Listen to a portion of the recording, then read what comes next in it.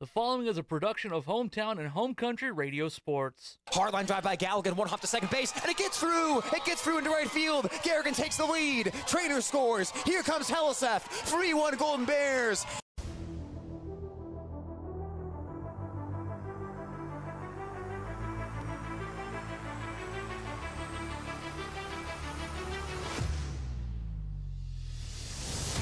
Thompson stealing. First is going to throw through. It's a great throw, and they got him at second base. Tate First does it again. 2-2 pitch.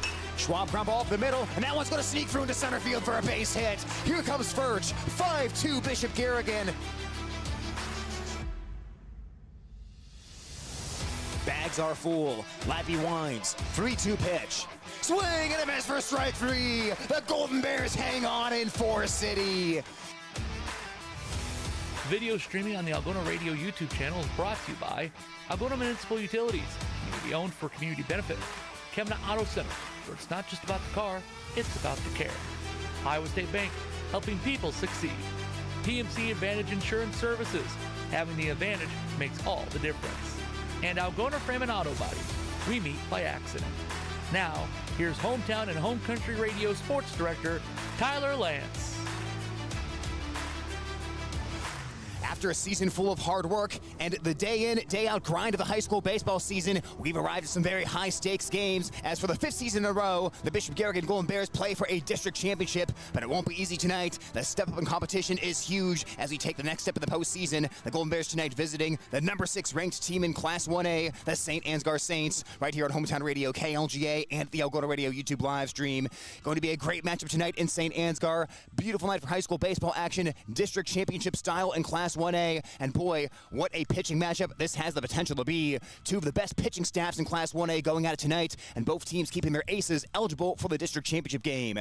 Bishop Garrigan has not allowed a single base hit this entire postseason. A 5-inning no-hitter by Brady Galligan against North Iowa, and that 10-0 win to open it up. Then, after that, it was a 5-inning no-hitter by Dan Meiss as he only allowed one ball in play against GTRA, and that 10-0 win in 5 innings against the Titans. So, Golden Bear pitching staff, they've been clicking on all cylinders, and the bonus, they kept Meiss to a low enough pitch count that he can come back and pitch here today, but it won't be easy. He'll take on one of the most dominant pitchers in the state, Jace Schwiesow of St. Ansgar. He's been one of the best in the state for years, and he's on the mound tonight for the Saints, one of the other best pitching staffs in Class 1A. So we'll talk a lot about pitching tonight. This could be a game where the small things really matter. A timely base hit here or there, an error made by the defense, a passed ball, anything like that could swing this game tonight. Like I said, the step in competition both of these teams is big going forward, as it's the 19-7 Saints against the 18-7 Golden Bears.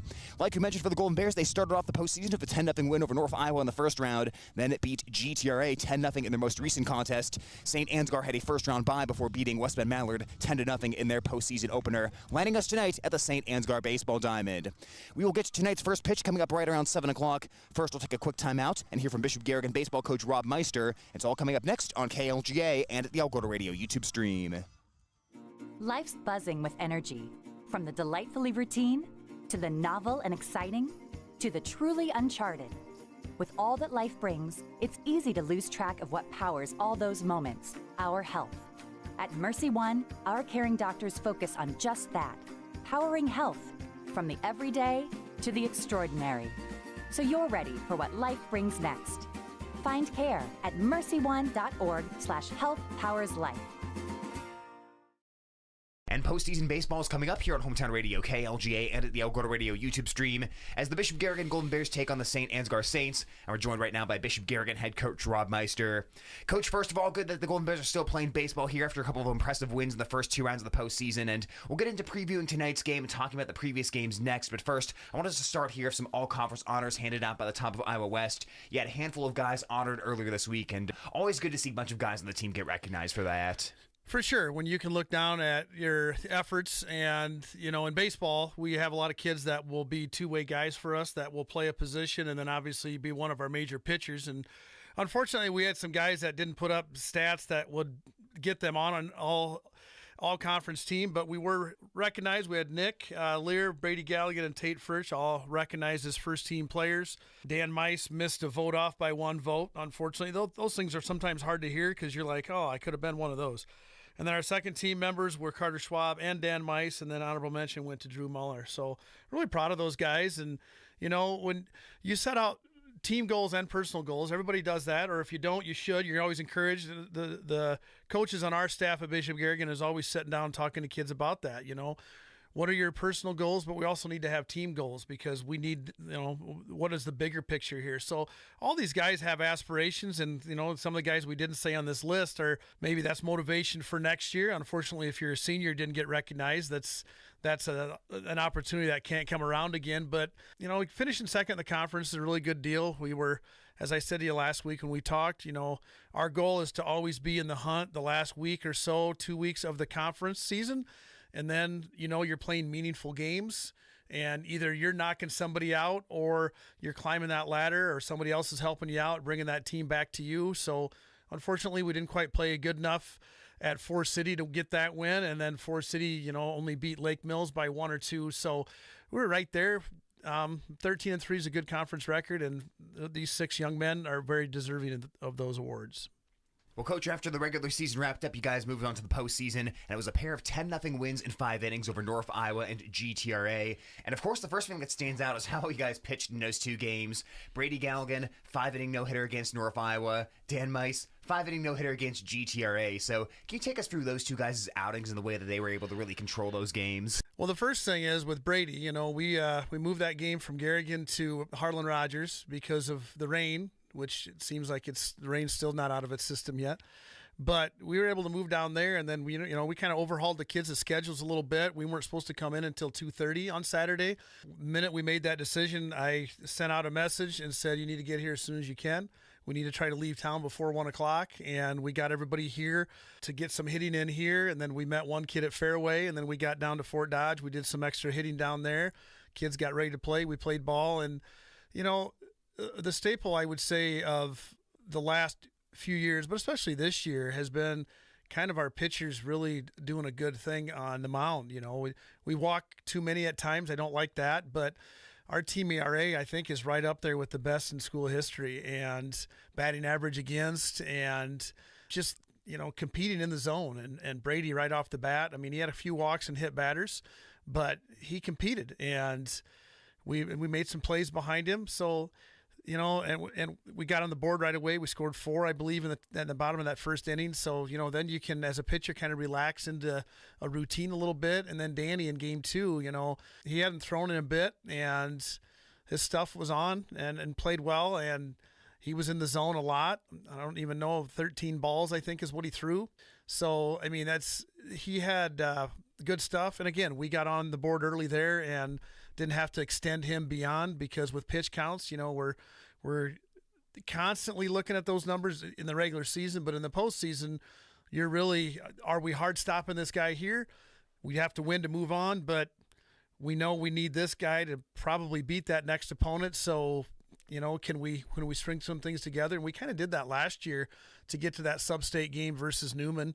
And then, unfortunately, we committed some errors early, and that game kind of got away from us in the bottom of the 6th there. But you have to have good pitching and good defense, because there's going to be nights where you're not scoring a ton of runs. And if you pitch and play good defense, hopefully you're in that baseball game late in the game, 5th, 6th, and 7th inning, and then you're a bunt away, you're a sacrifice fly away, you're a wild pitch, you're an error, you're a great, double play to end an inning. You're all of those things away from putting, either you in front more or keeping the other team suppressed a little bit. So all those things, pitching and defense definitely are a staple of our program, I would say, over the years. Well, Coach, you hinted at this earlier on, but it doesn't matter how you score your runs as long as you end up with more than the other team at the end of the day. But it sure helps when you get those early runs in the ballgame, and it takes a little pressure off the pitcher. You got those 4 in the first inning against North Iowa, capitalized on a couple of errors they made, and then against GTRA, Dan Meister comes up and hits that huge grand slam, and you guys didn't look back after that. How important was it for your team to really come out ready to hit against whatever pitcher the opposing team was putting on the mound there? Well, you have to right away, and anytime you're facing good pitching, the longer you go without scoring, the more opportunity they have to kind of relax into the game a little bit and kind of get their rhythm down. And, if they're a quick worker or whatever the case may be, I like pitching out of the windup more than I do out of the stretch, and we're letting them dictate the rhythm to us. And the longer that goes on, the harder it gets to kind of knock that pitcher out. And, with pitch counts, if we can take some pitches here or there, if we can grind out some at-bats and knock that pitch count up, then that gives anybody an advantage, but we believe that's an advantage. So if we can kind of do that, and Danny's a 5-hitter there, and we hadn't seen a lot of balls, but we had one guy get out, got himself out, essentially. So when Danny can come up with a 2-strike approach and be able to hit one, I don't know how far it was over. Our fences are 310. I think it may have been 312, but that's a home run, right? So, you go from he could have grounded into a double play to end that inning. We have 0. Or, he sends it over the wall, and we're 4-0 right off the bat. And their dugout's thinking they're one pitch away. We're still thinking, how many more runs can we score? And so, fortunately for us, both of those games so far, we've started out fast, and we're going to have to do that again tomorrow night versus St. Ansgar. Same thing. We're going to have to start and put pressure on them and see if we can command the game a little bit. Well, the Golden Bears try to win a district championship game taking on St. Ansgar. And, of course, as we all know, the level of competition continues to step up as you go for the postseason. St. Ansgar is a team that's been state-ranked throughout the year, and they're another school that has some really good pitching options as well. So it's a game where the small things are going to make a difference. What's the scouting report for you on some things that stand out about St. Ansgar? Really good pitcher. The kid that we're going to face, he was one that came in relief when they beat Newman to go to state 2 years ago. He's been an all-state player. He's going to college to play. They got other kids on the team that have played for 3 or 4 years. So definitely a program that they have a lot of good players, and they make things happen. So they're going to put pressure on us. So it's just a matter of how we respond to that. Something's not going to go our way. So how do we respond to that? If we get punched, can we punch back? Can we keep our composure? All those little things, that we preach and preach and preach. And at the end of the day, they're baseball players trying to do what we tell them to do, but, things happen. So, our scouting report for them is we want to be the aggressor early. He's in the zone a lot, it seems like. He's got a pretty good slider. So, can we avoid swinging at balls out of the zone? And can we take advantage of when he is in the zone and, make things happen? Can we bunt? Can we hit and run? Can we steal? Can we do all the things that we've been doing to try to manufacture some runs? And, hopefully we got another game in us. Well, Coach, going to be a great game as Bishop Garrigan takes on St. Ansgar. Thank you so much for the time today, and best of luck in this matchup. Thanks as always, Tyler. That's Bishop Garrigan baseball coach Rob Meister for his pregame thoughts here on Hometown Radio KLGA and at the Algona Radio YouTube stream.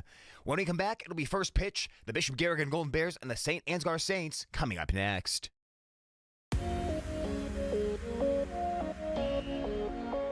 Whether a ref makes a bad call or it's opposing players or fans trying to get us out of our element, that our ultimate goal is to win, and doing things that are unsportsmanlike aren't going to get us any closer to that goal.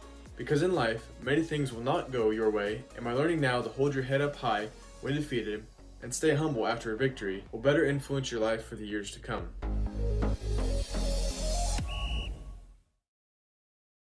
Postseason Sports brought to you by Farmer State Bank, a strong history, a bright future. Algona Livestock, sales every Monday. American Glass, for all your glass needs, think American. Dance Connection and Tumbling by Michelle, passionate about teaching, creative about dance. Daylight Donuts, open early, serving freshly made donuts, rolls, and coffee. Farm and Home Services, check their listings at farmhomeservices.com. Holmes Animal Clinic, caring for your pets, big and small, they love them all. Algona Frame and Auto Body, we meet by accident. Postseason Sports on Hometown Home Country Radio. Brought to you by Style Salon, your salon in Algona. Create yourself. Signworks for all your signage needs. Also printed shirts, caps, and jackets. TAFE Wellness Center, Algona and Armstrong, keeping athletes in the game. Billy Offerman, your State Farm insurance agent in Algona. Lichter's Garage Door Service, a reputation you can trust. Good Samaritan Society of Algona, senior housing and services rooted in God's love. Schindler Lawn Care and Landscaping. The Water Connection, from softeners to bottled water and service.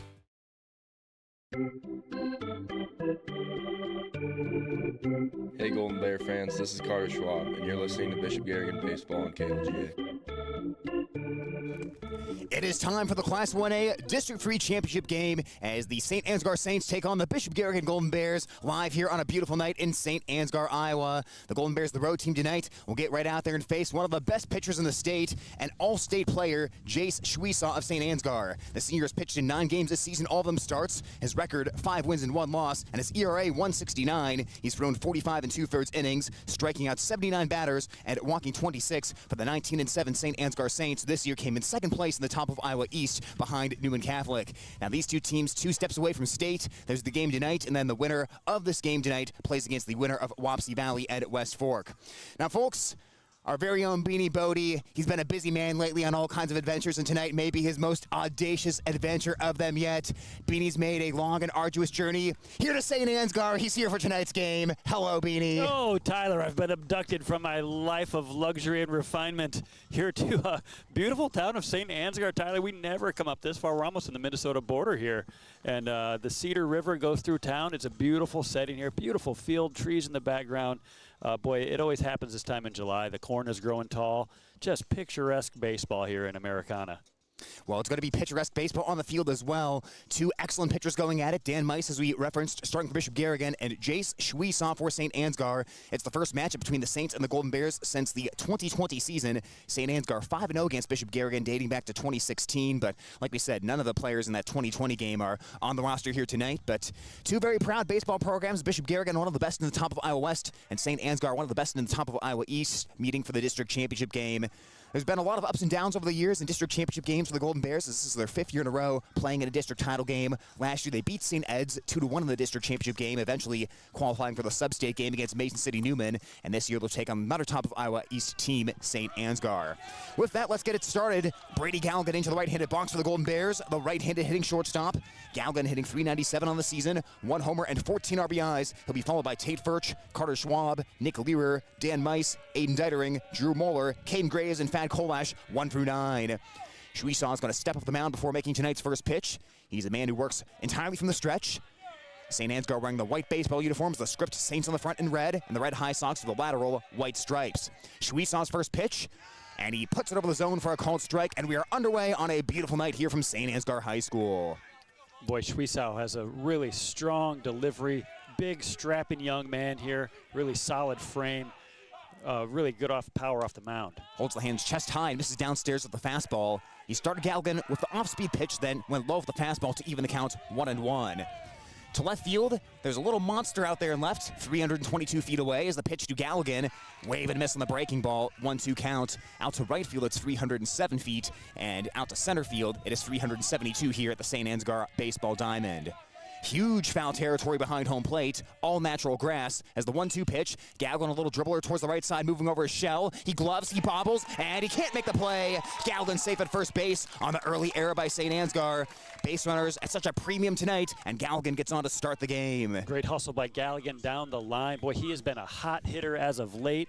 He whiffed at that breaking ball. He'll see that again later, so really good at bat for Brady Galligan. He sees the breaking pitches. He'll see them later. He manages to get on base. Second baseman is tapping his chest right now saying, "My bad," and Galligan has the Bears off to a great start. Tate Furch to the plate. We will set the St. Ansgar defense after this pitch. The delivery to Furch. He swings and fouls it off.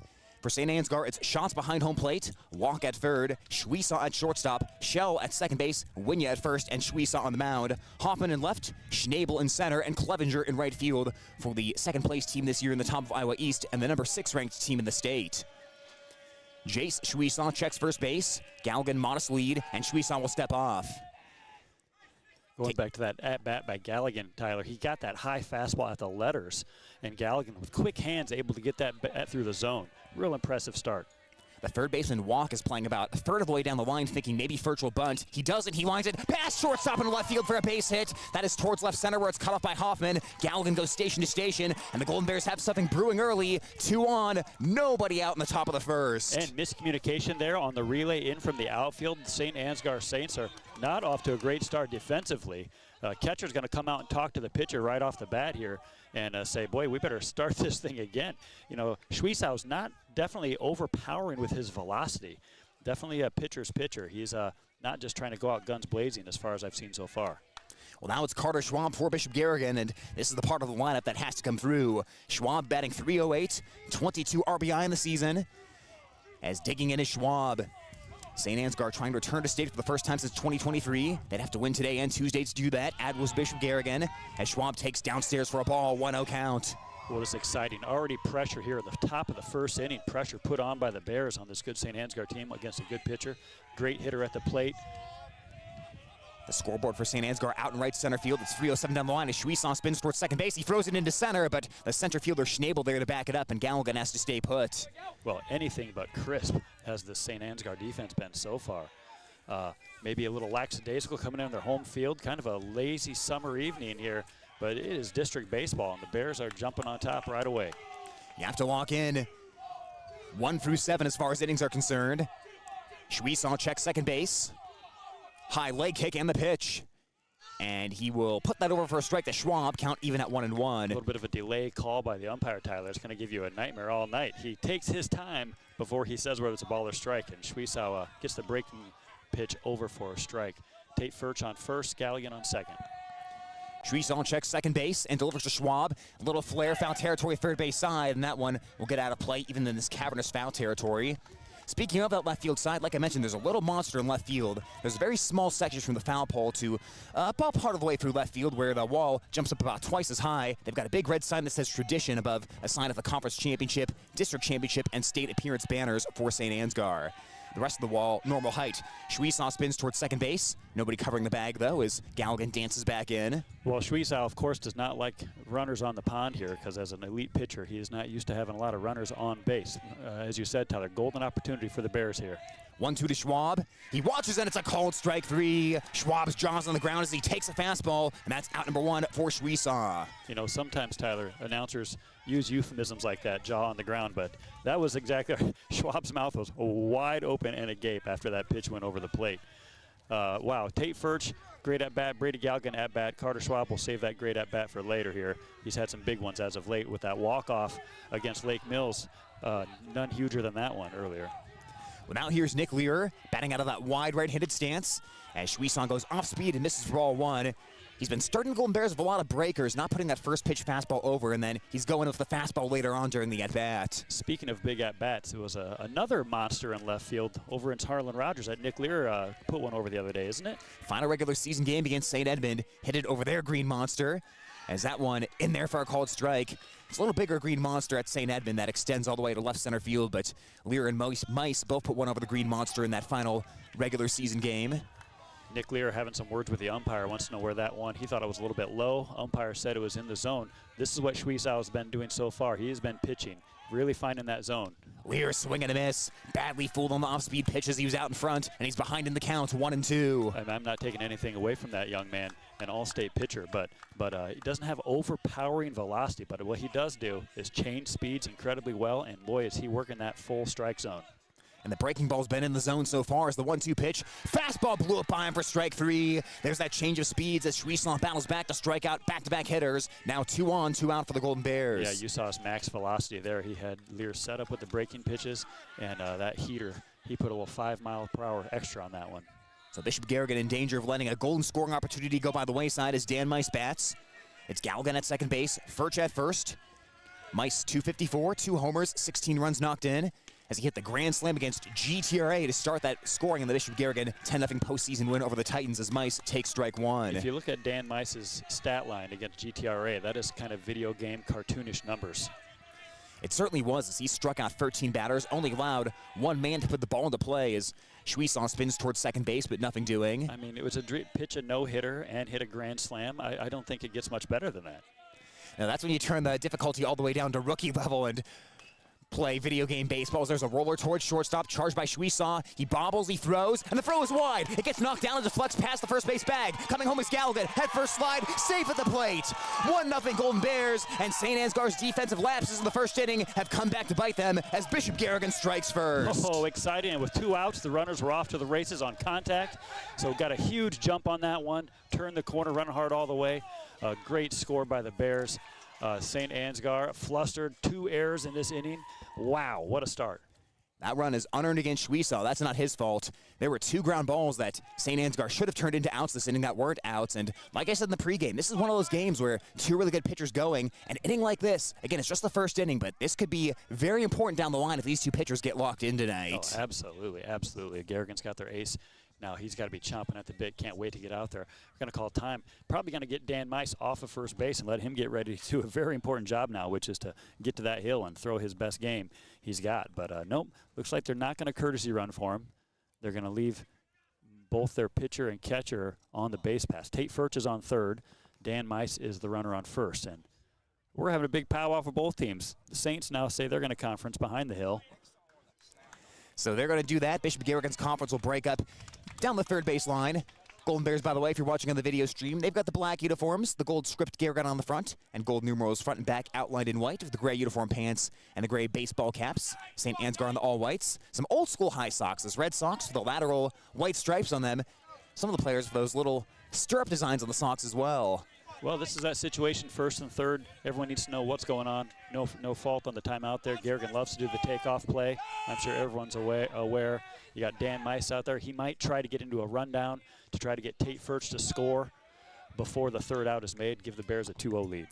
And that's a brilliant point, Beanie. I think that may be the exact thing both teams are thinking. We've seen Bishop Garrigan do this rundown play before. You try to steal the second run. Meister stay in the rundown long enough to get Furch home. We'll see if they do it. Meister takes off, and then he stops. Had a running lead there, went back to first as ball 1 delivered to Aiden Deitering. It's a little earlier in the game for that. Plus, you got the star pitcher is the runner at first. You don't really want to put that guy in a rundown and risk something early. I think the Bears are going to play it straight since we're in the first, but they do like that play. First to third, pickoff move, but Schwiesaw is going to eat the ball as none of the Golden Bear runners were fooled by that. This is going to be pitch number 18 of the inning for Schwiesaw. The 1-0 delivery. Breaking ball waved at and missed by Deitering, and the count evens 1 ball and 1 strike. Deitering on the season, batting 175. 5 RBI for the Golden Bear sophomore, wearing jersey number 55 as he bats men at the corners. Furch at third, Meister at first. Top half of 1 from St. Ansgar. It's a bold number to wear in the Bishop Garrigan country. Now Meister's stealing. The throw will just go back to the pitcher. Shots the catcher wound up like he was going to make a big throw to second base, but lobbed it back to Schwiesaw. Tate Furch stayed put smartly at third base. Schwiesaw making sure the umpire and he are in agreement on the count. The board says 1 and 2, Tyler. Is that what you've got? I've got 1 and 2 as well. Schwiesaw, high leg kick and the pitch. And Deitering with a wave and a miss for strike 3 as he's extinguished on the heat. But Bishop Garrigan takes advantage of 2 St. Ansgar errors. The Golden Bears scratch across an unearned run to take a 1-0 lead on Hometown Radio KLGA and at the Algota Radio YouTube stream.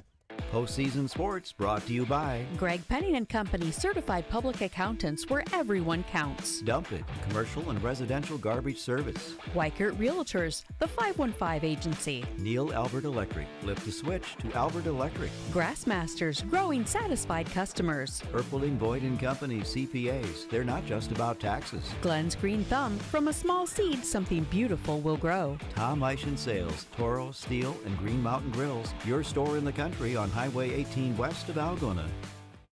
Postseason Sports on the radio brought to you by Phil's Auto and Truck Repair, getting you back on the road. High Point Land Company, your premier destination for land transactions. J&J Custom Meats, located in Whittemore. Lusher Family Dentistry, serving your family since 1965 in Algona. Tangle Salon, for all your cuts, colors, hair extensions, and massage therapy needs. Ulrich Construction, let them do the work. West Bend Ford, meeting your service, new and used car vehicle needs. Hy-Vee, fill your cart, fuel your car with the Fuel Saver Plus Perks card.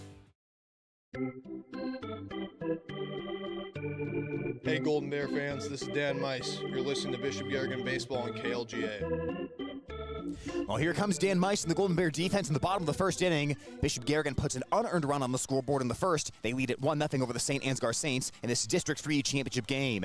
Dan Meister, Bishop Garrigan's ace, has started 7 games this season. His record, 3 wins and 3 losses. 2.19 ERA, 69 strikeouts and 26 walks in 38 in the third innings. Opponents hitting 146 against Meister. I think the key to watch for this year in the postseason, Beanie, and we've seen it so far, is Meister fresher than he was last year. He's thrown less innings than last season going into the postseason. Part of that is the great depth Bishop Garrigan has this season. They were able to pitch Garrigan against North Iowa and win it. So a few less innings this year and maybe a little bit less wear on that right arm for Meister heading into today. For sure. Their pitching staff has been stellar this year. And Meister, boy, since he's been a young pitcher, I've always thought about, wow, he just throws hard. I can't believe he doesn't tire out, but he's been a true workhorse in his years here on the Bishop Garrigan pitching staff, and now in a best opportunity he's had to get his team to the state tournament, I'm sure, is just chomping at the bit and excited about this opportunity. Here's left-handed hitting freshman Anthony Schnabel, as Schnabel takes a cold strike on the fastball, 0-1.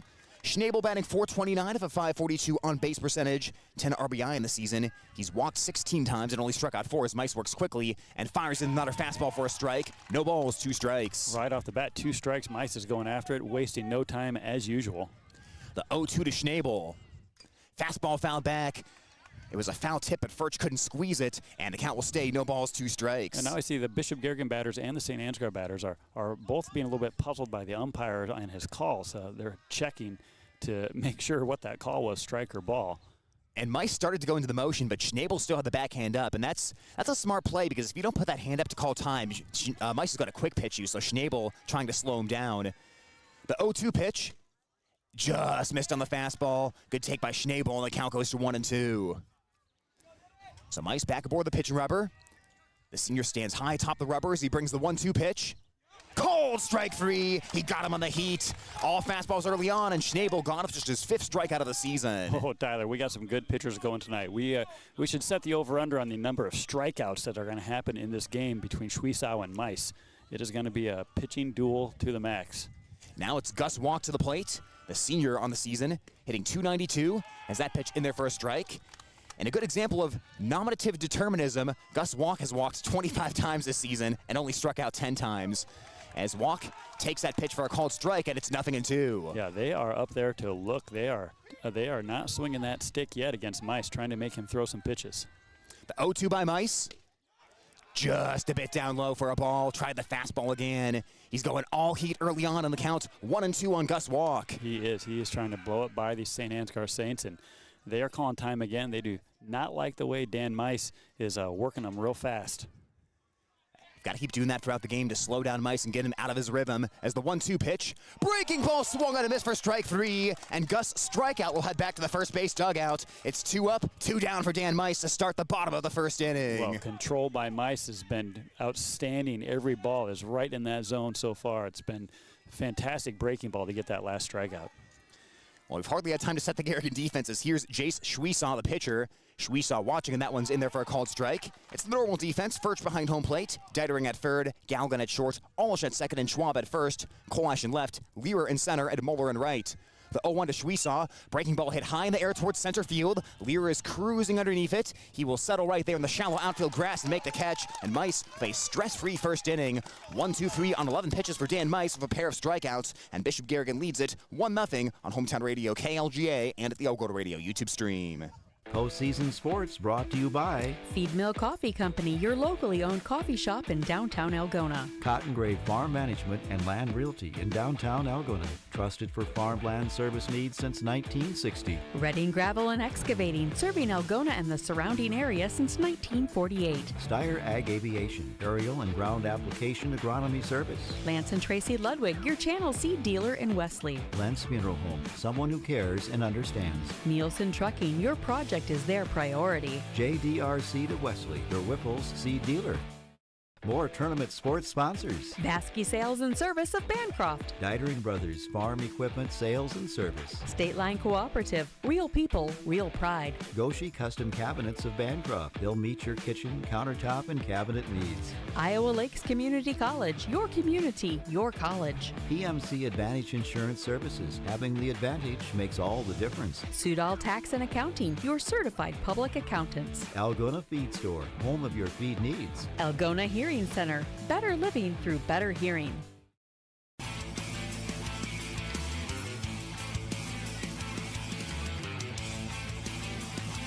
Jace Schwiesau goes back to work for the St. Ansgar Saints. His defense did not do many favors in the first inning as Bishop Garrigan leads 1-0, and it'll be Drew Moeller, Caden Graves, and Thad Kolash 7, 8, and 9 in the batting order for the Golden Bears.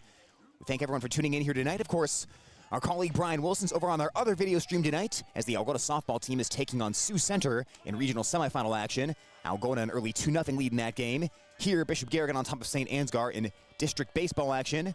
1-0 top of the second as Moeller calls time at home plate.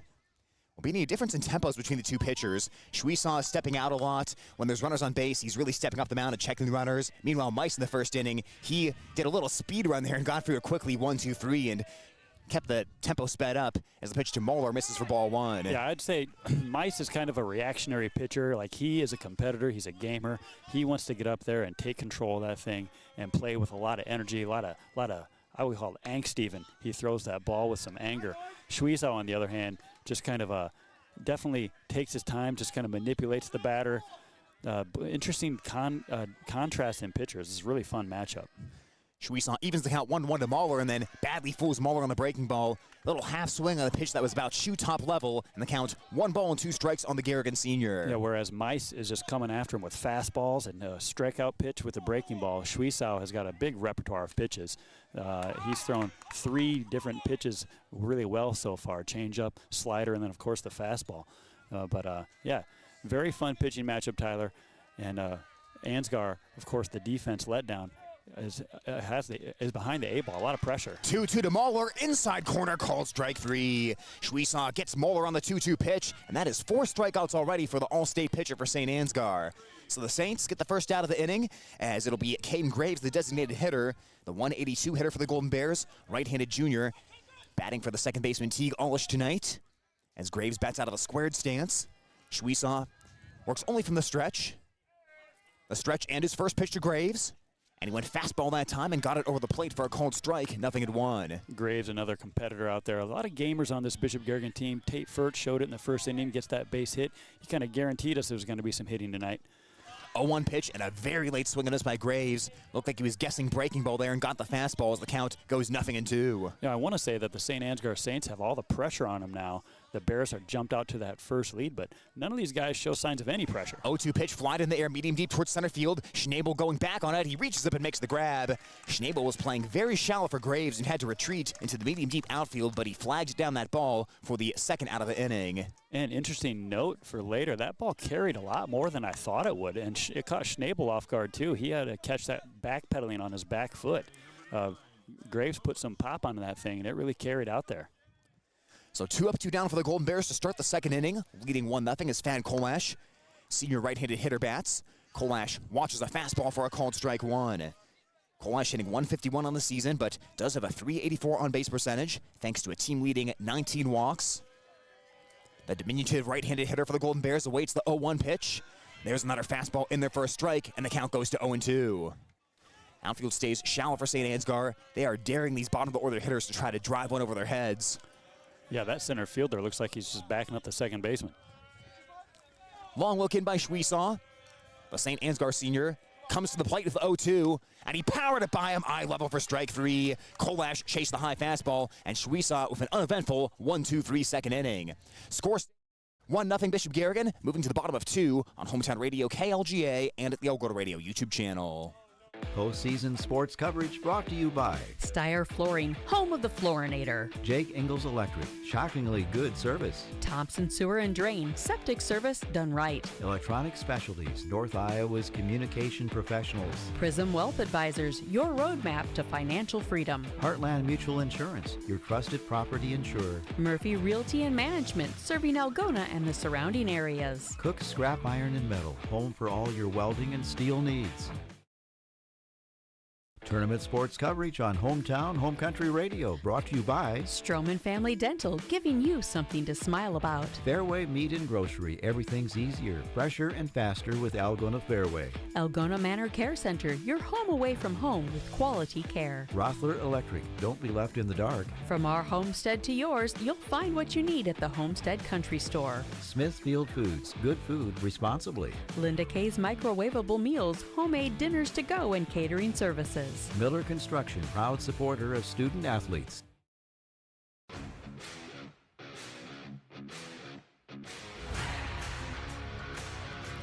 The Bishop Garrigan Golden Bears making a district championship game appearance for the 5th season in a row. Lead St. Ansgar 1-0 in the bottom of the second as Riker Hoffman takes a pitch in the dirt for ball 1.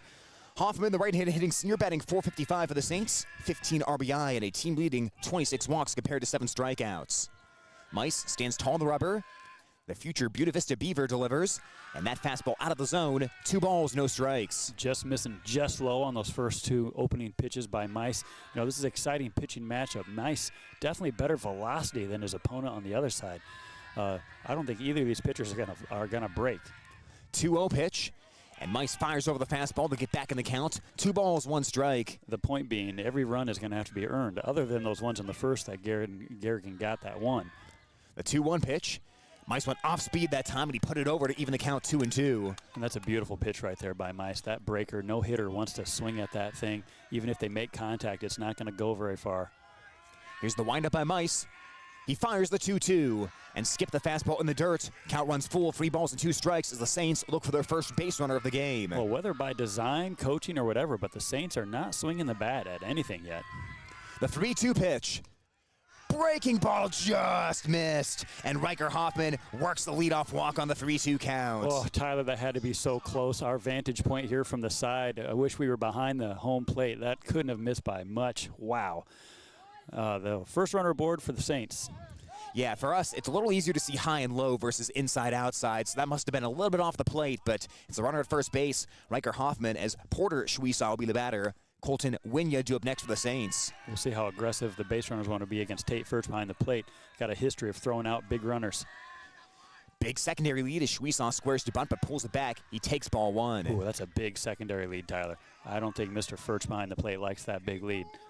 Expect a throwdown.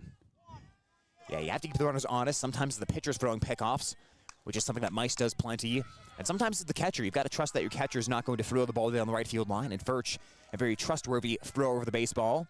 Not a big secondary lead as Furch tried to frame the fastball, but it missed high. Count 2-0. So third base coach for St. Ansgar has some elaborate signs with his third base motions and also verbal. You know, that might be a little bit of a trying to get his hitter some more time to slow Meister down. Because as long as that coach is giving signs and talking, the umpires are going to let him do that until his batter gets in. Yeah, this isn't Major League Baseball where you have to be in the box and you only have 1 timeout as Meister fires to pick off the first, but diving back at his Hoffman. You can step out and you can look for the signs at third base, and there's no pitch clock. This is traditional baseball, played by the inning, not by the clock. So, like I said, the St. Ansgar hitters do need to slow Meister down today in order to keep him out of his rhythm. Boy, this is interesting. You got to put a pitch clock on the third base coach signs. It takes a while. Let's see if I can pick up some of these signs.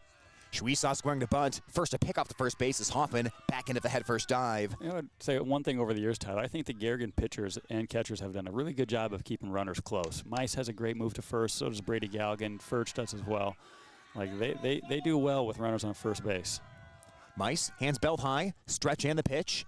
And he caught the zone off the fastball. Count goes to 2-1 as the ball got thrown past Meister, but Teague Alsh, the second baseman, there to back it up as Hoffman has to stay put at first. So there we have another example of the umpire. He has a nice 1.5-second delay before he calls strike or ball. The batter thought it was a ball. He was all excited about having a 3-0 count before the umpire says, that's a strike. It's 2-1. Runner at first base, nobody out. Meister with the stretch and the 2-1, and it is bunted foul behind home plate as Schweisaw couldn't get it down. Count now evens at 2-2. Well, that'll drive coaches crazy. They work the count. They get the bunt on with a strike. Now there's 2 strikes on him, and it's hard to bunt against Meister. So Meister trying to put away Schweisaw, has 2 pitches to do it. 2-2 count to the right-handed hitter, who bats over a wide and crouched stance. Here comes the 2-2. Breaking ball down and away. That one missed by quite a bit, and the count goes full 3-2. This is why St. Ansgar wants to be patient. The control, it can come and go at times for Meister. When it's there, he's nearly unhittable, but when it goes, sometimes you can have long counts. A second straight 3-2 right now by Meister. Big lead at first base. Runner not going, and that is a fastball that misses upstairs for a ball, and Meister's walked the first 2 of the inning as St. Ansgar has 2 on with nobody out. Well, nobody out. We're sure going to hear some signs now as pretty likely bunt situation depending on the skill level of the hitter up there. Runners on first and second. Tate Furch is going to come out and talk to Dan Meister. Like you said, Tyler, when Dan Meister is on, he can mow down batters. You just gotta get him in the zone. So Tate Furch doing a nice job quarterbacking this team, going out there getting his star pitcher back in the zone. Well, here's Colton Winya. Winya, the sophomore, batting .258 on the season. 17 RBI for the Saints, but like you referenced, Beanie, this could be a small ball situation if the 2 aces throwing tonight. Golden Bears certainly think so, pinching in at the corners of the infield. And Furch has to be ready to come out from behind home plate as well. Meister will check the runner at second. High leg kick in the pitch. Winya is bunting, but he pulls it back as the fastball is head high and the count 1-0. So this young man's name is Winya. His last name is Winya. Winya. Nominative determinism. Could be. We'll see what the final score is today. They have a guy named Walk and Winya. Is there any other sports names in this lineup we should be aware of? They have anyone named Strike? Not that I've seen yet, unless they have a secret weapon coming off the bench that does not appear in their bound roster. I'm going to name, if you have a child someday, Tyler, I hope you name him Home Run. Oh, boy. Meister checks second base. 1-0 count, and the pitch. Winya squares to bunt, but a breaking ball misses in the dirt, and the count goes to 2-0. Well, consider this. First name Home, middle name Run, last name Lance. Home Run Lance. Sounds great. Well, there was Frank Home Run Baker back for the Philadelphia Athletics in the early 1910s, and he led the league with 9 home runs one season back in the dead ball era. Oh, my God. Things were so different now. You can't lead a high school conference with 9 home runs anymore sometimes. Do you have a baseball thesaurus in the back of your head or a history? Wow, that's incredible. Home Run Baker. That's a great name. All right, well, we can chit-chat because there's going to be a big conference now in this tense moment early on in the game. Coach Meister's out to talk to Mice. St. Ansgar coach is having a full conference with his runners and the batter. So we got plenty of time to talk about baseball history and future child names of Tyler Lance's children. Well, how about baseball present? I mean, Beanie, you and I were talking when we arrived here. This is a really nice baseball venue. Garrigan hasn't played the Saints since 2020, so at least I haven't personally been here, but a lot of just small, nice touches. You've got those banners out left field with the conference and district championships, a nice tree line out beyond the outfield wall, some St. Ansgar colored flags hanging on the fencing behind home plate. Yeah, it's a really nice venue here for a ball game. It's beautiful, and we're right here on the south edge of town, which in Iowa means there's a cornfield out there, but we're right on the southern edge of St. Ansgar, a town of about 1,100 here on the Cedar River. We're only 20 minutes away from Austin, Minnesota. That's how we're almost to the border here. Colton Winya squares around. He bunts it, and it's down the third base side, picked up by Mice. He will double clutch, will throw to first base. Bang, bang play, and they got him. Winya does his job and moves runners up. Mice had a little trouble getting that out of the glove, but he did get Winya in the nick of time. Yeah, what a great weapon to have, that arm that Mice has. Any other guy that couldn't throw 90 to first base, that would have been safe, but Mice fields his position very well. Beautiful bunt by the St. Ansgar Saints. Pulled Mice clear off the mound. Good play by the pitcher. But the sacrifice is executed perfectly. Well, beneath our name chit-chat is something that'll hold true. This is a guy who should be a NASCAR driver as Jackson Vroom steps in. Vroom watches the fastball go by for a called strike as Vroom hitting .286 on the season. Left-handed hitter for the Saints. Second and third for St. Ansgar. That's the tying run at third and the go-ahead run at second. Golden Bears have the third baseman Dietering in on the grass. Schwab even to the bag at first. Middle infield about a step behind the baseline. Well, if you listen to the pregame interview with Coach Meister, he said he likes his pitchers to go from the windup, and that's what Mice can do now with runners on second and third.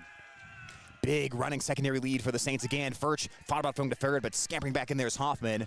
Hoffman got a running lead about, I'd say, 35% of the way down that third baseline and then had to sprint back when Furch took an eye on him. Boy, these guys are aggressive, and they're playing with a fire because Tate Furch is excellent at throwing behind runners.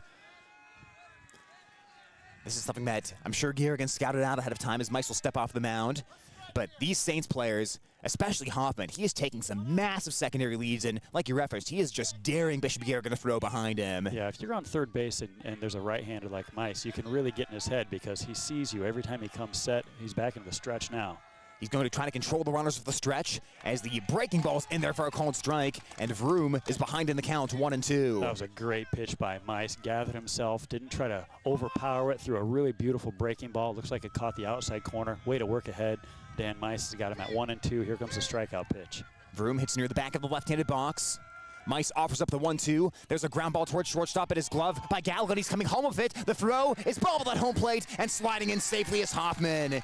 He may have beaten the play anyways, even if Furch catches that one cleanly. It was going to be bang-bang. Bishop Garrigan went for the out, and the Saints will tie the game at 1. It was going to be bang-bang. No fault on Garrigan. As long as you do that with confidence, and Garrigan did that. He played the ball well. He was coming home all the way. It's a risk, but you took it. It didn't work. But I like the confidence by Garrigan there to try to mow down that runner at home. Close play, but it went to the Saints on that one, and we're tied. So that's an RBI fielder's choice by Jackson Vroom, his 18th RBI of the season. Now Porter Schwisson's at third base, and Jackson Vroom is at first, although Vroom is going to be run for at first base. Daniel Sutcliffe, the senior outfielder for the Saints, will come off the bench and run for Vroom at first, as Zaid Shell will bat. And no, the irony of a man named Vroom being pinch run for is not lost on me, folks. Well, you are the fastest man in radio, Tyler. So my name is Beanie, so you know what that meant for me as a baseball player, especially as a pitcher. Everyone thought it was because I bean a lot of people, and I did. Don't get me wrong. I loved to punk. You were a headhunter back in the day? Oh, definitely. I loved a good beanball, but that is not why I got that name. Well, fill us in. Does it have something to do with the beans that you planted in the field as of late? Well, did you like to eat beans back in the day? We need more details here as Mice exchanges the baseball. None of the above, Tyler, and it is a great mystery, one that I will take to the grave. Which means don't kill me just to get it out of something. All right, folks. Well, everyone take that advice. No one do any harm to Beanie because his lips are zipped. He's not going to tell us. Mice runners at the corners, and he will deliver. And Mice had the base runners fooled as he delivers a called strike. The St. Ansgar players were yelling back. While Mice was delivering the pitch, they thought he was going to try a pickoff there. Mice does all kinds of different leg kicks when he's in a stretch to try to throw the runners off. It's pretty interesting to watch him pitch. Sometimes he does a really high leg kick. Sometimes he quick pitches. But he really varies. He never delivers the same way. And, yeah, delivered a nice strike, 0-1. Here's a big spot for Zaid Shell. Minimal at-bats this season. 13 at-bats. Well, he does have 5 hits in those 13 at-bats. As he'll watch the fastball just popping into the glove of Furch behind home plate. And the count... Yeah, well, even at 1-1. Should be 0-2. Or 0-2, beg your pardon. Yeah, on the first strike, the umpire likes to really not say anything. On the second strike, he's really demonstrative, and for strike number 2. But that first strike, he keeps us guessing. And I'm going to say Sutcliffe at first base missed a sign because St. Ansgar's third base coach came halfway onto the diamond to yell at his runner at first base.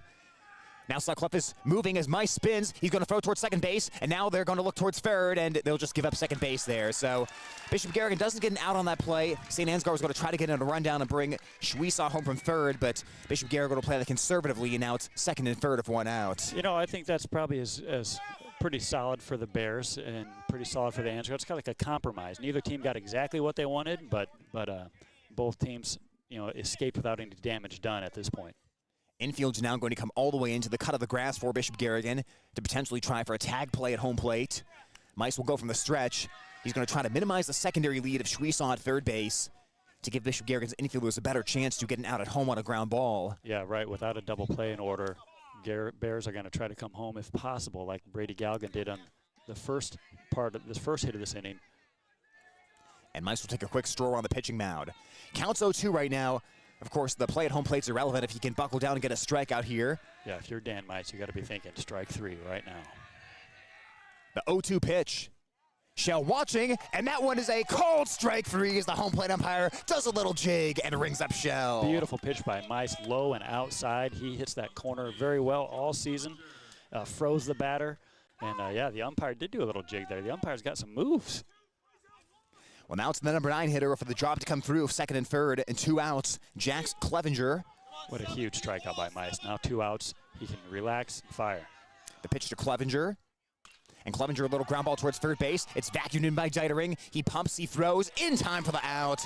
Bishop Garrigan minimizes the damage as Joe Clevenger grounds up to third base, and the inning comes to an end. The Saints do score a run to tie the game. It's now 1-1 here on Hometown Radio, KLGA, and at the Algona Radio YouTube stream.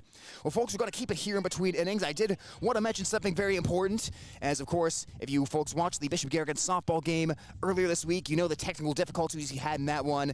You don't like to see anything like that happen, but sometimes when you deal with technology, things go crazy on you once in a while, and you see something that you've never seen before in your life, and that was the case for us on Thursday. So we did the best we could to get the game back on the air, but unfortunately, just sometimes technical difficulties get the best of you.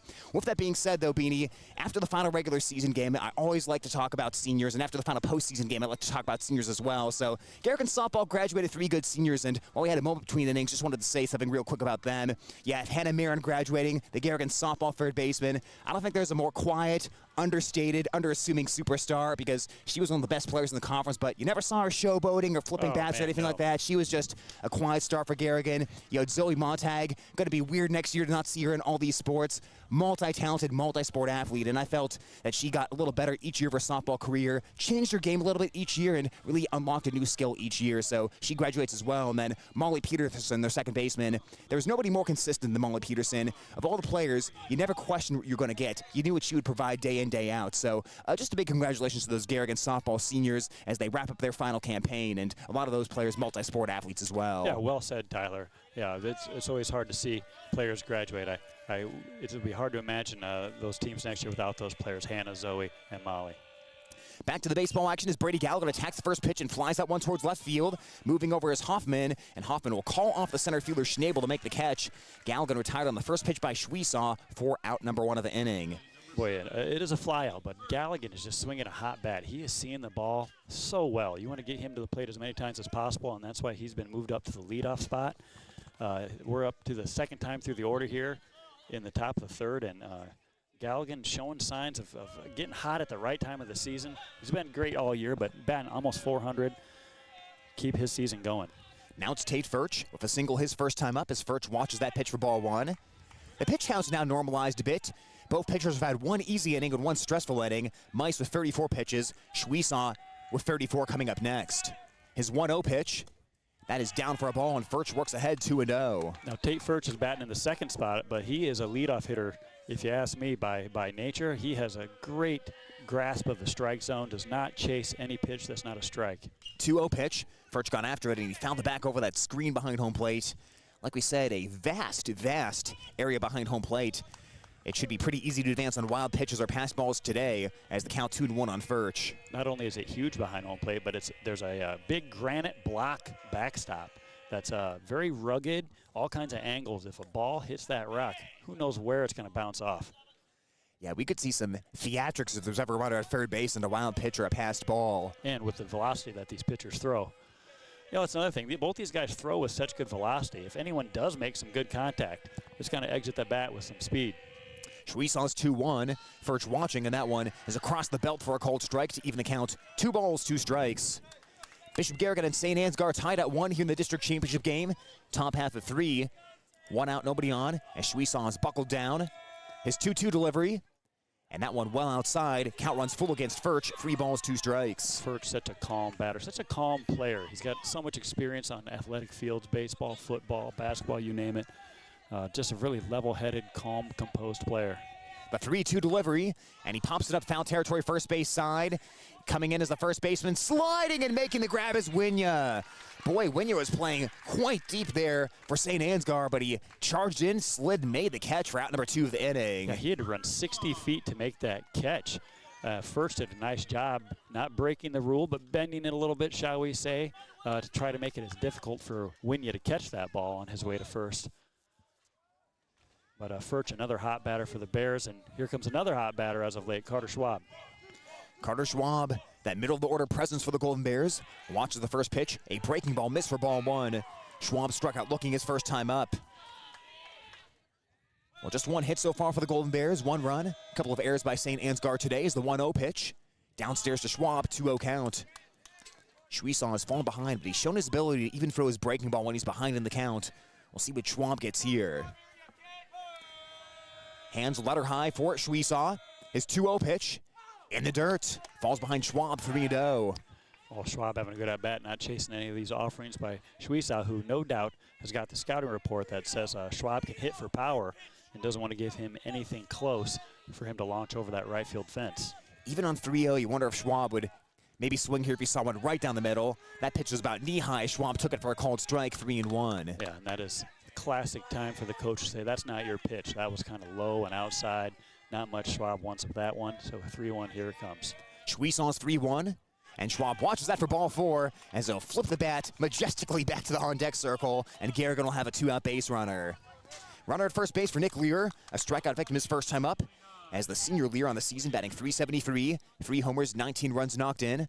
One of the 3 Golden Bears recently being named to the all-conference first team in the top of Iowa West. And Bishop Garrigan will try to spark something of 2 outs here against Schwiesaw, who sits at 43 pitches right now. As Schwab leads off at first base with a medium-sized lead, held on by Winya. Pitch to Lear, off speed, and that is down below the zone for a ball, 1-0 count. Big breaker, big 12-6 breaker on that pitch. That seems like a new one we haven't seen, but it cannot find the zone against the tall Lear. Schwiesaw works quickly, and he'll find the zone on that second offering to even the count 1-1. Lear, another hitter that can hit for power. Got that little red monster out there in left field. Love to see Nick Lear take one over that fence. Schwab leads off at first base. Pitch sails up high to Lear. And the count, 3 balls, 1 strike on the Bishop Garrigan senior. Mice on deck, Dietering in the hole for the Golden Bears. Now Schwiesaw's control's not looking real solid right now. He's of course, walked Carter Schwab, and he's all over the place against Lear. 2-1 pitch down in the dirt, 3-1 count. And sometimes it comes and goes just like that. You lose your release point for a batter or two as a pitcher, and all of a sudden you can find yourself in a pickle. Well, with Nick Lear, I would say with 3-1, boy, does he have the biggest green light in the world to take a swing at this pitch. You know, even if it's not a perfect strike, Nick Lear's got some length and some leverage to rip that ball. Especially if 2 outs, as Lear watches the 3-1 pitch, and that one at the knees for a called strike, 3-2, similar to that offering to Schwab on the 3-0 count. So Schwab's got to be moving on this pitch. 3 balls, 2 strikes, 2 outs. Schwab at first base as the Golden Bears and the Saints tied at 1 in the top of the 3rd. Schwiesaw will step off to see if Schwab would get going early, but he didn't as he went back to the bag. That's a high IQ pitcher right there. Make sure Schwab's not taking an early jump. Now Schwab goes as Schwiesaw comes to the plate, and it is downstairs for ball 4. Back-to-back 2-out walks by Schwiesaw, his first 2 walks of the game, and the Golden Bears have him 2 on, 2 out for Dan Mice, who has crushed a couple of home runs as of late. Final regular season game, homered against St. Ed's. Most recent postseason game, grand slam against GTRA. Well, these pitchers are just mirroring each other. Mice walks a couple in his half of the frame. Now Schwiesaw walks a couple. Big opportunity for the Bears here with Mice. Mice being the star pitcher, sometimes that gets in the head of the opponents a little bit. They figure, wow, this guy's a good pitcher. Bet he's a good hitter too. Mice can be a little patient at the plate. Look at a couple here. Outfield still not particularly deep for St. Ansgar as the pitch to Mice. Mice watches that one as it's in on the fastball for a called strike, 0-1. Golden Bears scored in the first. They went down 1-2-3 in the second, now mounting a rally of 2 outs via the 2 walks here in the 3rd inning as Schwiesaw's next pitch will be number 51 of the outing. His 0-1, Mice big cut in the miss, and the count, no balls, 2 strikes. Well, after walking a couple of guys, Schwiesaw, I think, has decided he better not mess around, and he's just coming after Mice now with fastballs. Now he wants to see a few more signs from his catcher. Shots give the signs. Schwiesaw's 0-2 pitch. Tried to elevate that one. Mice held the hands back as he didn't go after it. Schwiesaw's pointing at the field umpire saying, nope, that wasn't a swing. Yeah, there's only 2 umpires. There's an umpire right behind the mound and then one behind the plate, of course. No one is in position to tell whether Mice checked his swing in time or not. So the catcher and the umpire appeal to each other, but no one can see that perfect. This is not the majors. The 1-2 pitch. Mice watches, and that one in there for a called strike 3. Schwiesaw works around the 2-out walks, and Bishop Garrigan leaves 2 runners on base. We stay tied at 1. Bottom half of 3 coming up next from St. Ansgar, Iowa, and on Hometown Radio, KLGA. Postseason sports coverage brought to you by Northwest Bank, commitment you can bank on. Algona Dairy Queen. Check out the summer blizzard menu. Bodie's Moonlight Garden. See them at the Farmers Market. Capacious Brothers Incorporated, Pioneer Seed. Flipside in Laverne, open 7 days a week, dine in or carry out. Snap-on Tools, the most valued tool storage solutions in the world. Sportsman's Corner, your power sports headquarters for Can-Am and Honda. Bub's Pie Shop serves delicious lunch and pie Tuesday through Fridays, 11 until 2. Advanced Drainage Systems, our reason is water.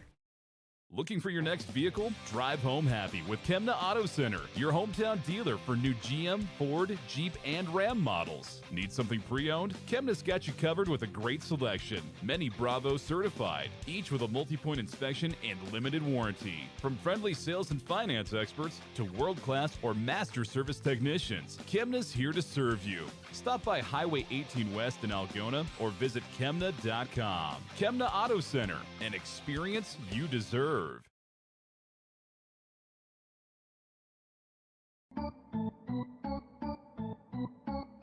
Hey Golden Bear fans, this is Brady Galligan and you're listening to Bishop Garrigan Baseball on KLGA. We move to the bottom half of 3 from St. Ansgar High School. Bishop Garrigan and St. Ansgar tied at 1 in this district championship game. Both pitchers have kind of ridden the wave so far with a good 1-2-3 inning, a tough inning where the other team had some walks and some base runners, and ultimately we're tied at 1 here heading to the bottom half of 3. Oh yeah, this is good baseball so far. If you're a fan of the game, this is a good one. 2 great pitchers. This is the kind of game, I know in high school it's just a tournament setup. You lose one and you're out. Boy, you'd like to see these guys play at least a 3-game series so you can take the best of 3. Oh, and if the kind of loaded pitching staffs these teams have, that would be incredible as Mice misses upstairs for a ball. 1-0 count. On the Garrigan side, you have a team ERA of 180, which is top 5 in the state for Class 1A. St. Ansgar, 239 team ERA, which is an exceptional number as well. And both teams, great depth in the starting rotation as Mice misses on the fastball in the count 2-0. Well, just like the Bears were back to the top of their lineup, here we are at the top of the St. Ansgar lineup. The left-handed hitting Anthony Schnabel, a strikeout victim his first time up as the 2-0 pitch. And that one finds the zone for a called strike as Schnabel indicates with his hand that he thought that pitch was high. Schnabel, like many leadoff hitters, just do not want to swing the bat until they're forced to. The 2-1 to Schnabel, and that one was a called strike. Firch may have gotten crossed up there as the ball popped out of his mitt. You don't get that call a lot as now Schnabel very upset at home plate, and the count's 2-2. Yeah, you're always upset if the catcher doesn't catch it. And yeah, 2-2 for Schnabel. He's having some awkward at-bats so far this game.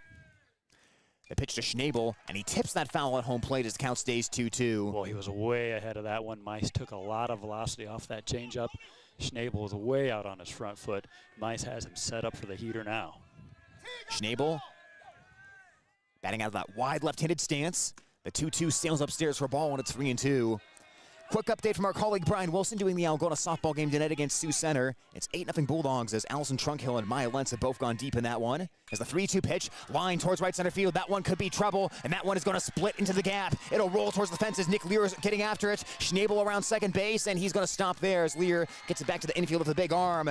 Boy, what an at-bat by Schnabel. A couple pitches he didn't like that were called strikes, and he ends up with a double at second base. Boy, Mice came with that 2-strike fastball that was just barely upstairs, just above his letter. Schnabel laid off it. Mice threw the next pitch just a little bit lower, right at his letters, and Schnabel caught up with it, drove that ball to the fence. I was hoping he would try for a triple there. It would have been a close play at third, but he hauls up at second. Calls time to get his running gloves on. Well, St. Ansgar trying to take the lead for the first time today. Bishop Garrigan and St. Ansgar tied at 1, but the go-ahead run at second base. Nobody out in the bottom half of 3 as Schnabel will pass the baton to Gus Walk, who was a strikeout victim his first time up. Mice's pitch.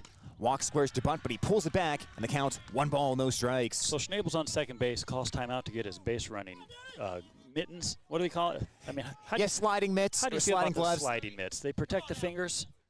Boy, I was never on base enough to really be sliding into second base by any means. I'd be heading back to the dugout with a strikeout. I have no problem with the sliding mittens. I think you have to wear them keep them in your pocket if you're going to have them. There's no reason to call timeout and run all the way to the dugout. The 1-0 pitch in there for a called strike, 1-1. That's the other thing too. I feel like it's been more common now to slide head first. You got to teach that swim slide at second base. I think old school baseball, you saw a lot of feet first slides. You don't see that as much anymore now that you're trying to get that arm in the bag or swim around the defender and be a little more precise. Mice with the 1-1 pitch. And that one missed up as Walk squared the bunt and pulled it back. Count goes to 2-1. Well, Schnabel is the leadoff, and usually those guys like to be real aggressive on the base pass, but he's happy out there at second base. You got Teague Alish playing second base, Brady Galligan playing shortstop. They're not really working him too much either. Alish is playing close to the bag, but not really moving a ton over there. Schnabel hasn't taken too big of a lead. Now Alish dancing a little closer to the bag. His next pitch bunted foul by Walk. He pushed it off to the first base side, and the count evens at 2-2. That's another coach frustrator when you can't get the bunt down. But all season we've seen Mice extremely hard to lay down bunts against. St. Ansgar has had one nice bunt today, but if he throws that breaking ball or even his fastball, really hard to bunt on this good pitcher, Dan Mice. Mice with the 2-2 count as Walk will now have to hit his way on. Breaking ball to Walk and ring him up for a called strike 3. It caught the bottom of the zone, and these Saints batters have not been happy with the strike zone so far this inning. Oh, that was just a beautiful pitch. It may have crossed the plate in the zone, but Furch caught it out of the zone, but that's the kind of break that Mice has on that one. It cuts away from the right-handed batter. Now Jace Schwiesaw, the starting pitcher who flew out to center field his first time up. Right side of the infield's pretty wide open of Schwab shallow and Alish near the bag at second as strike 1 is delivered to the St. Ansgar pitcher. Jay Schwiesaw batting, Riker Hoffman on deck, and Anthony Schnabel at second base. Try saying all that 5 times fast. Mice. That's where you're the professional, Tyler. Ready for the 0-1. There's a ground ball towards the right side. That one's going to get that hole vacated on the right side. Schnabel waved around. He'll come to the plate. Ball's bobbled in right field, and there will be no play as Schwab cuts it off. Schwiesaw saw that right side of the infield wide open and did what a good hitter does. He hit it where they ain't, and it's 2-1 St. Ansgar. Yeah, and if you can't always credit guys for hitting the ball not hard, but if he hits that ball hard, Drew Muller comes in and has a play at the plate, but he didn't hit that ball all that hard, so it kind of died in the outfield, and Muller had to come racing in a long way, gave the time for the runner to round third and get a pretty good head start. St. Ansgar, their first lead of the game, 2-1, as Riker Hoffman walked his first time up, and he became an agent of chaos on the base paths. He took some of the most aggressive secondary leads I think I've seen from any team Garrigan's played this year. He's the kind of guy that you do not want on, even if a runner ahead of him, as that pitch is in there for a called strike from Meister. Will try to buckle back down. That's just a beautiful pitch by Meister. St. Ansgar is not prone to swing the bat early. Recognize that, just hum that fastball in there, get a strike, get ahead, and now go to work. So Schwiesaw not being courtesy run for. He's at first base with a pretty healthy lead. Meister slide step in the pitch, and he missed up to even the count 1-1 on the batter Hoffman. Just a little upstairs above the letters that you said it, Tyler. He does the slide step there. Meister varies his delivery to the plate a lot when he's in the stretch. Not a huge lead at first, but I think the pickoff here is coming. Dietering and on the grass at third base. Schwab holding runner at first. Another slide step, and that pitch in for a strike. 1-2 from Meister. And now time is called by the St. Ansgar third base coaches. I believe they want to run at first base with their pitcher, and they will do just that. It'll be Kane Dietrich, the 8th grade outfielder heading to first base, coming off the bench for the Saints, as he'll courtesy run for the pitcher. So you might ask, well, why does he wait for 3 pitches before he puts the courtesy runner in? So he probably just working a count. Now that there's 2 strikes in there, he's going to take his pitcher out, get the courtesy in. This is a better running count if he's thinking about stealing second base. And, of course, got to get your pitcher some rest, get him ready for the hill. And Kane Dietrich, really in spite of only serving as a courtesy runner, he has no at-bats this season, but he has 16 steals and 16 attempts, so he could be a potential stealing threat for 1-2 count. Boy, he must have some wheels. I'll tell you, he doesn't look fast, but neither do I. Well, at least half that statement is correct. I can tell you that for a fact. 1-2 pitch, Dietrich not going. Would have been a good pitch to run on as the breaking ball was down and away and sent Furch sprawling over to his right, but he kept it in front as the count is 2-2. Well, the St. Ansgar uniforms are sparkling white, and none more sparkling than the courtesy runners over there at first base. Medium lead for Dietrich at first base. Meister hands just above the belt. 2-2 pitch, Dietrich staying, and that one missed, maybe bit up, and the count full, 3 balls, 2 strikes. Oh, I would love to see them try to steal on Tate Furch. Tate Furch is really, really good behind the plate. Love to see that guy throw this runner out at second base. So count 3 balls, 2 strikes. 3-2 with 1 out. Dietrich at first base takes an extra step on the lead. Meister takes notice and fires a pickoff, but he throws it away. It got away from Schwab, and now here comes Dietrich to second base. Will he stop there? As Schwab retrieves the ball, and Dietrich will stop at second. Throw comes all the way across the third as Dietering will block it like a catcher, and that's the risk. It was a big lead at first by Dietrich. Meister took notice, but that throw was low, and it allows the runner to go to second base without stealing. Boy, Dietrich, the courtesy runner, was leaning a little bit. If it's a perfect throw and a perfect tag, they might have had the pickoff there. Instead, runner in scoring position for the Saints. Meister with the payoff pitch. Ground ball towards first base. Schwab gloves it, steps in the bag. Thought about throwing to third, but Dietrich got a good jump on that ball, so he'll get over there. So Hoffman retired, 3 unassisted in your scorebook. Now 2 outs, 2-1 Saints with the runner at third base. Well, good play by Schwab, mostly because he just ran a long ways to retrieve that pickoff ball. And sometimes you're not quite ready to go yet as a first baseman. And boy, wouldn't you know it, the first pitch gets drilled right at him. He's ready to go, snags it, steps on the base. Good concentration. Another timeout called here. Boy, can you tell this is a district final, or both coaches are going to really exercise their ability to impact this game as much as possible. There's been at least 4 conferences at this point, I believe. Yeah, both coaches really pushing the buttons in this one. Yeah, we're only in the 3rd inning. Yeah, and you could see why. The 2 teams that appear to be very evenly matched, at least here in the early going, with St. Ansgar on top 2-1. Porter Schwiesaw will be the batter as he walked his first time up. Dan Meister right now at 54 pitches as we play in the bottom half of the 3rd inning. Well, I'd love to speculate what they're talking about. I mean, there's 2 outs. You're not going to try to squeeze somebody in here. With 2 outs, you just make the play at first. But maybe they got some crazy ideas here in the Saints world. Yeah, and it could be a refresher of the scouting report. Hey, here's what Meister is doing, 2nd time for the batting order. Be ready for this. You're trying to cover everything of the batter, and the batter's saying, let me hit. Hitting's a reaction type of activity. As the pitch is hit in the air towards right center field, this is going to be a long run, but Lear is converging quickly, eating up ground with those big strides and making the catch. St. Ansgar does score a run on the Jace Schwiesaw RBI single before Porter Schwiesaw flies out to end the inning. It's St. Ansgar 2, Bishop Garrigan 1, moving to the 4th on Hometown Radio, KLGA. The new Massey Ferguson 2M Series compact tractor is here, designed for those who demand more. The Massey Ferguson 2M Series is built to take on the toughest jobs and longest days. Stay comfortable through demanding hay work, feeding livestock, tough snow removal, or detailed landscaping tasks. Options like a deluxe cab, advanced lighting and soft drive, loader suspension maximize your work time. Learn more at MasseyFerguson.com or visit Carroll Implement in Laverne. Living in Iowa sure means we rely on our furnaces and air conditioners to keep us comfortable all year round. That's why Algona Plumbing and Heating is proud to be your local trusted Armstrong dealer. They're committed to bringing you the highest quality products in heating and cooling, and it doesn't get any better than Armstrong furnaces and air conditioners. For all your plumbing, heating, and cooling needs, give them a call at 295-5240 or stop by their Dodge Street location. Live comfortably with Algona Plumbing and Heating.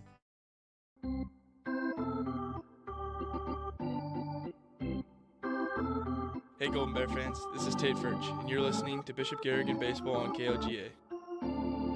Bishop Garrigan has hitters 6, 7, and 8 in the batting order of Aiden Deitering, Drew Moeller, and Caden Graves. Golden Bears now trailing St. Ansgar 2-1, heading to the top of the fourth as Jace Schwieson goes back to work with his first lead to work with for the ball game.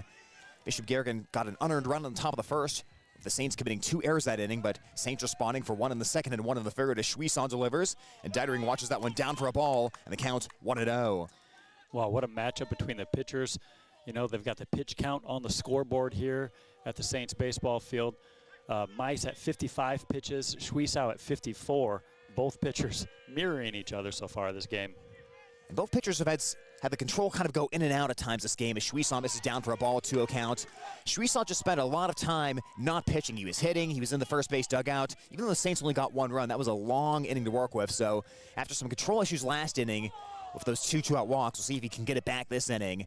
2-0 pitch, and Deitering cut and missed on a breaking ball. Don't think that was the 2-0 pitch he was looking for as it goes to 2-1. Well, it surprised me. I thought 2-0, he's struggling with his control. You're sitting fastball all the way. Deitering was thinking he had a chance to hit a hard fastball and throws the breaking ball at him. 2-1 is a low breaking ball, and the count 3 balls, 1 strike. You know, everyone's different. Sometimes pitchers feel more comfortable when they're struggling control-wise. They're confident with their breaking ball. You got to throw whatever you can get a strike. It's 3-1 Deitering.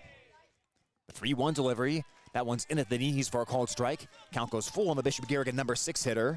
Well, one thing both pitchers are doing is hitting that low zone. The umpire likes this zone. It's nice and low, and pitchers are hitting it. The payoff to Deitering. Deitering flares that one to the middle of the infield, and that one sneaks through for a base hit. Aiden Deitering, a little seeing eye base hit there in between the shortstop and second baseman, just right for the middle, and didn't hit that one very hard, but doesn't matter as he's on first base. So he dug that one out. He was a little bit behind on that pitch, getting the bat through the zone, and he just fought that off perfectly, muscled it right up through the middle. Great lead off by Deitering, who's off to a pretty good lead already. So Deitering's at first base, the batter Drew Moeller. And this is a manufacturer run kind of inning. Walk his way in at third base as Moeller squares to bunt. He'll pull it back on the pitch, below the knees for a ball. 1-0 count. Well, St. Ansgar, they already got an RBI from their number 7 hitter, so you're thinking both these teams are trying to produce at the bottom of the order. Which team can do that better? That's another big factor today. Chance for the Bishop Garrigan bottom of the order to do it this inning. Walk charging in, Moeller bunting, pulls it back, but that pitch is in for a called strike, 1-1. Pretty healthy lead there by Deitering. Good secondary lead by the young man over there at first base. And now that third baseman, he's just going to stay in tight. He's like, I'm not even going to go back all the way to third. I know they're going to bunt. I'm just going to stay here almost at the right hand of the pitcher. Deitering a healthy lead at first base, held on by Winya. And Schwieson with a big step off the rubber. He lifted the back leg like you normally lift your front leg to come to home plate, but it didn't fool Deitering. We've seen a lot of different pickoff moves. As the 1-1 pitch, Deitering running, and Moeller fouls it back. They switched from a bunt to a hit and run, but the ball was not in play as it was fouled back to the screen. Well, Drew Moeller does his job and swings at a pitch that's in the zone because the hit and run was on. But, boy, I think Deitering got such a huge jump there. Boy, if Moeller misses that, I think Deitering is safe at second.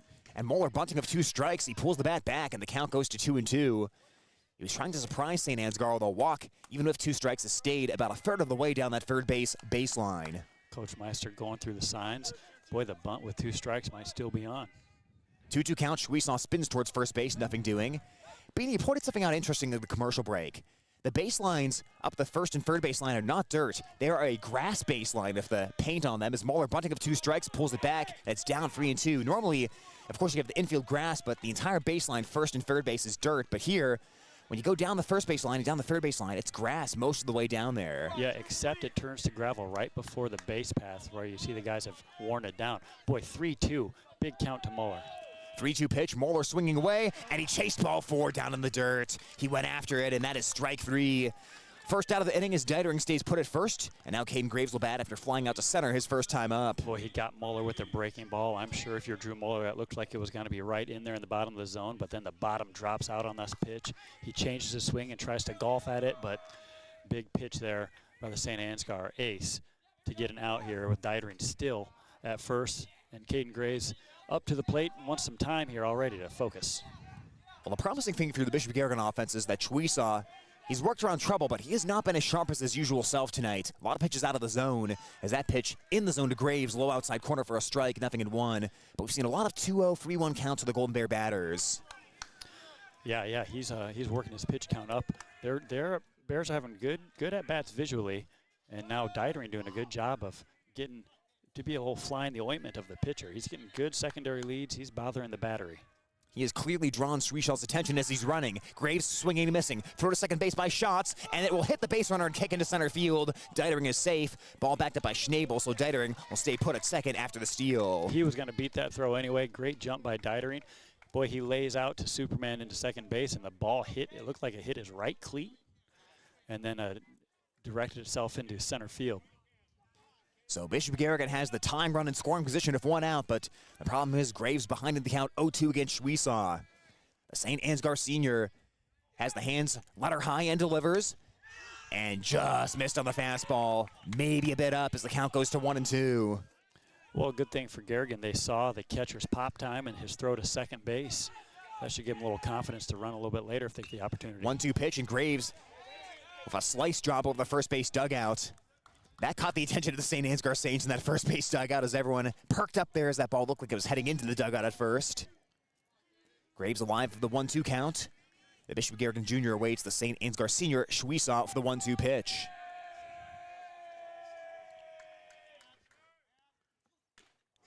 And a breaking ball just missed. Graves nods at home plate. He's taken a couple of close offerings, and the count evens at 2-2. None closer than those last 2 pitches. Boy, that is gutsy by Caden Graves. Those last 2 pitches, whew, they were close. 2-2 count. Chuisa off the look at the runner at second. As the fastball is lined towards first base, and it is bobbled at first base by Winya off the bag. He flips to first, and the flip is wide. It is wide, and staying at third base is Dietering. Now Graves is heading to second base, and he'll get there safely. A chaotic play. The catcher Schatz is there to back the ball up as it was flipped away from the first baseman, and on a little rope-a-dope, the Golden Bears have runners at second and third. What a strange play defensively again for the Saints. Boy, strange brew indeed. That has just been wild. All the Bear hits tonight have just wreaked havoc on the St. Ansgar Saints defense. That one went to deep at first base. The first baseman knocked it down fine, but couldn't make the play to the pitcher covering first. Crazy Dietering gets to third. And no one was covering home plate for a second there. I thought Dietering was going to try to score to an open home plate, but the catcher quickly grabbed the ball and hustled back. And wow. Opportunity knocks for the Bears here in the top of the 4th. I think the Garrigan coaching staff was telling Dietering to go home before changing their mind last minute when seeing that Schatz was going to get ready to go back to home plate after getting on that ball quickly. But Chuisa is at 70 pitches right now, and this bottom of the order, this is a competitive start to inning. You have Dietering with the opposite field single. Even though Moeller struck out, he worked the count full, and then Graves took a couple really close pitches, put the ball in play, and then whether that's a hit or an error, I don't know, but it's a play that could have been made by St. Ansgar, whose defense has not been at its normal form today. No, and perhaps this is what happens when you have your ace on the mound and he gets 2 strikes on someone, and you start to think, well, this guy's going to be sat down by our ace here with strike 3, but Caden Graves puts it in play. You flinch, and it happens that fast. And a great base running by Caden Graves gets himself to second base in the chaos, and that's huge because if he stays at first, completely different. You got the tying run on third, but now the go-ahead run is in scoring position because Graves is sharp base running there. Well, an overlooked factor, too, is when you're playing maybe some lesser teams in the regular season than you would in a district championship game, defensively you might say, well, Chuisa's just going to strike out 15 tonight. We'll have to make a couple of plays. But when you face a better team like Bishop Garrigan, even though they've had strikeout issues, there's going to be more balls in play tonight the defense has to turn into outs. As Graves off second base, the pickoff. Oh, and they got him. They got him.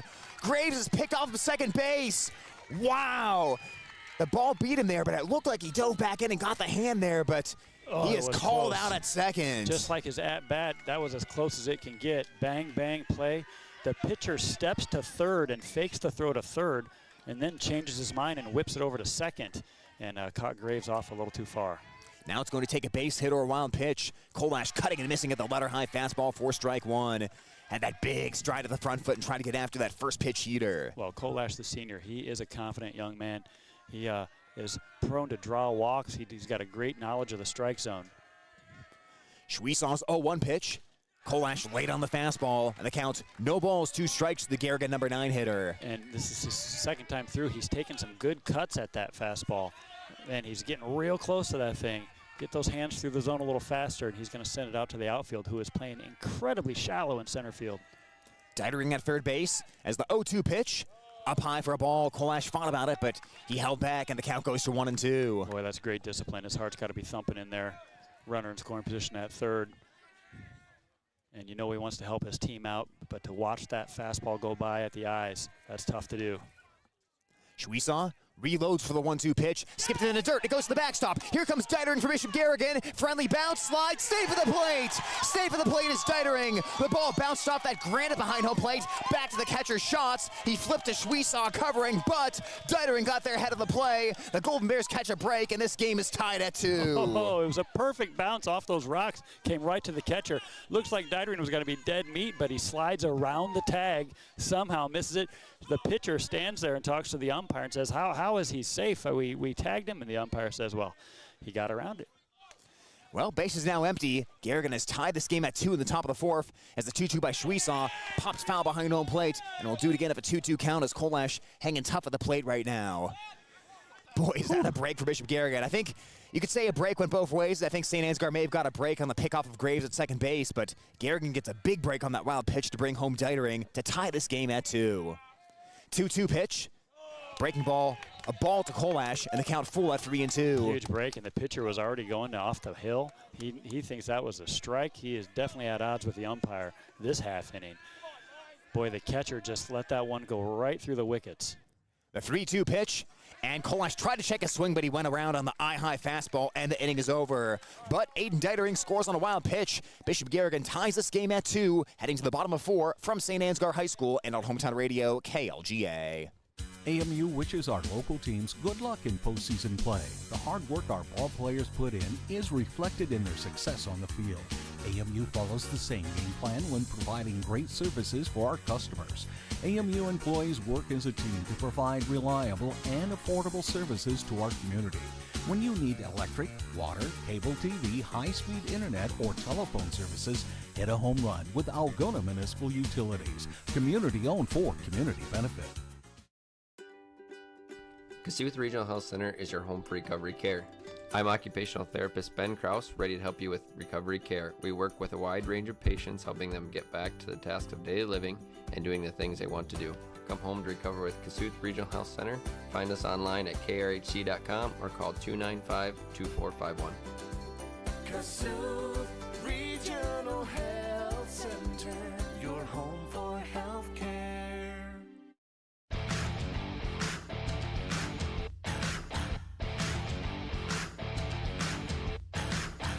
Brand new ball game between the Bishop Garrigan Golden Bears and St. Ansgar Saints. Golden Bears score the tying run on a wild pitch in the top of the 4th inning. Now we're on to the bottom of the 4th as St. Ansgar will have Colton Winya, Jackson Vroom, and Zayd Shell 6, 7, and 8 against Dan Mice, who spent a lot of time in that Garrigan third base dugout, much like Schwiesaw the inning before. So bottom of the inning here in St. Ansgar as the sun is slowly starting to set off to our right. The right-handed batter Colton Winya, who laid down a sacrifice bunt his first time up to the plate. Winya will watch that one in the knees for a called strike. 0-1 from Mice. Yeah, that sun is going to be a challenge for the shortstop and third baseman, the left fielder. They're all wearing shades out there. There's a ground ball towards the middle of the infield. Galgan gloves it at shortstop. He will throw to first base, and Winya out number 1 of the inning. Getting that leadoff hitter, especially after you just scored a run, always feels so big. It's a big momentum tone setter, and Mice can at least try to work a quick inning here against St. Ansgar as Jackson Vroom hit into a fielder's choice, but it brought home a run back in the second. Nice play by Garrigan there on a night where it seems every ball put in play has been a nightmare for the fielders. Good to see a simple play for once. Vroom will take that one as Mice hustles over the fastball for strike one. So here's the difference in the pitchers now. Mice working ahead in the count, working fast, hitting the zone. The 0-1 pitch. Breaking ball, Vroom went around at it. That pitch was in the dirt, but Vroom did not check his swing as the count goes to 0-2. Yeah, that bounced in front of the plate, but it breaking so severely, Vroom couldn't stop his swing. So Mice has worked ahead 0-2.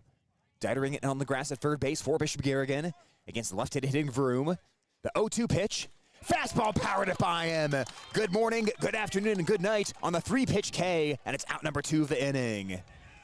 So 2 up, 2 down, and the number 8 hitter, Zaid Shell, who was a strikeout victim his first time up against Mice. Mice with 4 Ks up to this point in the ball game. An opportunity for Mice to get out of this inning with very few pitches thrown. He's at 60. So Mice into the motion, and the first pitch. Shell watching that one and down low, but call the strike as the count goes to 0-1. So Mice has been able to work ahead so far this inning as the Bishop Garrigan senior winds and delivers. Breaking ball waved at and missed. That was a nasty breaker, and the count goes to 0-2. Another 3-strike strikeout perhaps on the way. Mice back top the pitching rubber. The senior winds and fires on the 0-2. Swing and a foul tip at home plate. Shell just got a piece of that, and Furch could not squeeze the foul tip. Boy, it bounced out of Furch's glove. That would have been a 3-pitch strikeout. Mice at 63 pitches. Boy, he is really in the zone this inning. The 0-2 again. Swing and a miss for strike 3. He is a flamethrower, and Mice works a 1-2-3 4th. We're on to the 5th. Bishop Garrigan and St. Ansgar tied at 2 on Hometown Radio, KLGA. When you need cash on the go, there's no need to pay a surcharge fee with MoneyPass. Iowa State Bank is proud to be part of the MoneyPass network of surcharge-free ATMs found nationwide. Look for the green and blue MoneyPass symbol on over 32,000 ATMs across the nation. Or find an ATM near your vacation spot or travel destination at MoneyPass.com. MoneyPass, another way that Iowa State Bank helps people succeed. Member FDIC. Some of the most significant power outages in recent years have been caused by severe storms. Whether it's lightning, hail, or extreme wind, don't be caught in the dark. At Murphy Farm Services, our top-of-the-line Generac or Cummins generators will automatically power your home in the event of a power loss. Financing's now available. Already have a standby generator? Call us today to get on our preventative maintenance list to ensure your machine is running at its maximum efficiency. Contact your local certified ag electrical and generator sales and service dealer. Murphy Farm Services, delivering the power you need when you need it.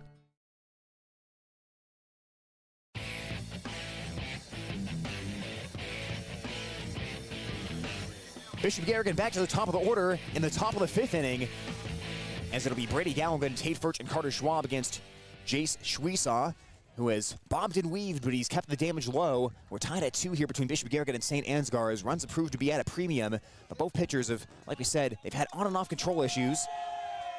Galligan has put the ball in play twice tonight as he has a late cut and a miss for strike 1. Reached on an error by the second baseman his first time up and flied out to the left fielder his second time up. Well, we've got Garrigan's best hitters coming to the plate this inning. 0-1 to Galligan. Late swing and a miss. He's behind 0-2. And their third time through the lineup. They've seen this pitcher now for 2 at-bats. Opportunity to chase him from the game if they can hit him this inning. Schwiesaw's 80th pitch. Fouled back over the screen by Galligan into the parking lot right by the high school, and the count stays 0-2. Tried to power the fastball by Galligan, and he just got the bat through the zone, muscled it off. That's an important foul ball, because now Schwiesaw's got to go through his repertoire of pitches. Not going to come with the heater again. The 0-2 to Galligan. Galligan a ground ball towards third base, and it rolls through to the shortstop. Schwiesaw throw to first base. Bang, bang play, and they got Galligan by a step. Porter Schwiesaw throws out the Bishop Garrigan leadoff runner for out number 1 of the inning. Wow, but once again, boy, a ball put in play by the Bears has been interesting. It got by the third baseman, hit to the hole. Wow, every ball hit off of Schwiesaw this game has been an adventure for the defense.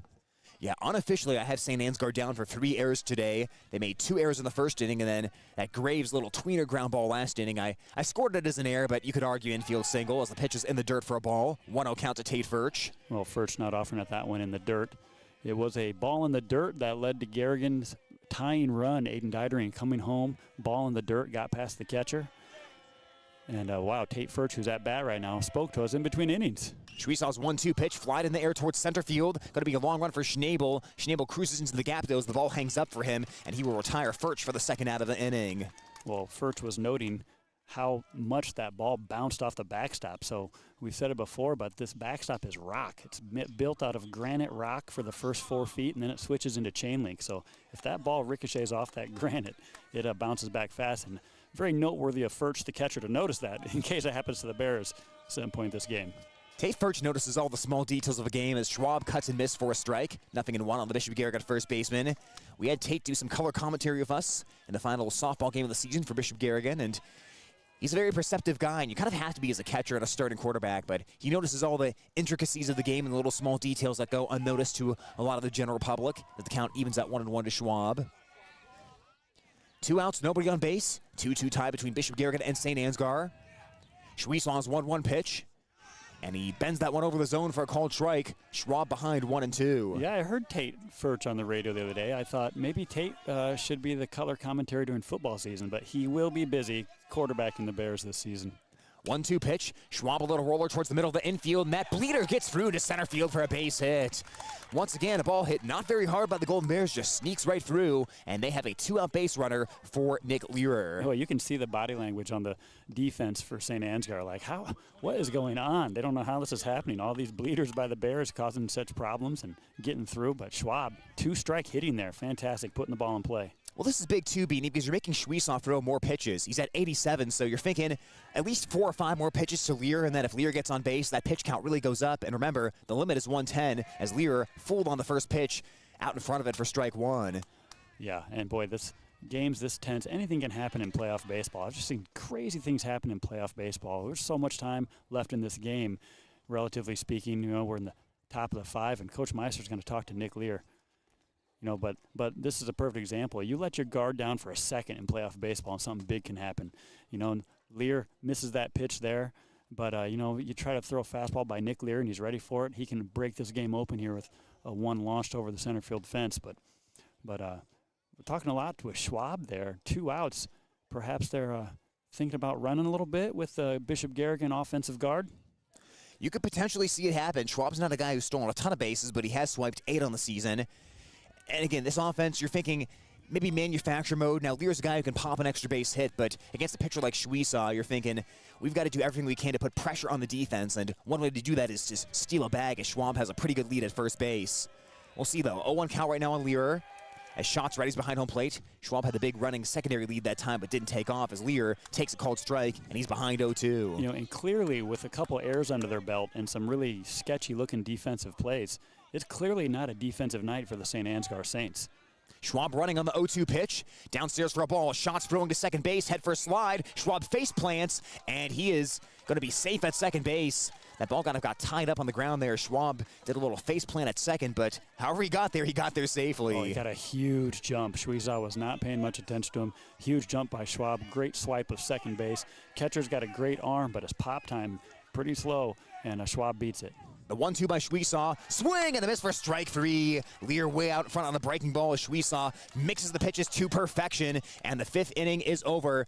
The top half of the 5th anyways, as we'll head to the bottom half of the frame. Bishop Garrigan and St. Ansgar still tied at 2 on Hometown Radio KLGA.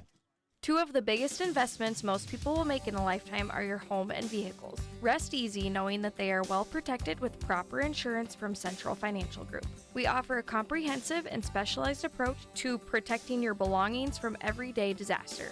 As an independent insurance agent, we work side by side with multiple companies to make sure you are getting the proper coverage at a proper price. Visit your local Central Financial Group office in Algona, Emmitsburg, Wesley, or Britt. Central Financial Group, where you belong. At Red Power, your local Case IH dealer, they want you to put the very best into your machine so you can get the very best out of your machine. Choose to use Case IH genuine parts. Only Case IH genuine parts are specifically engineered to fit and function properly with your Case IH equipment. They deliver the performance your business demands while giving you the durability your schedule depends on. So when you want to maximize your performance, go to the original Case IH genuine parts. Visit your local Red Power team in Bancroft, Corwith, West Bend, or Humboldt.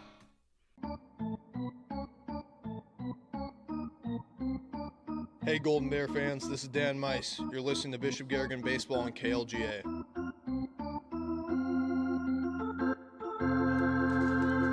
Joe Clevenger to start things off. Number 9 hitter for St. Ansgar on the bottom of the 5th. Bishop Garrigan and St. Ansgar tied at 2 in this district championship game that has lived up to the hype.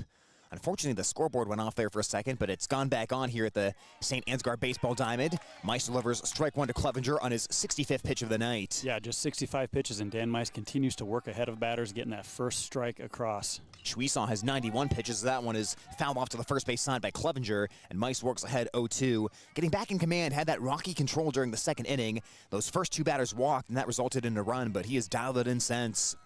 0-2 pitch.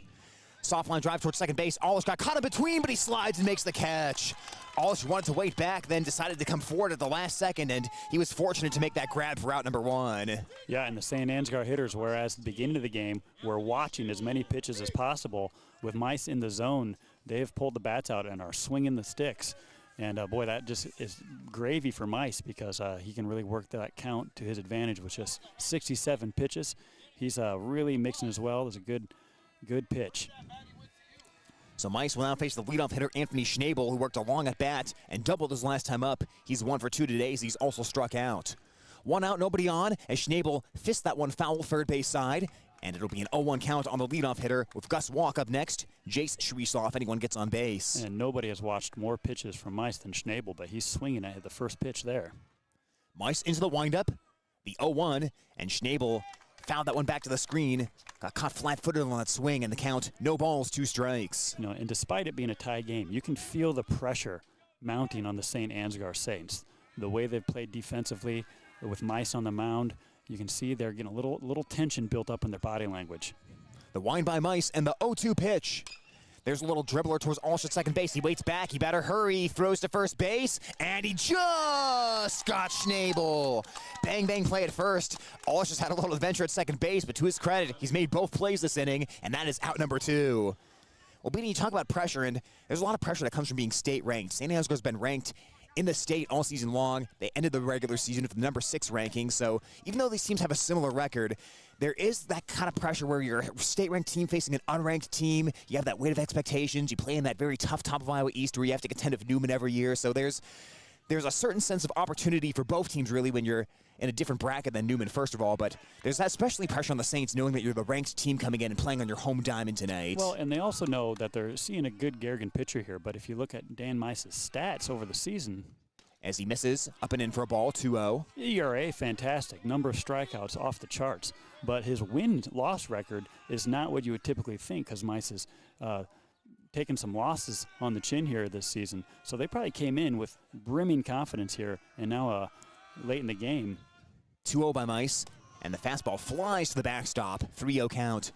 And part of that is Bishop Garrigan is pitching Mice against the best teams on their schedule. So Mice may lose a 1-0 game like he lost to Cane Cook Lake Mills. You know, that's not his fault. The offense just didn't come through. So that's why that win-loss record can be deceiving. But like you said, the other teams can look at that and say, well, he's only 3-3. You know, what does he have? Exactly right. And now they find themselves with essentially just a few outs left in their lineup here. And that is ball 4 as Gus Walk lives up to his name and he takes first base. He was running to first base before that pitch was even across the plate. Yeah, he was. I know this is not what you tell your players, but you can't help it as a fan and observer just start counting the outs. You know, if you're Garrigan, you're at a tie game. Dan Mice is at 74 pitches. You know, you just got to get 7 more outs here and somehow get a run, and you're going on to the next round. And Schwiesaw, I should mention, who's batting right now, he's at 91 pitches. So Bishop Garrigan, with a long at-bat when they come back up, could get Schwiesaw out of the ballgame. Now the Saints, they have a cornucopia of pitching options, much like Bishop Garrigan does, so there's not a big drop-off, but both teams pitch their ace tonight for a reason, as Schwiesaw watches a high fastball for a ball, and all of a sudden Mice has missed up in the zone here to the past couple of batters with Walk at first, and Schwiesaw ahead 1-0. Yeah, and Walk is one of the more exciting base runners we've seen here for St. Ansgar, getting a huge lead. And Mice takes notice as he tries to pick him off, but Walk will go back in safely.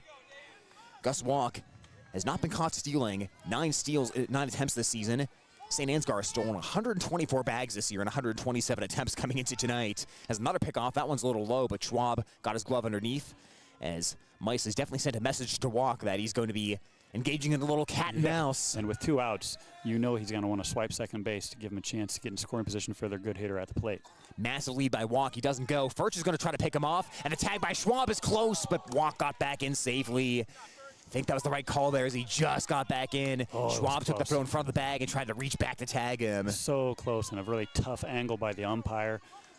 Yeah, you got to credit the umpire there. That's a tough call to make. You don't have a very good view of that. The 2-0 pitch, and Mice is inside for a ball. And all of a sudden, an opportunity is being created this inning for St. Ansgar, an inning that started with 2 outs and nobody on base. So best hitter on the team at the plate, 3-0. Tyler, you're the coach. Do you give him the green light? I'm letting him swing away here. I think you've got to trust your senior to make the right decision. The 3-0 pitch, and he'll take that one for a called strike 3-1. Even though he didn't swing away, no harm done. Still 2 pitches to potentially work off of your Shweesaw, as Mice is the one who has to battle back now. Big lead by Walk. 3-1 pitches outside for ball 4, and Mice has walked 2 straight after there were 2 outs and nobody on base. Well, he ended up issuing the walk there, but for that at-bat, Tate Furch and Dan Mice sure did a good job of keeping that base runner at first base. I thought Walk was going to steal second base at any point there, but they kept him real close, almost picked him off there. And another timeout called as we set the record this season and for number of conferences by the coaches with their offensive players. Well, we're going to see a courtesy runner come into first base as well for the pitcher. Kane Dietrich returns to the ball game as Dietrich did cause some chaos on the base paths as well. So you've got a couple of shifty base runners with Walk at second and Dietrich at first. And the number 4 hitter, Riker Hoffman, who's walked and has grounded out to first base so far today. Now Hoffman on the season, a .455 hitter.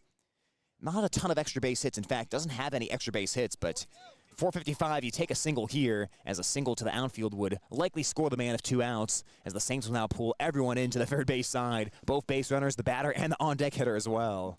Yeah, with this heart of their lineup up to bat, there's 2 outs, but they want to make sure they get something out of this situation.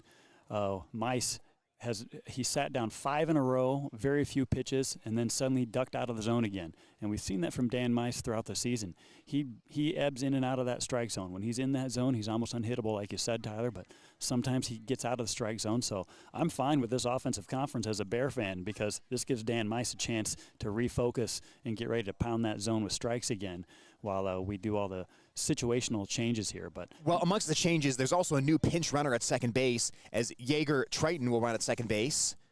So Triton will run at second. Jaeger Triton, I beg your pardon. So the freshman will run at second. It is Triton there, and it is Dietrich at first. So a couple of runners for St. Ansgar, 1 pinch runner, 1 courtesy runner. And Mice trying to work around a 2-out jam of 2 on base against the number 4 hitter, Riker Hoffman. Well, both coaches are trying to make everything they can to get runners around the base paths here tonight with very few hits issued by these hitters.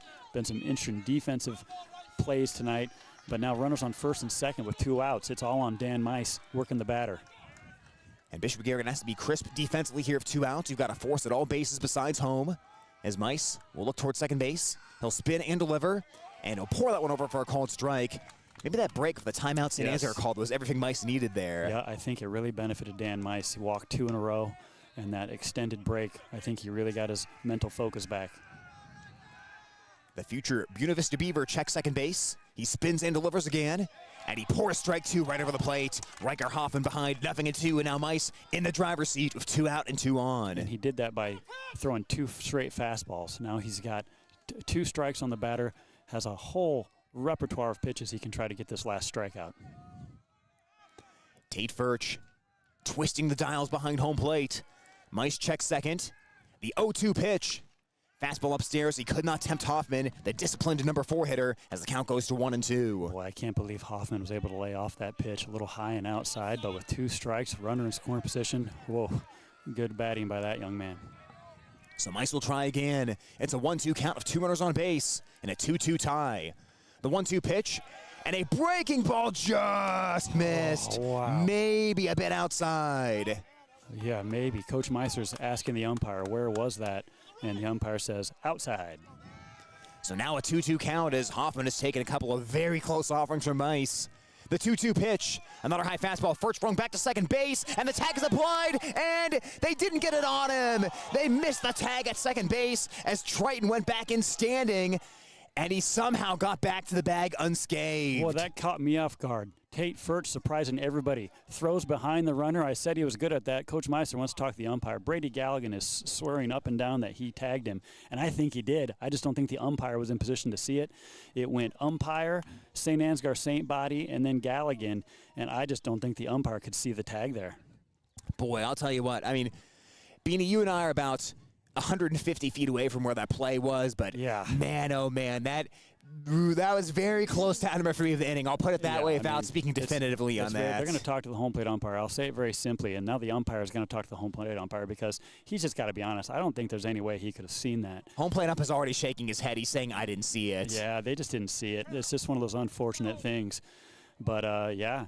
This is why, I was talking to Coach Marty Wadley today. He was talking about how when did they get to the 3 umpiring crew? And if we had 3 umpires here tonight, that call would have been made.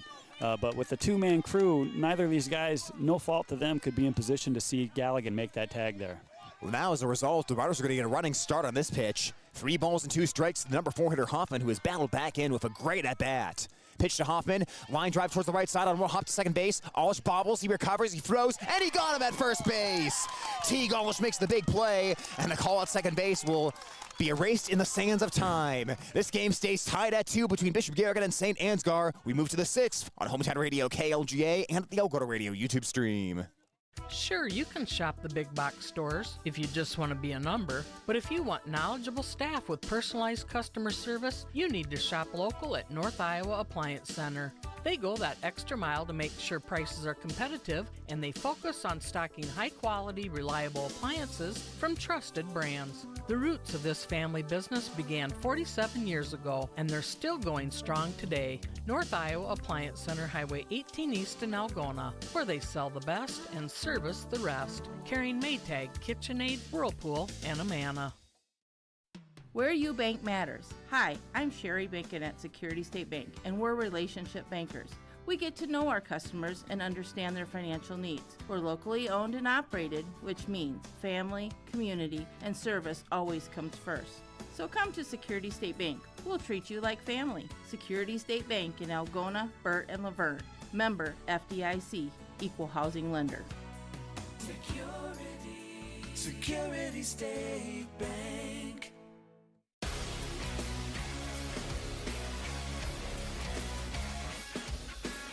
Back here at the St. Ansgar Baseball Diamond where the sun has started to set, and the sun's going to be setting on one of these 2 teams' seasons here very soon, but right now we don't know who because Bishop Garrigan and St. Ansgar are tied at 2 in the top of the 6th inning. Jace Schwieson going back to work, the senior trying to put the team on his back as he's thrown 91 pitches so far. Now can Garrigan drive up his pitch count past that 110 mark? Dan Mice, Aiden Deitering, and Drew Muller due to bat this inning for Bishop Garrigan. Well, the Bears have been opportunistic at the plate. Their team batting average isn't going to blow anyone away, but they have put the ball in play tonight. There's been some errors made, and they have put some runs on the board for their ace pitcher to work with. Schwiesow breaking ball, and that one will be in the zone to Mice, and the count 0-1. I mean, here in the top of the 6th, the tie game, I mean, you couldn't ask for anything more as a fan, as a player, on behalf of the Bear team. Schwieson's 0-1 pitch, and that drills Mice in the back, right between the number 2 and 3 on the jersey. It was an off-speed pitch, so I'm guessing Mice is more than happy to take that and put the go-ahead runner at first. Mice does a little stare down, talks some trash, and Schwiesow says to the umpire, you're going to let him do that? And boy, this thing's getting testy out there. Yeah, and look, there was nothing intentional about that pitch. There's zero chance you want to put the go-ahead run on base, especially on a breaking ball, but the tensions are running high in a district championship game. Of course, the winner in this one will play on Tuesday against the winner of Wapsie Valley and West Fork in the sub-state game. But it is a district final that is nitty-gritty and going to come down here to the very end. Coach Meister is going to go out and talk to the home plate umpire. And, boy, let's think about the situation. Regardless of how it happened, there's a runner on first base. The go-ahead run for Bishop Garrigan is on first base with nobody out. So Coach Meister's got to get that runner around the pads. That's all he's got to do. You got to imagine Aiden Deitering is up there with one job to bunt Mice over to second base, who's going to run for himself, the pitcher. Here's what I ask, though. Do you risk a hit and run or a steal here? Because you're at that bottom part of the order right now with 6, 7, 8, 9. Yeah, good point. How much do you trust them to drive in Mice, or do you just try to manufacture a run by running the bases or trying a hit and run here if a with Dietering up, who had a single earlier. They're going to bunt as the pitch is down for a ball. Dietering pulling it back, 1-0 count. Well, that's right, and the Bears have stolen second base twice on the St. Ansgar catcher. Well, that's a good point, Tyler. Maybe they tried a straight steal with Mice over here. He's also wearing the sliding mitts. And spinning towards first is Schwiesaw. He's checking to see if that'll be the case, as the count is 1-0 to Dietering, who is 1 for 2 so far today. Had a soft single up the middle his last time up.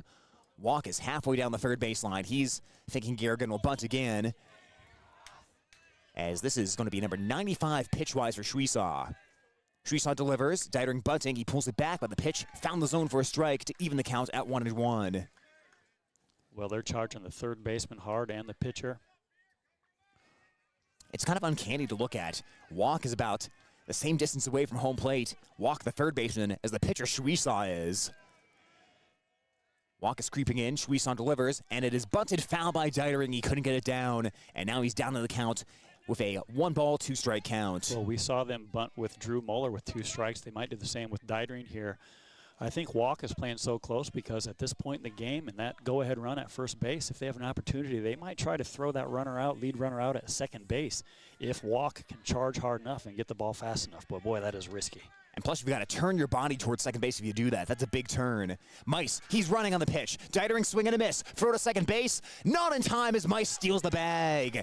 Dietering strikes out, but Bishop Garrigan gets the runner into scoring position anyways. Mice at second, now with 1 away. Wow, best case scenario for the Bears. They get the run over to second base, only 1 out. Now Muller's up there. His job's move that guy over to third any way as possible. Ground ball to the right side, deep fly ball. Anything to get that run over to third base, because last time they got someone to third, a wild pitch brought him in. That's the way it's going for the Bears tonight. That's the 10th strikeout by Schwiesaw, who's at 97 pitches. Here's 98. And he bends in the breaking ball for a called strike to the Bishop Garrigan senior, Drew Moeller. Moeller, a strikeout victim twice today as Caden Graves waits on deck. 1 out. The go-ahead run at second in the top of the 6th inning for Bishop Garrigan. Hands the belt for Schwiesaw. He spins towards second, and Mice dives back in. Boy, Mice was not paying attention there at first as he looked up late and eventually heard his dugout yelling, "Get back." Well, the cameraman wasn't paying attention either. I was so focused on this pitcher delivering the pitch to Drew Muller. 0-1 pitch to Muller. He wanted to bunt, but he pulled the bat back, and the count evens at 1-1 as Schwiesaw misses high with the fastball. Good job by Muller getting that bat out of there. Schwiesaw tried to power a fastball by him.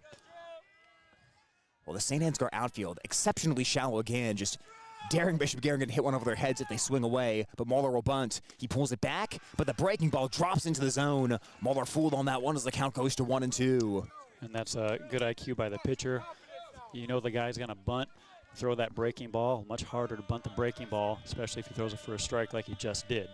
Here's pitch number 101 for Schwiesaw.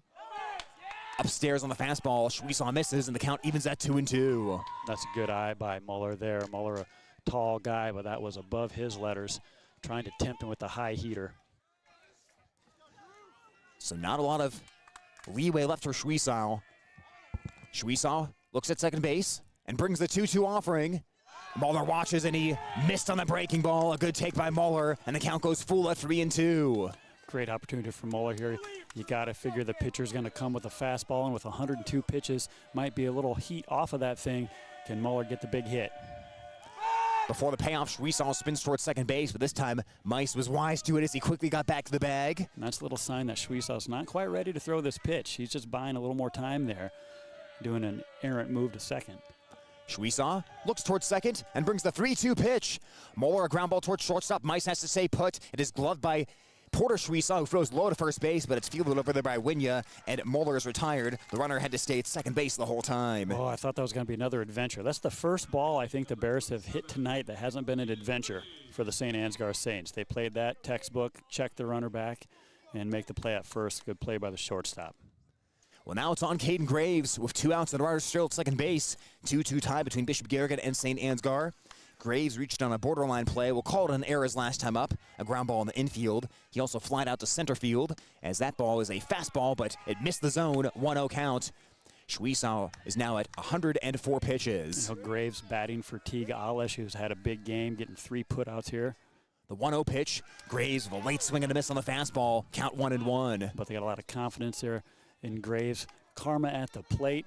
You know, he's been taken off that second base position, but they got a lot of confidence he can come with a big hit here. Schwiesaw looks towards second and fires. And a beautiful breaking ball, but just did it miss outside? Must have missed outside. It had the knees, but it must have been outside. 2-1 count. That's our third base vantage point talking. Boy, Graves with good eye in there. The 2-1 by Schwiesaw. He tried the fastball, but it was below the knees, and Graves is ahead. 3 balls, 1 strike. And Schwiesaw's at 107 pitches. Boy, and Graves knows it. He knows he's got a good count here. He knows he's got the pitcher on the ropes. He's ready to go. The 3-1 by Schwiesaw. Missed for ball 4. Caden Graves works the walk, and this batter in all likelihood will be the last for Schwiesaw. In fact, with Schwiesaw at 108 pitches, I am giving Thad Kolash a take sign here and guaranteeing that you can't get a first pitch out and get Schwiesaw into the next inning. That's right, and Thad Kolash does have an excellent eye. He does not chase many pitches out of the zone. He's been seeing a steady diet of fastballs that Thad Kolash has been very close to timing up and drilling one out there. So what a time for a big hit by the senior Kolash after this conference. But right now, we're having an interesting conference. The coaches are conferencing. We've got head coach conferencing with assistant coach over there. That's Coach Meister and Coach Lappy having themselves a conference. We've had every form of conference so far today, Beanie. The only thing you haven't had is coaches just talking to the broadcasters. Yeah, that should be the next conference here on the third base side. These coaches are talking to everyone. They're talking to the umpires. They're talking to their players. They're talking to their assistant coaches. Yeah, give us a little love. We'll talk to you.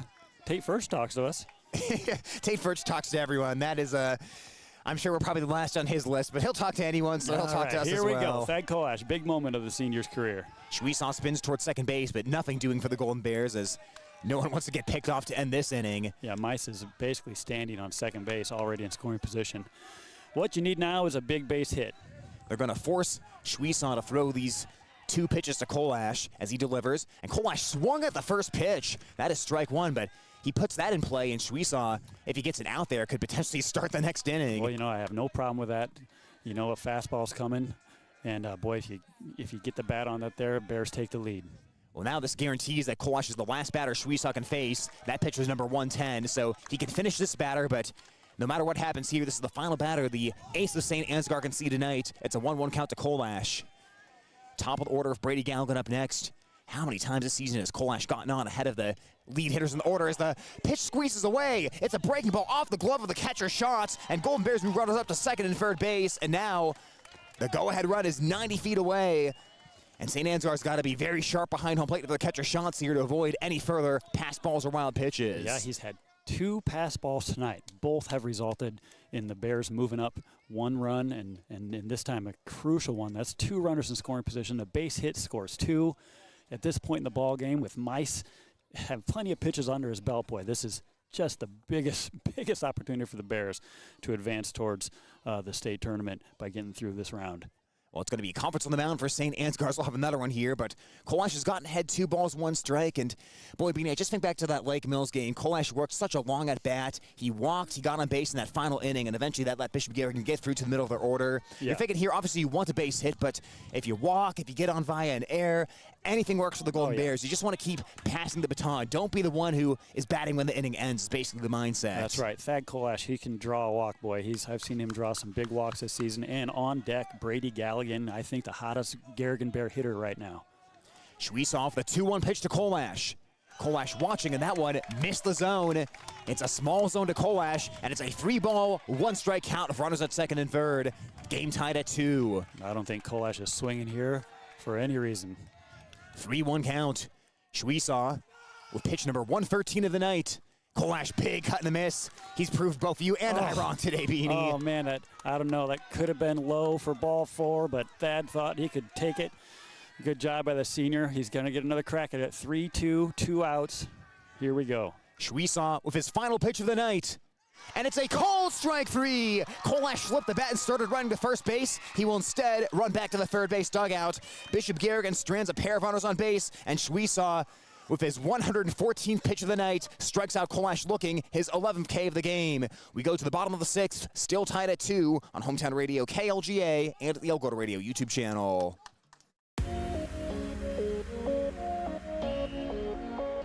Whether a ref makes a bad call or it's opposing players or fans trying to get us out of our element, that our ultimate goal is to win, and doing things that are unsportsmanlike aren't going to get us any closer to that goal. Because in life, many things will not go your way, and by learning now to hold your head up high when defeated and stay humble after a victory will better influence your life for the years to come.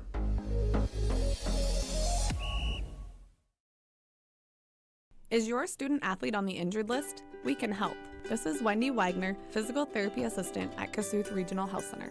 As a former student athlete and coach, I want to help you get back in the game feeling healthy and injury-free. Our staff works closely with local healthcare providers and specialists throughout the area for a recovery plan that works for you. Best of luck to all our area athletes this season. We will be cheering for you. Kasuth Regional Health Center, your home for healthcare.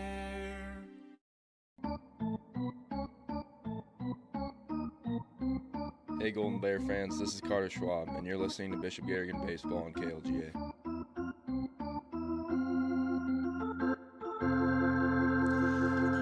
Bottom of the sixth inning and a knuckle grinder here between the Bishop Garrigan Golden Bears and St. Ansgar Saints. We are tied at 2 as Jace Schwesaw is done for the night. He's hit his pitch count limit, but boy, a huge strikeout against Fad Kolash to end the inning and strand runners at second and third for the Golden Bears. Now it's Porter Schwesaw, Colton Winya, and Jackson Vroom this inning for St. Ansgar. In the bottom half of inning number 6, Dan Meister at 85 pitches right now for Bishop Garrigan.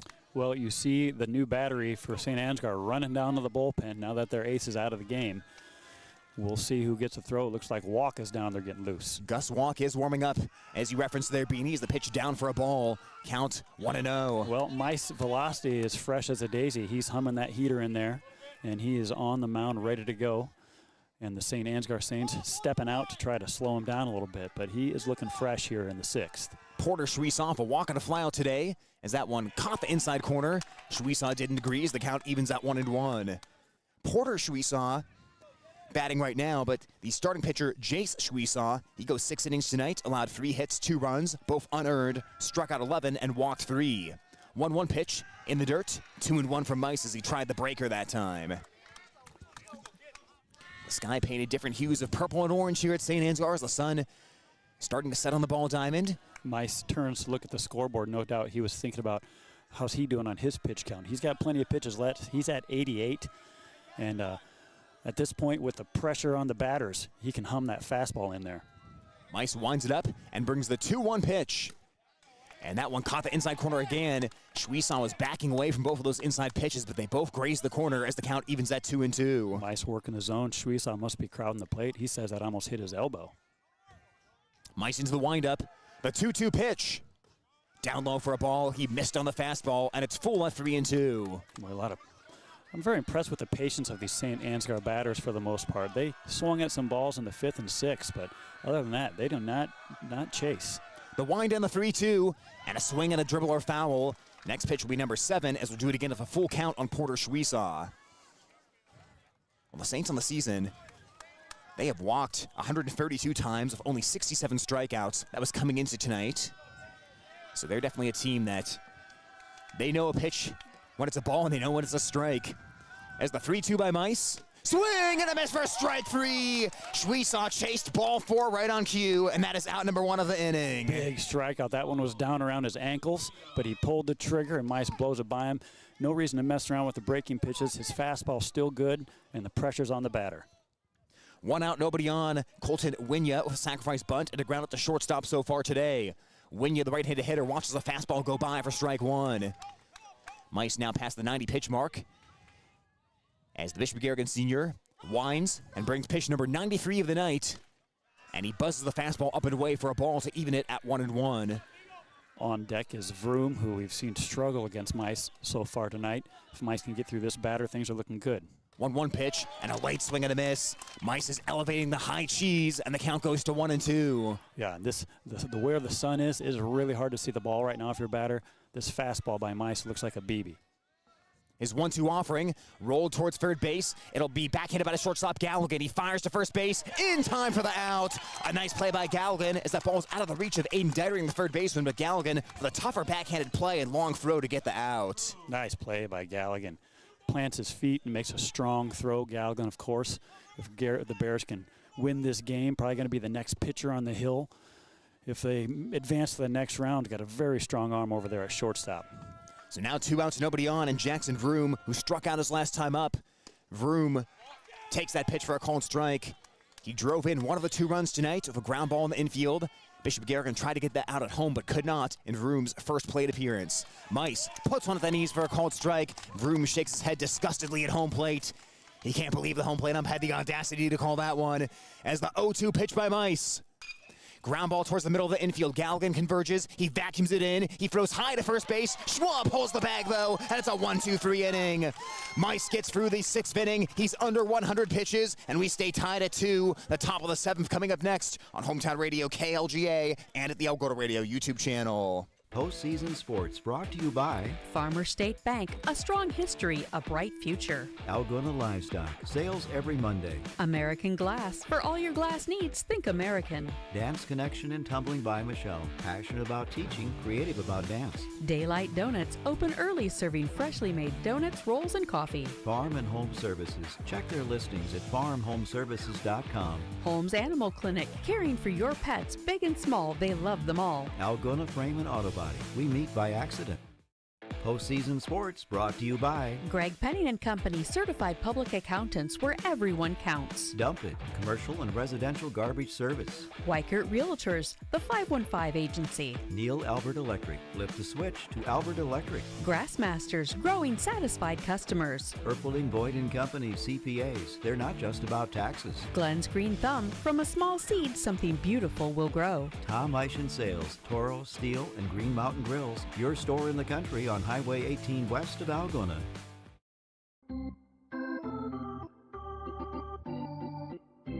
Hey Golden Bear fans, this is Brady Galligan, and you're listening to Bishop Garrigan Baseball on KLGA. Top of the 7th inning, and nothing decided yet between the Bishop Garrigan Golden Bears and the St. Ansgar Saints. We are tied at 2 as Jace Schwiesow has hit his pitch count limit, and he is replaced by Gus Walk. Now, Walk on the season has pitched in 10 games, 4 starts. His record, 4 wins and 1 loss, a 2.60 ERA, and a 1.54 opposing batting average in 29 2/3 innings. Walk has struck out 48 batters, but he's only walked 14, so on the mound, his name does not match up to the numbers as Gus Walk is going to throw strikes, but he's a right-hander, and he'll work against Bishop Garrigan's top of the batting order with Galligan, Furch, and Schwab here in the top half of 7. And watching him take his warm-up pitches, they're allowed a little extra when you're a new pitcher coming in, and throwing a lot of breaking pitches. So a lot of junk perhaps to get ready for these Bear hitters. It's going to be Galligan and Furch to lead things off. And this is this is right where you want to be if you're the Bears. Top of the order, the hottest bats on the team late here in the season. Yeah, it feels like if you do it, this is going to be the inning to do it, because after that, if you don't score this inning, you've got to have your back against the wall and avoid being walked off by the Saints, who are the home team here at this ball diamond. Walk with his first offering of the night, and a breaking ball loops into the zone for strike 1 to Brady Galligan. Jace Schwiesow now at third base, by the way, for St. Ansgar as he leaves the game off the mound. He throws a big breaker, slow breaker, makes the umpire really take a look. The 0-1 pitch went fastball that time, but missed outside to even it at 1-1. And that's great. These first 2 pitches, Galligan has already see the breaking and the heat. The 1-1 to Galligan. Inside, and it hit him. Galligan had zero interest in getting out of the way of that ball, but he'll head to first base for Bishop Garrigan, putting the leadoff runner aboard. Yeah, he definitely leaned into that with his left knee for sure.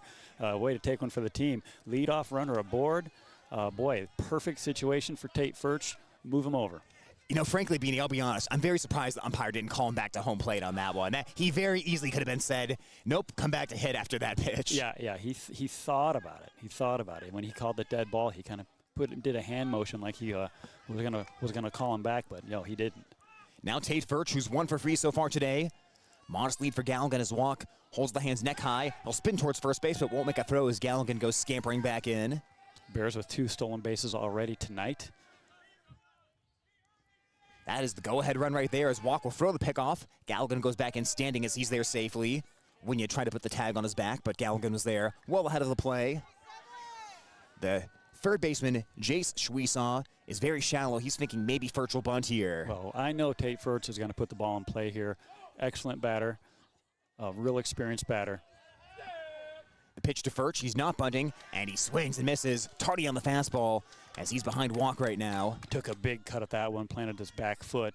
He was going to launch that one a long ways as he picks up the sign from Coach Meister. Tyler, the bunt was not on. Does that surprise you? Coach Meister does love to use that bunt to advance the runner, but I think he's really confident in Tate Furch. Calls timeout. Furch calls time at home plate, and I agree with you completely, Beanie. If this is the number 8 hitter, I think you're bunting, but this is the part of the batting order where you have to be productive. You've got to trust Furch is going to put it in play, and I think he will. So I think this is the right call to let him swing away in this situation. And Garrigan over there dancing around trying to draw some attention. Garrigan dancing, and Walker's going to step off the mound and try to force Garrigan to go back. Garrigan doesn't want to go back to the bases. He's staying out there. Walk. Now it's the quick pitch, Furch. Garrigan is running. Furch a little flare. Garrigan better get back. Backing up as the second baseman to make the catch. Shell throw to first base. Not in time as Garrigan does dive back in. They tried the hit and run, but Furch pops out to second base for the first out. Yep, Furch did his job. That ball's in the zone with the hit and run on. You got to swing at that, but if you could go in the time machine, you'd go back and probably do that a little different and just have a straight steal and see if you can get Garrigan over second. Now 1 out with a, boy, just last week where Carter Schwab hit a walk-off. No chance for a walk-off here, but chance for a big hit by Schwab. Garrigan is running. Shots is throwing behind home plate. The first second is a good one, and Garrigan's out by a mile. He went with the head-first slide, and a sign was clearly missed by Bishop Garrigan as Coach Meister is infuriated at third base. I think that maybe should have been a hit and run as Schwab didn't swing. Garrigan is gunned down at second base, and a promising rally all of a sudden is starting to fizzle out. 2 outs, nobody on base. Now 1-0 count to Schwab, but that looked like a missed sign by Bishop Garrigan. Lead-off man on, but now erased. Can Schwab still get her done? The pitch to Schwab. A breaking ball will stay out of the zone, and the count goes to 2-0. And you see Schwab batting from the left-hand side of the plate. That big breaking ball starts out way outside. The 2-0 to Schwab. Schwab hits that one hard in the air towards deep right field. Racing back is Clevenger, and it's going to roll towards the fence. Schwab around first base. He'll try for 2. It's a bad throw from the outfield, and Schwab will get there easily. Clevenger spikes that throw, and Schwab has the double. Boy, how big does that caught stealing look now? Schwab the go-ahead run at second, but 2 outs. Oh, Tyler, I was super happy about Schwab's double until you pointed out that it would have been a go-ahead run if they wouldn't have got caught stealing. Oh, but what a hit by Schwab. He was sitting dead red on that fastball. He knew the fastball was coming, and he put a charge in it. Boy, for a second there, you thought it might carry out of the park. Clevenger with some speed out there in right field. He really ran that down in a hurry, but like you said, Tyler, bad throw. I think Schwab could have had his team-leading triple again. Schwab, he's the only man at the top of Iowa West with 3 triples, but he'll settle for a double, his 5th double of the season. Now it's Nick Lear against Gus Walk, and Walk bends the breaking ball in there for a strike to the big 6'6" right-hander for Garrigan. Boy, after watching Dan Mice and Schwiesow throw the heat, this ball just seems like it takes a half an hour to get to the plate. And what an adjustment for the batters. Now you've got to wait back and be patient on the breaker. Walk spins towards second. He has Schwab leaning, but a high pickoff throw, and the tag doesn't get down on Schwab. Boy, that was a big lean towards third base, and they almost had another runner picked off at second. Yeah, and if you're Schwab, you can just sit on that base because it's got to be a base hit by Lear to bring in the go-ahead run. Walks 0-1 pitch. Lear for a cut and a miss on a pitch at the letters, and he's behind in the count, 0-2. Oh, but Walk almost got burned. He tried to throw the fastball again with the same count. We saw what Schwab did to it. Try to get that fastball by Lear. Lear can put some hurt on it. And Coach Meister is going to call timeout just to let Nick Lear reset. So Walk kind of has him in a bind right now. He showed him the breaking ball, he showed him the fastball, and we've seen a steady diet of breakers this inning, but especially with Lear, you've got that huge strike zone. Walk has so many options of what he can do here, and I think it's just a good chance to tell Lear to, hey, step out, don't think too much, just relax. You know what to do at the plate. There's a reason why you're first team all-conference. Let's just get back to it in battle here. That's right. Lear got a great batting average. He can fight off any pitch. You just go after this like it's batting practice. Just don't judge that pitch until it's on the way. Pull the trigger if you have to. But, boy, this is where those crazy playoff situations can happen. You've got to pick up the spin if you're Lear. Identify breaking ball versus fastball. Walks 0-2 pitch. He went fastball, but he missed. Maybe a bit outside, and the count goes to 1-2. Great take by Nick Lear. That had to be close. Tried to muscle the fastball past him. Now just get your hands on the ball. Walk reloads the chamber for the 1-2, but first he'll spin towards second. Nobody covering the bag as Schwab not particularly far off either. Yeah, that's just Walk wanted to buy a little more time. Not quite ready to throw that pitch. Walk, hands above the letters. Now his 1-2. Breaking ball, strike three called as Lear goes down to a knee. Gus strikeout, heads back to the first base dugout, and the inning is over as a promising start fizzles for the Golden Bears. Bottom of 7 coming up next. Dan Meiss with 99 pitches. Will he come back out? We'll find out next as this game is tied at 2 on Hometown Radio KLGA. Postseason Sports on the radio, brought to you by Phil's Auto and Truck Repair, getting you back on the road. High Point Land Company, your premier destination for land transactions. J&J Custom Meats, located in Whittemore. Lusher Family Dentistry, serving your family since 1965 in Algona. Tangle Salon for all your cuts, colors, hair extensions, and massage therapy needs. Ulrich Construction, let them do the work. West Bend Ford, meeting your service, new and used car vehicle needs. Hy-Vee, fill your cart, fuel your car with the Fuel Saver Plus Perks card. Postseason Sports on Hometown Home Country Radio, brought to you by Style Salon, your salon in Algona. Create yourself. Signworks for all your signage needs, also printed shirts, caps, and jackets. TAFE Wellness Center, Algona and Armstrong, keeping athletes in the game. Billy Offerman, your State Farm insurance agent in Algona. Lichter's Garage Door Service, a reputation you can trust. Good Samaritan Society of Algona, senior housing and services rooted in God's love. Schindler Lawn Care and Landscaping. The Water Connection, from softeners to bottled water and service.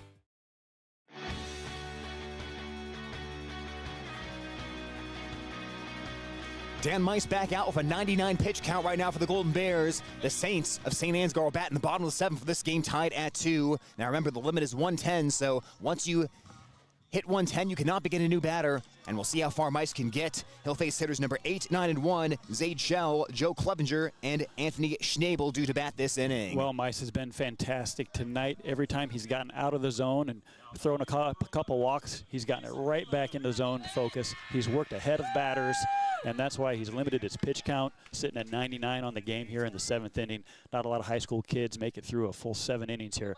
Meiss has a chance to do so, and he's still looking fresh in his warm-ups. Still a lot of pop on his fastball. Well, he'll have to do it against a pinch hitter as Mason Beeland, the sophomore, comes in with a .235 batting average, but a .426 on-base percentage. He's walked 16 times and only struck out 6 as he's a left-handed batter wearing jersey number 11. Meiss's first pitch of the inning, down at chin level, and the count 1-0 on his 100th pitch of the night. How do you like that, Tyler? You're a sophomore in the biggest moment of the season. The coach says, hey, get a helmet. That's got to be some nerves. Yeah, grab a bat, young man. We need you more than ever.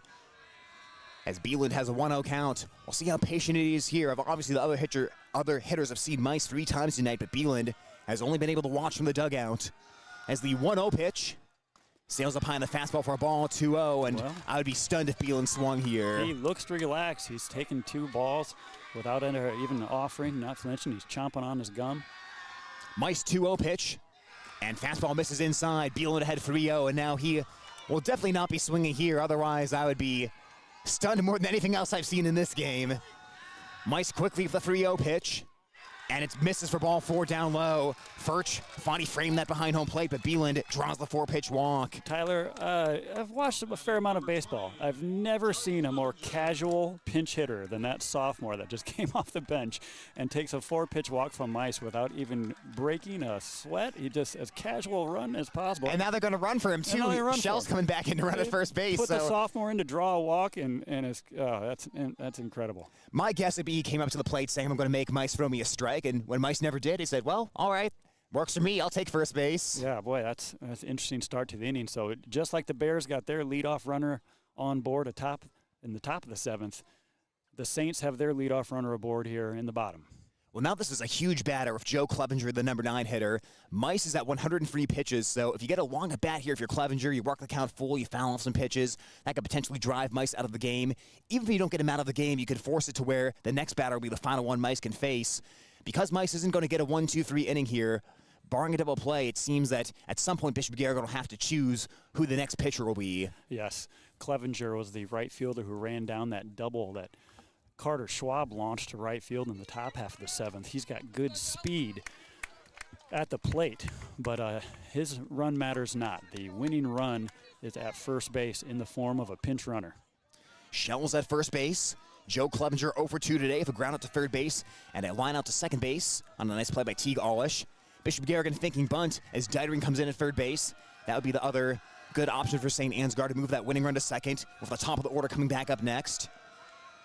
So we'll see what the number 9 hitter does. Bishop Garrigan is thinking this is going to be a potential bunt as Shell leads at first.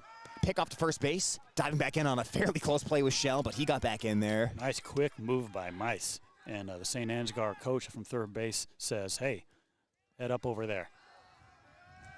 Mice will bring 104. That'll be his next pitch as Clevenger thought about bunting. He pulled it back, but he took a strike. Mice powered the fastball in there, and it's 0-1. Tate Furch comes up out of his stance, ready to throw behind the runner. We saw him do that earlier tonight. Nearly get a runner at second base, depending on the tag. And that runner at first base is in a tight spot. Big lead at first base right now for Shell. Mice slide in the pitch, and the bunt is popped up third base side, but this cavernous foul territory will eat that one up, and nobody can get to it. Count now 0-2 on Clevenger, and a fascinating decision for the St. Ansgar coaching staff. Now Clevenger with 2 strikes, having a discussion with the coach from the batter's box. Will they keep the bunt on with 2 strikes? Mice is humming that fastball in there. We've seen it very difficult to bunt on Mice all night. They've tried to bunt 4 times, only gotten 1 of them down. Well, now it's an 0-2 count. Next pitch will be number 106 for Mice here on Hometown Radio KLGA Algona, 92.7 FM, and at the Algona Radio YouTube stream. Dietering will back up a couple of steps at third base. Schwab holds the runner at first. Mice with the 0-2. Clevenger is bunting, and he fouled it off, and Furch makes a diving catch. It would have been strike 3 anyways, but that is out number 1 of the inning, and that's a big one as Clevenger can't get down the bunt. That diving catch by Furch may have been Sports Center top 10 material, but that was ultimately irrelevant as far as whether they're being out recorded. So you bunt foul with 2 strikes, you're automatically out. You are automatically out. But Tate Furch makes an incredible catch and catches that. Could the runner advance at his own risk on the caught foul ball? Or is it dead ball? That's the funny thing. If the ball was not caught by Furch, the runner would have to stay at first. But if Furch caught it, the runner could have tried to advance to second, which he did. But he stayed at first knowing that Furch has a great arm behind home. The first pitch to Schnabel is in there for a called strike at the knees, and it's 0-1 from Mice. Well, Schnabel showing bunt as well. With 1 out, failed bunt on the first bat by Clevenger. But the lefty could bunt for a hit. He took that next offering, though, and the count evens at 1-1 on the fastball. Didn't show bunt on the second pitch. No, Schnabel, the batter, has shown all night that he's got a very good knowledge of the strike zone, has not chased any pitches, and very patient at the plate. Big lead at first base by Shell. Schnabel watching, and that one in the zone as Mice pours over another fastball on pitch 109. So Schnabel's going to be the last batter that Mice is eligible to face tonight. 1-2 count on the leadoff hitter for St. Ansgar. 1 out, 1 on, 2-2 tie in the bottom of the 7th. Mice brings the 1-2 pitch. Swing and a miss for strike 3. First back pick to first base, and diving in there safely is Shell. Mice is done for the night. He has hit 110, but he strikes out Schnabel, and it's 2 outs. Runner at first base. Bishop Garrigan must now go to the bullpen as we'll take a timeout and come back with the new pitcher next on Hometown Radio KLGA. Postseason sports coverage brought to you by Northwest Bank, commitment you can bank on. Algona Dairy Queen. Check out the Summer Blizzard menu. Bodie's Moonlight Garden. See them at the Farmers Market. Capacious Brothers Incorporated, Pioneer Seed. Flipside in Laverne, open 7 days a week. Dine in or carry out. Snap-on Tools, the most valued tool storage solutions in the world. Sportsman's Corner, your power sports headquarters for Can-Am and Honda. Bub's Pie Shop serves delicious lunch and pie Tuesday through Fridays, 11 until 2. Advanced Drainage Systems, our reason is water. Looking for your next vehicle? Drive home happy with Chemna Auto Center, your hometown dealer for new GM, Ford, Jeep, and Ram models. Need something pre-owned? Chemna's got you covered with a great selection. Many Bravo certified, each with a multi-point inspection and limited warranty. From friendly sales and finance experts to world-class or master service technicians, Chemna's here to serve you. Stop by Highway 18 West in Algona or visit Chemna.com. Chemna Auto Center, an experience you deserve. Hey Golden Bear fans, this is Brady Galgan, and you're listening to Bishop Garrigan Baseball on KLGA.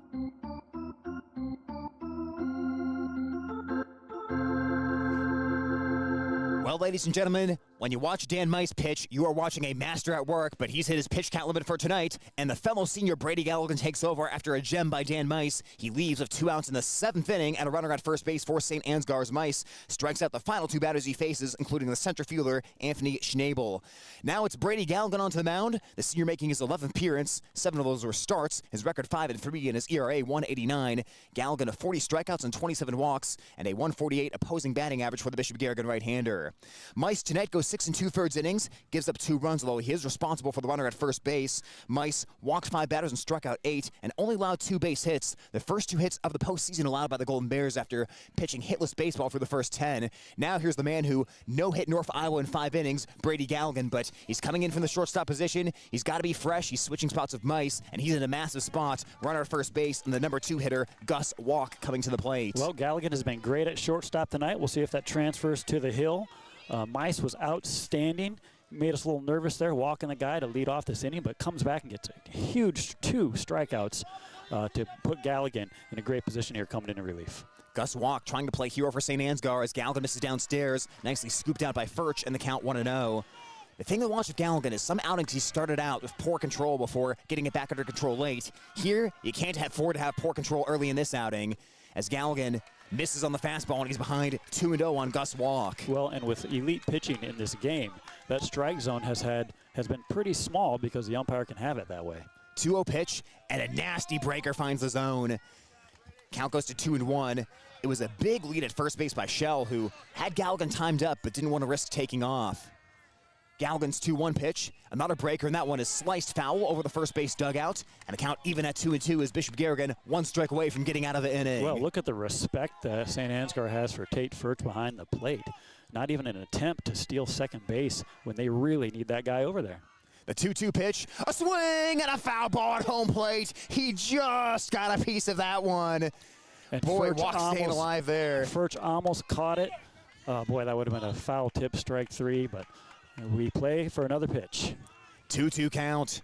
The battle continues. Pick off the first base and a close play, but diving back in safely is Shell. If that throws to the field side instead of to the foul territory side, Shell may have been in trouble at first. Garrigan showing the runner he's paying attention. The 2-2 pitch.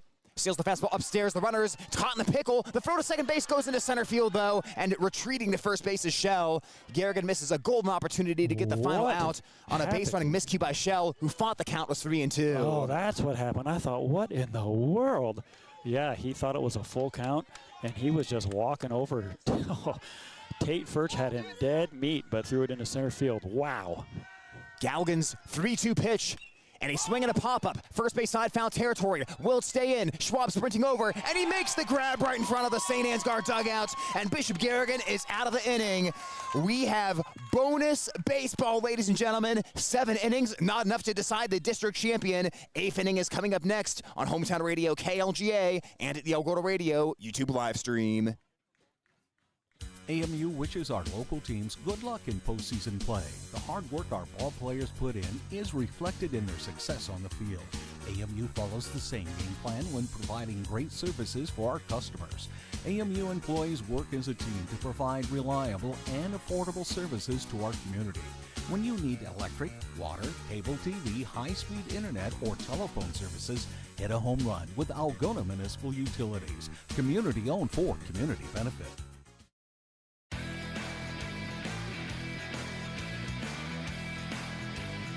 As we come back to St. Ansgar High School, it's bonus baseball. Top of the 8th inning as the Bishop Garrigan Golden Bears and St. Ansgar Saints are tied 2-2, battling for the district championship. A quick note to make here, Wapsie Valley defeats West Fork tonight 8-0 in District 4, so the winner of this game will take on Wapsie Valley on a neutral site on Tuesday night. But we have not decided who the winner is yet. Gus Walk is out for his 2nd inning of relief after stifling a rally by the Golden Bears last inning. Beanie, this game has had all the dramatics. I don't even know how to describe it. Wow. There's been a little bit of everything so far today in this battle between 2 excellent teams. Well, whoever comes out with this game will have really earned this win, as both teams have really faced some demons. Oh, man. We have to go back inning by inning, Tyler, just to talk about all the excitement that happened in this game. And for a duel of 2 elite pitchers, there's been some exciting things happen out there on the base paths. Well, folks, I always say the videos live on our YouTube stream forever, so if you're saying, what happened again in the 1st inning or the 2nd inning, you can go back and watch it right after this one ends. But who knows how long we'll be here tonight with the excellent pitching of St. Ansgar and Bishop Garrigan. Gus Walk facing Dan Mice, Aiden Deitering, and Drew Moeller as Mice attacks the first pitch and lines it towards left field. Racing back is Hoffman. It's over his head. It'll roll to the fence. Dan Mice around first base. He is turning and burning to second, and he'll stop there for leadoff double. He attacked that first pitch and drove it over the left fielder's head for a big start to the inning. Oh, Dan Mice knew that fastball was coming. He was ready for that. Got the hands through the zone, arms extended. Boy, it had a chance. The Garrigan dugout leapt off their feet. They thought it might have a chance to get out. This outfield has been playing shallow all night. He had to take a long run to get that ball. Whew. And now here comes a bunt in all likelihood. Whatever happens, Dietering has to get this runner to third base, so Bishop Garrigan has 2 outs to potentially score the go-ahead run. St. Ansgar is going to do a major defensive shift. The second baseman is coming over and playing halfway down the third base line, so the third baseman, Schwiesau, can stay at third base. There is nobody playing second base right now for the Saints in this defensive shift. Dietering's going to bunt, and the pitch is blocked behind home plate by the umpire. That ball was going to get past shots, but it hit the umpire and stayed at home. Oh, wow. Even so, the catcher didn't find it right away, but Mice makes a good decision and does not advance and risk this golden opportunity to get this run across the plate for the Bears. Dietering, no doubt, preparing to bunt here. Dietering back into the box. The shift continues for St. Ansgar as the 1-0 pitch is taken by Dietering, but it's a called strike, and the count evens out 1-1. Dietering made good contact earlier in the game, poked one up the middle to get on base. He might get the hit sign here since he's having a good night at the plate. If this was Major League Baseball, this would be an illegal formation as Dietering swings away. He bloops to left field, and Hoffman converges. He dives, and he made the grab. Hoffman made the grab down the left field line to rob Dietering of a go-ahead base hit. What a catch by the Saints left fielder. Wow. And Mice, good base running. Didn't get too far off second to get doubled up, able to get back. Dietering does a nice job, puts it in play, but a better play by that left fielder. Whew. He had a hard time seeing that ball at first. He was late to the jump. All right, Mice still at second base. Now will Mueller be bunting as well? Well, here's the risk. St. Ansgar now facing a left-handed hitter. They're keeping second base vacated again with the second baseman coming to play on the third base line. If Mueller swings away and grounds one to the right side, there's nobody there. As he's not bunting, he's taking, and that one's a cold strike on the curveball. Saints are going to keep this defensive alignment, even if Mueller not showing bunt on that first offering. Mueller disagrees with that call. Says it stayed outside. Now the second baseman's going to go back to second base with Mueller not showing bunt. So he goes back late, but they're going to see Mueller potentially swinging away. Walk spins, and part of the reason you spin towards second is saying, hey, is Mueller going to bunt here? But it does not appear that he is. Well, the Bears are putting the ball in play here. Huge hit by Mice to start the inning. Aiden Dietering put a pretty good metal on the ball. 0-1 pitch to Mueller. He is bunting. He is taking the pitch, and it missed the zone. It was close, but the count evens at 1-1. Yeah, the catcher and the umpire are talking there. I think maybe the catcher wants to know if did Mueller indeed pull that bat out of the way, or maybe the catcher's asking for some more room. But it's been an interesting night behind the plate for the catchers and the umpire. The count 1-1 to Drew Mueller. He is bunting, and he hits the third base side, and it's foul. Mueller behind 1-2. He's got a little air underneath that bunt. It fortunately dropped without being caught, but the bad news is now it's a 1-2 count, and if you try to bunt here and foul it off, you are automatically out. Well, Tyler, you would think bunting is one of the easier skills in baseball, but as we have seen tonight, not the case. Both teams struggling to get those bunts down. Really cost St. Ansgar in the top of this inning, or in the bottom of their inning, and now it's costing the Bears. It's been a gargantuan task tonight for both these teams. 1-2 pitch, Mueller check swing, and he held back. It was a nasty breaking ball down below the knees, and Mueller fought long and hard about that one. He did, and he definitely checked his swing. No need for a replay on that one. Good job by Drew Mueller. Stops the hands before they get through the zone. He's still battling with 2 strikes. 2-2 pitch, up and in as it buzzed the tower. He got his head out of the way of the fastball, and the count has gone full at 3-2 on the Bishop Garrigan Sr. Well, Walk, the current pitcher, throws so many breaking pitches and so slow. When he does come with that fastball, it looks real fast because he doesn't throw it very often. He's throwing about 75% of these pitches have been breaking balls by this young pitcher. Boy, 3-2 count against Mueller. This will be a fascinating offering by Walk. He missed upstairs with a fastball. Drew Mueller has a great at-bat after not getting the bunt down, and he will be on first base. 2 on, 1 out for the Golden Bears, and Caden Graves, who so far today is flat out to center, reached on an error by the first baseman and walked. And now we're going to see a conference on the mound, potentially for St. Ansgar, or maybe a change here defensively as the coach is walking out for the lineup card. But in any case, Graves is about to be in a huge spot. Well, Graves has done some great at-bats tonight to put the bat on the ball, also drew that huge walk. And they're in a conference. They've got a deep pitching staff. I wouldn't be surprised if they're going to take a look at another pitcher. I mean, Walk is getting hit hard by the Bears. Mice put a charge in it. Aiden Dietering put a charge on the ball. And if they have other pitchers, the coach might be thinking, well, let's give someone else a shot. So as of right now, Walk has not left the pitching rubber unless they make a late pitching change. It appears that this is just going to be a pep talk to fire up Walk. And Walk is going to stay in the game. Well, Walk was so pumped up after his last inning. He struck out the final Bear batter to end his relief appearance. And he had so much adrenaline going. He might have a hard time coming back from that. What a district championship game this has been. 2-2 tie, top of the 8th between Bishop Garrigan and St. Ansgar. Golden Bears have the go-ahead runs on base. We're tied at 2 with Meister at second base and Drew Moeller at first base. Caden Graves, the junior, into the box. Designated hitter for the Golden Bears. Sees the first pitch from Walk. He tries to bunt. He pulls it back, and that one's in there for a called strike as Graves shakes his head no. Boy, And the count 0-1. There's been a lot of disagreement by the batters tonight on both teams with the umpire. Yeah, it's hard for us to tell, folks. We're off to the side, so like I said, we can see high-low pretty well. Inside-outside's a little bit shaky for us over here, but there has been some vocal disagreements here in this district championship game. The one thing we can always see is when a high school batter turns around and looks at the umpire and starts shaking his head, or vice versa. Not something I'm quite accustomed to. But here we are playing the game. Caden Graves bats with 1 strike, top of the 8th. Bears have a go-ahead run on second base and Drew Moeller on first. Dan Mice on second. Graves trying to bunt. He pulls it back and takes another strike. Well, Graves showing bunt, maybe just trying to see what this defense is doing, but he's got 2 strikes on him now, taking 2 strikes instead of bunting them. Shuisao at third, the former pitcher. The 0-2 pitch, and Graves pops it up, foul territory. That one is coming near the fence. Coming back as Stotts, the catcher, he has room, and he makes the grab in this cavernous foul territory, and the runners have to stay put. That is out number 2 of the inning. Ooh, that was a tough catch. Nice job by that young catcher. Graves hit that one high into the dark sky here. This twilight sky, hard to see the ball up there, and that catcher was right up against the chain link here as it bent back towards him. Well, Beanie, in the infinite wisdom of social media, of course, we already know Wapsie Valley won. They're going to play in the sub-state game, but our wonderful friends at Bound may have tweeted the result of this game too early. They have tweeted that St. Ansgar will play Wapsie Valley in the sub-state game coming up on Tuesday. Got to tell them this game isn't quite over yet. It's still tied at 2. Well, I guess you can't be more of an underdog than that when they're already advancing the other team to the next line of the bracket. So Bears chance here with a pinch hitter coming to the plate. Top of the 8th inning, go-ahead run on second in the form of Dan Mice. Drew Muller's on first, and Nate Lear, younger brother of Nick Lear, comes to the plate. He has some power, folks. Well, Beanie, I'm having flashbacks to the district championship game in 2022 when Jacob Lear hit a go-ahead 2-run double to get Bishop Garrigan past Alta Aurelia and eventually set them up for a matchup with Mason City Newman as Nate Lear takes ball 1. We'll see if it could be another big base hit. A potential go-ahead base hit in a district championship game for someone in the Lear family.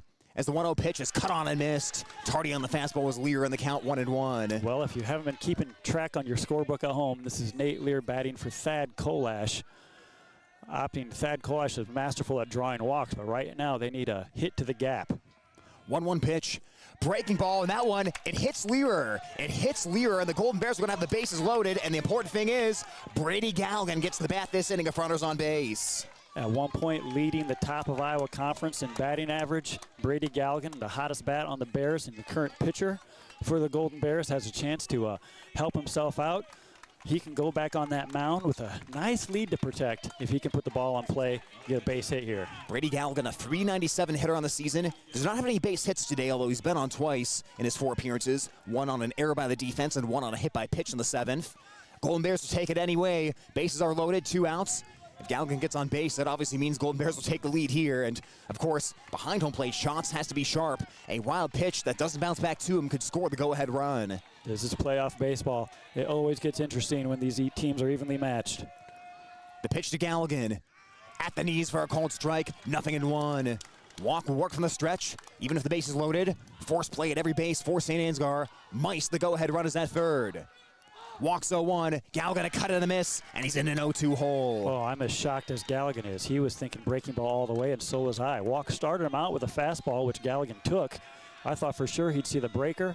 Instead, he tries to shove the fastball past.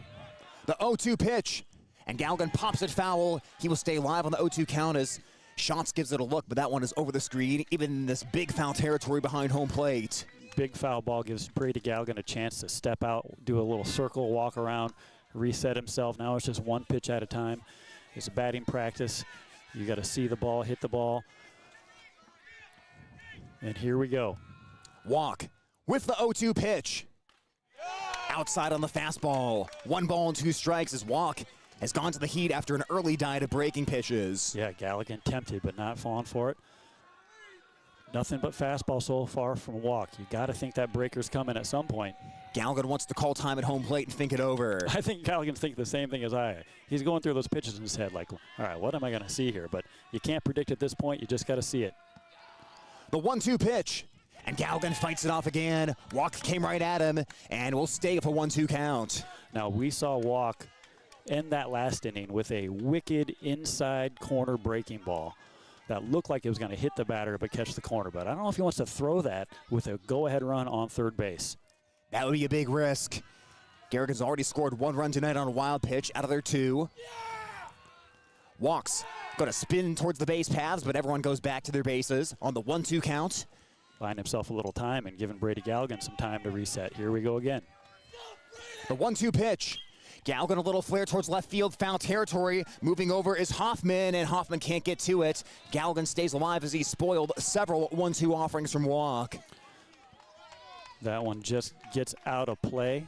Left fielders had some busy time this inning. This inning all started with Dan Mice ripping one to the fence. A double that the left fielder had to run track down. Boy, we've seen good pitching all season by the Bears. The St. Ansgar has their share of good pitchers as well. Walk hands above the letters. Fires the 1-2, and Galligan with a slice job, first base side, foul territory, and that one is dropping in a hurry. It's on top of the St. Ansgar dugout, out of play. Well, that's at least 4 foul balls by Brady Galligan on a steady diet of fastballs from Walk. He doesn't want to throw any breakers. Galligan keeps fighting off the fastball. This is a classic battle between the pitcher and the batter. Coaches talk about this all the time. You got to win the battle in these moments. Boy, at some point you'd think Galligan's got to see a breaking ball, but Walk doesn't want to risk a wild pitch. 1-2. There's the breaking ball, and he rings him up for strike 3. Galligan gets rung up, and the Golden Bears leave the bases loaded. They left runners second and third in the 7th, and they leave the bases loaded here in the 8th. We stay tied at 2. Bottom half of 8 coming up next on Hometown Radio KLGA and at the Elgato Radio YouTube stream. When you need cash on the go, there's no need to pay a surcharge fee with MoneyPass. Iowa State Bank is proud to be part of the MoneyPass network of surcharge-free ATMs found nationwide. Look for the green and blue MoneyPass symbol on over 32,000 ATMs across the nation. Or find an ATM near your vacation spot or travel destination at MoneyPass.com. MoneyPass, another way that Iowa State Bank helps people succeed. Member FDIC. Sure, you can shop the big box stores if you just want to be a number, but if you want knowledgeable staff with personalized customer service, you need to shop local at North Iowa Appliance Center. They go that extra mile to make sure prices are competitive, and they focus on stocking high-quality, reliable appliances from trusted brands. The roots of this family business began 47 years ago, and they're still going strong today. North Iowa Appliance Center, Highway 18 East in Algona, where they sell the best and service the rest, carrying Maytag, KitchenAid, Whirlpool, and Amana.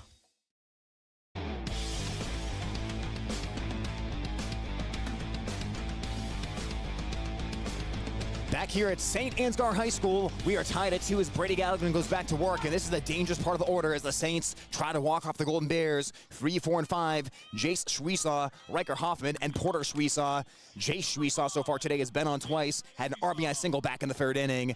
Boy, Beanie Galligan had such a long, mentally taxing battle against Gus Walk. He's got to now walk in and get ready to pitch here after that long, drawn-out at-bat. So Schwiesaw, the dangerous number 3 hitter. Saints battling the Golden Bears here in this district championship game. As St. Ansgar, the number 6 ranked team in the state, battling the 18-7 Golden Bears. Pitch by Galligan. Nice breaking ball in there for a called strike, and it's 0-1. Well, Tyler, you said something very astute off the air. Galligan just went through a marathon difficult at-bat. Schwiesaw ground ball towards third base, gloved by Deitering. He will set himself and fire across the diamond in time for the out. And the boys had a huge one. You hold your breath anytime Schwiesaw's at the plate, as that's out number 1 of the inning. And we wondered, can Galligan come back from that lengthy at-bat? and be able to take the hill. And boy, he proves it just there, firing strikes right in the zone. The senior getting it done here on that first batter. That's a big out on a good hitter. 1 out in this bottom of the 8th inning. One of the biggest differences tonight is Riker Hoffman takes a called strike. Bishop Garrigan has been very good defensively, whereas St. Ansgar has been very poor defensively at times in this game with unofficially 3 errors. Galligan's 0-1 pitch, in there for a called strike, but a lot of infield ground balls and the Golden Bears being tested all around, but they've made the plays tonight as the count is 0-2 on Hoffman. Nice curveball there by Garrigan, working ahead 0-2. 0-2 pitch. Tried the high fastball, but sailed it way up high as Hoffman wasn't tempted. Count 1-2. It has been hard to tempt Hoffman, Schnabel, a few other batters for St. Ansgar with great eyes. 1-2 pitch. He dirted the breaking ball, and Hoffman didn't chase it. I think that's a good observation, Beanie. Between Schnabel and Hoffman, those two have unbelievable eyes. If there's better than 20/20 vision, they have it. 2-2 pitch. Breaking ball dribbled first base side. Schwab off the bag. Garrigan covers, but Schwab's going to win the foot race himself, and it's 2 up, 2 down on a pair of infield groundouts. Nice job by Garrigan. Doesn't matter at this point, extra innings, but Garrigan's managed to get 3 outs here with just 14 pitches, working very efficiently since he came in relief of a great game by Dan Mice. And like you said, Tyler, earlier about the defense of the Bears, great plays by Alish, Didering at third. Schwab just makes a great one there. Their defense has been solid all night. And back when Garrigan used to be the shortstop, he made a tremendous backhanded play earlier in this game. Of course, he and Mice have switched places, as Mice is now the shortstop and Galligan's the pitcher, as he missed on the breaking ball to Porter Schweiss for ball 1. And he sails a fastball above his head for ball 2. And something that won't go in the book or talked about much is that this St. Ansgar team, which clearly has good speed, has not been able to swipe bases with Tate Furch behind the plate. 2-0 pitch, and another breaking ball that missed the zone, count 3-0. Just another St. Ansgar batter right now that is very selective at the plate, but the Bear pitchers have gotten the swing when they need it. 3-0 pitch, and Garrigan lays the breaking ball over. The little get-me-over curve, and the count is 3-1. Boy, that shows a lot of confidence in his breaking ball to throw that 3-0. The 3-1 pitch, another curve, and that one is ball 4 as Furch held the pose for a long time, but he couldn't convince the home plate umpire as Schweiss will be at first base. Well, I am wearing headphones, but I can hear some dissent from the Garrigan faithful that have made this long trek over here to St. Ansgar. A lot of people on their feet at this point, more than you see at a high school baseball game. There's some tense faces out there. The parents knew they were going to see a good one tonight. Winning run at first base, Colton Winya batting. Winya watching and Garrigan delivering strike 1. Winya today is 0-2. He's laid down a sacrifice bunt, and he's grounded out to shortstop twice in this one. Right-handed hitting first baseman for St. Ansgar. Pitch to Winya. Breaking ball below the zone, and the count is 1-1. The umpire really looked like he was going to give that strike to Brady Garrigan, but he changed his mind. Guess that's why he takes the long pause. Schweiss now at first base. And that's in there for a called strike. Garrigan works ahead, 1-2 against Winya. Garrigan throwing nothing but breaking balls at this point, getting them over for the strikes. He's going to force these Saints to swing at that curveball. Pick up to first base and almost threw it away. If that ball doesn't hit the runner, Schweiss is heading to second base, but they got fortunate that it hit Schweiss on the leg and stayed right at the first base bag. Now here we are again. I bet you in any other game that St. Ansgar Saints have played this year, that runner is on second base with a straight steal. But with Tate Furch behind the plate, they have not even attempted. Fastball sails up high for a ball. Count evens at 2-2, and it's a big secondary lead by Schweiss, but he's showing no interest in taking off to steal that bag. They're going to try to hit for it. Pitch to Winya, laid off a tough breaking ball. That was clearly out of the zone, but Galligan's induced a lot of swing and misses on that exact pitch earlier this season. Yeah, I'll tell you what, I would have swung at that one twice by the time it reached the plate. Beautiful pitch, but not tempted. The payoff pitch. Breaking ball, cold strike 3. They ring him up, and Winya barking at the home plate umpire as the inning is over. We will head to the 9th, still tied at 2 on Hometown Radio KLGA and the Algona Radio YouTube live stream. Postseason Sports brought to you by Feed Mill Coffee Company, your locally owned coffee shop in downtown Algona. Cotton Grave Farm Management and Land Realty in downtown Algona. Trusted for farmland service needs since 1960. Redding Gravel and Excavating, serving Algona and the surrounding area since 1948. Steyr Ag Aviation, aerial and ground application agronomy service. Lance and Tracy Ludwig, your Channel seed dealer in Wesley. Lentz Funeral Home, someone who cares and understands. Nielsen Trucking, your project is their priority. JDR Seed of Wesley, your Whipple's seed dealer. More tournament sports sponsors. Vasky Sales and Service of Bancroft. Didering Brothers Farm Equipment Sales and Service. State Line Cooperative. Real people, real pride. Goshi Custom Cabinets of Bancroft. They'll meet your kitchen, countertop, and cabinet needs. Iowa Lakes Community College. Your community, your college. PMC Advantage Insurance Services. Having the advantage makes all the difference. Sudal Tax and Accounting. Your certified public accountants. Algona Feed Store. Home of your feed needs. Algona Hearing Center. Better living through better hearing.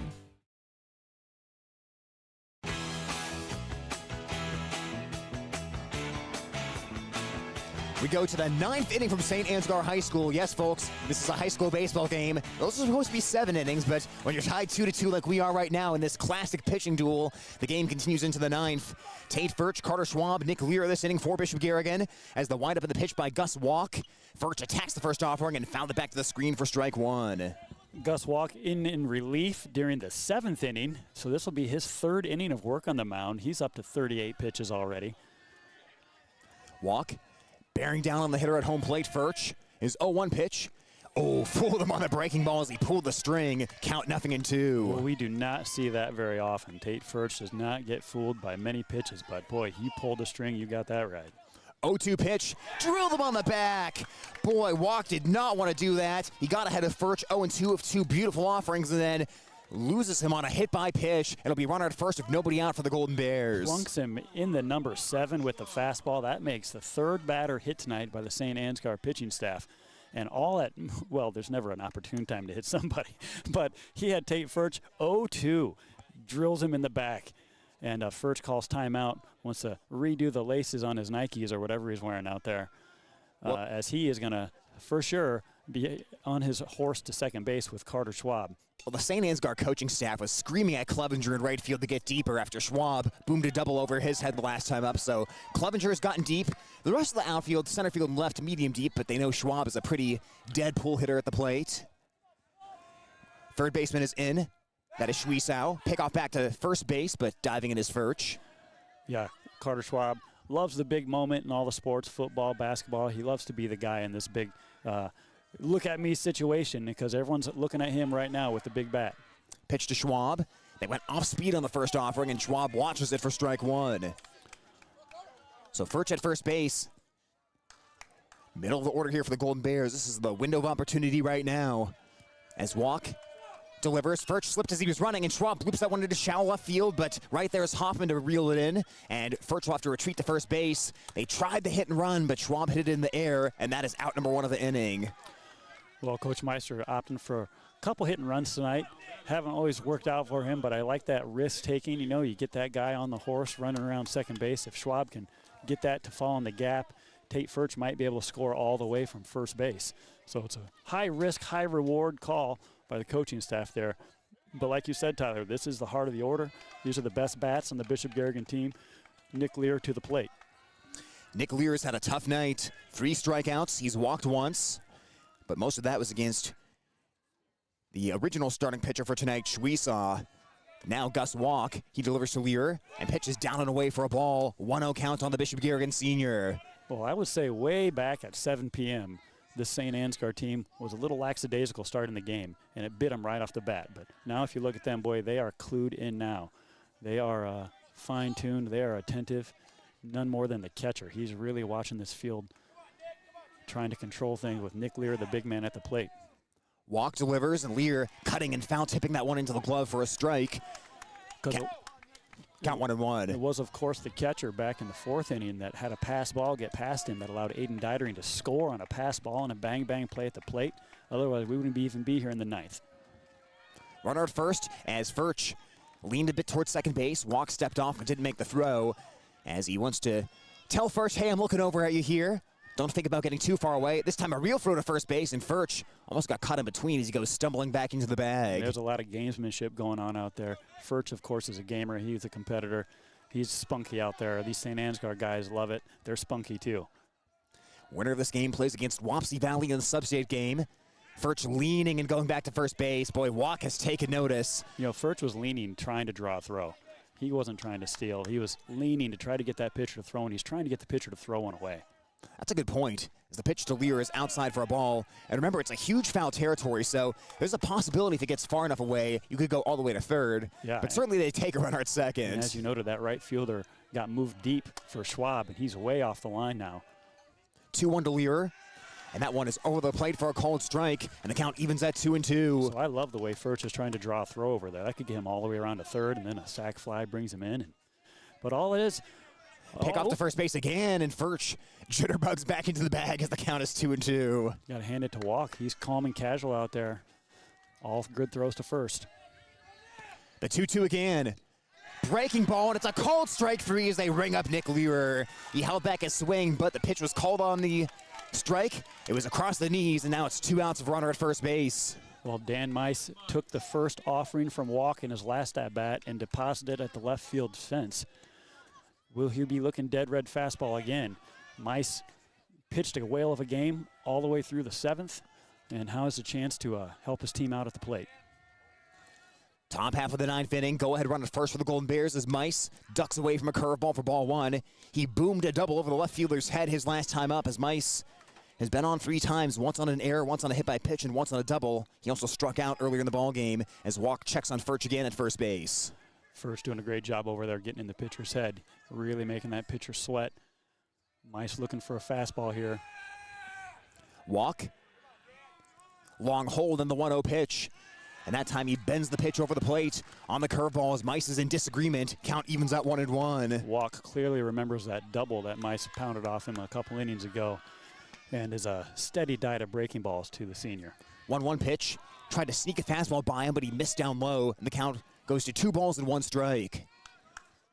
Tate Furch still at first base with all the theatrics as Walk spins over there while Furch was taking his lead, but didn't make the throw. What a battle this is. Pick off to first base again. Furch diving back in. Boy, the batter versus pitcher's duel normally takes center stage. Right now, it's the pitcher versus the runner at first base that's at the center of our attention. Tate Furch just loves to play games. He's playing one right now with the pitcher's mind. 2-1 by Walk, down and away, and it goes to the backstop. Tate Furch is on his way to second base, and maybe in some small part, he distracted Walk enough to throw a wild pitch. Yep, I think Tate Furch definitely had something to do with that. Now he's the go-ahead run at second base. A base hit by Mice gives Garrigan the lead. You know, besides getting in the pitcher's head and making them sweat a little bit, I think Tate Furch was making his coaches sweat a little bit. Coach Lappy over there at first base coach and Coach Meister here at third. They didn't want to say anything to Furch, but boy, he was making them sweat. And now they're going to put Mice on first intentionally. Yeah, I think that's the right play. It's a 3-1 count. Mice already doubled off Walk earlier in this ball game, so you're going to have to force Dietering to get a base hit. Dietering 1 for 4 today with a single and a pair of strikeouts. He's also flying out to left field.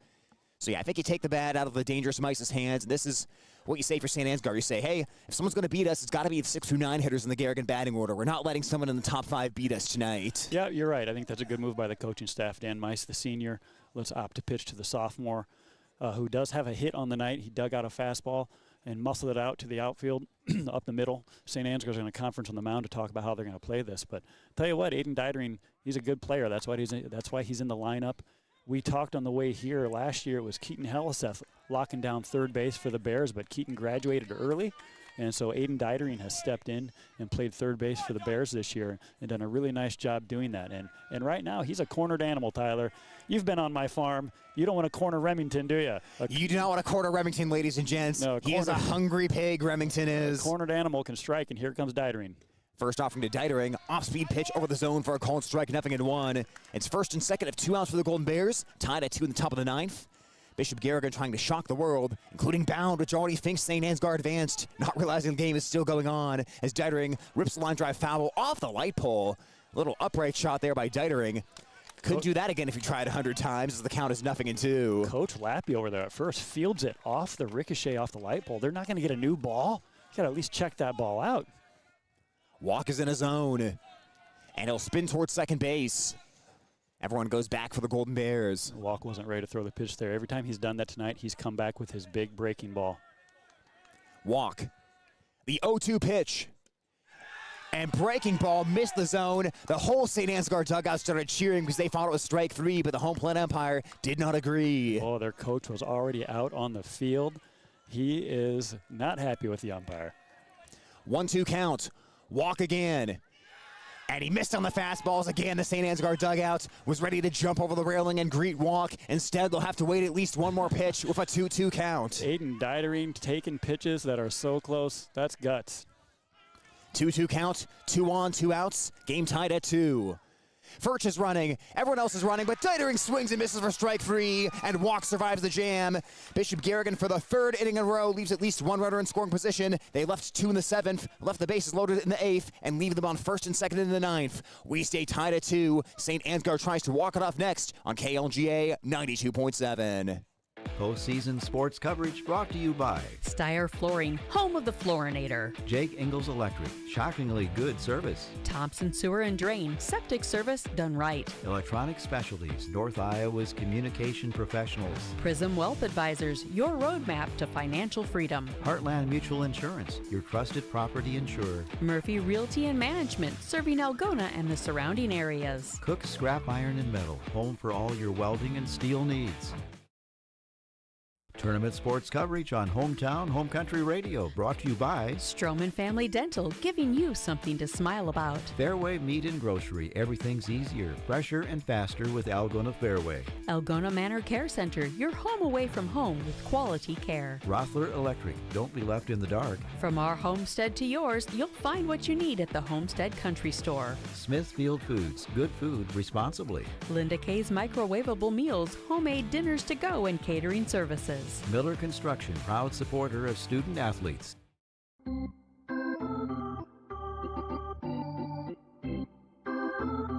Hey Golden Bear fans, this is Carter Schwab, and you're listening to Bishop Garrigan Baseball on KLGA. A steady diet of Tums being consumed by all the fans back at home in Algona watching and listening as Bishop Garrigan and St. Ansgar are tied at 2. It's the bottom of the 9th inning as St. Ansgar has hitters number 7, 8, and 9. And Beanie, it's been a game so far, but I'll tell you this. I think the Saints have the same question as the Golden Bears. You have some maybe underdog guys at the bottom of the order trying to come through, just like Bishop Garrigan's tried to do the same thing with their bottom of the order today against a tough pitching staff. Oh, everybody's just trying to come through and get it done for their team. There's been some great moments. I need some Tums. I've got the Jimmy legs going in a couple of moments. I hope the camera's not shaking in some of these tight spots, but here we are once again, bottom of the order for St. Ansgar. Brady Galligan has been pitching very well in his relief duties of Dan Mice, who pitched the first 6 2/3. Galligan needs strikes as he will miss outside on the breaking ball to Jackson Vroom, the designated hitter. Count 1-0. Zaid Shell and Joe Clevenger are also due to hit this inning for St. Ansgar. The 1-0 breaking ball, and the home plate umpire still behind home plate as the ball misses in the count 2-0. Boy, yeah, he's earning his paycheck tonight. He's working 9 innings. 2-0 pitch. Galligan took a little off the fastball, and he missed the zone, and he's behind 3-0 against the leadoff batter as St. Ansgar has some activity in the bullpen. And this zone has stayed tight. 3-0 pitch. Galligan lays over a breaking ball at the knees, 3-1 to Vroom. Usually when the innings go on like this, those zones get very big from the umpires, but this umpires have been consistently small zone. 3-1 pitch, called strike as Vroom flips the bat. He has to head back to the home plate area and hit the 3-2 count. That is not going to curry any favors with the home plate umpire, who's been hearing it from both sides so far tonight. The intensity in this one. And the third base coach for St. Ansgar is going to ask for an explanation as to where that pitch was, while also talking to Jackson Vroom, the designated hitter. Yeah, Vroom did the bat flip to the dugout and was already going down to first base. He clearly thought he saw ball 4. So this coach, if anything, is just going to give a chance for his batter to reset himself after, it is a mental shift that happens in your head when you think your at-bat is over. And then you have to come back and do it all over again. And a great opportunity for Galligan to blow a pitch by him. And the coach did a good job of breaking up that series. Galligan, like Mice, likes to work quickly as they break up the momentum. The 3-2 pitch. Locked him up on the breaking ball for strike 3 as Vroom went stumbling but couldn't pull the trigger. And Galligan has another punch out for out number 1 of the inning after battling back from 3-0. Oh, his knees buckled. Galligan has been throwing breaking ball after breaking ball after breaking ball. Clearly, it's his most confident pitch. And St. Ansgar batters flustered. Here is Zaid Shell, who's over 2 today with a pair of strikeouts. Shell attacks the first pitch. He went after the high fastball that was maybe a bit up, but saw one to his liking and fouled it off.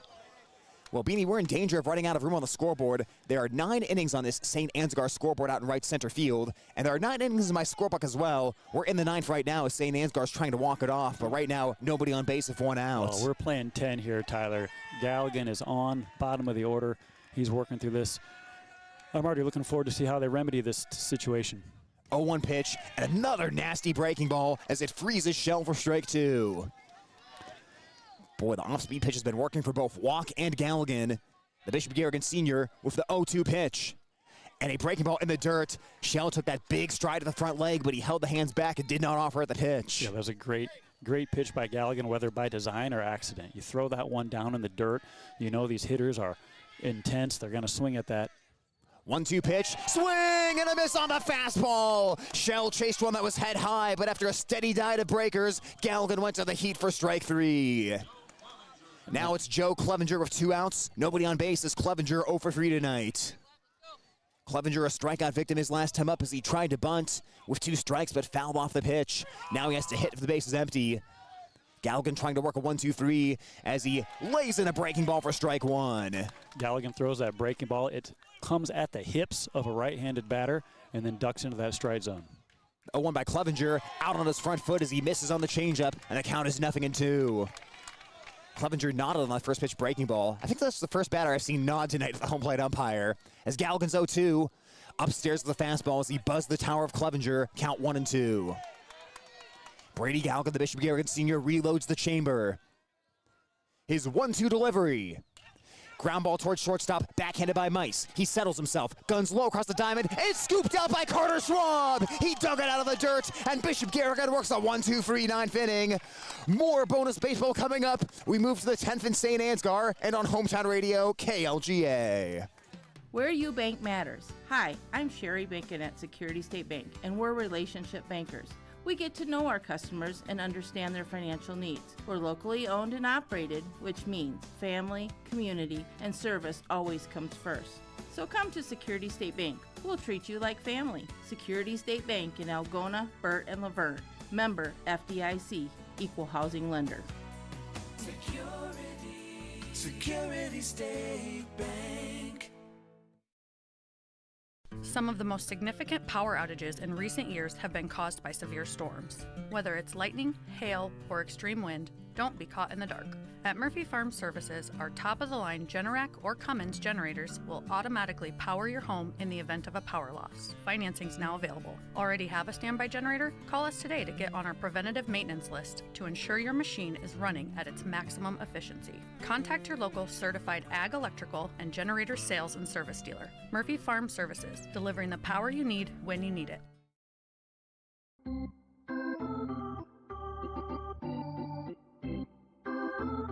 Hey Golden Bear fans, this is Tate Furch, and you're listening to Bishop Garrigan Baseball on KLGA.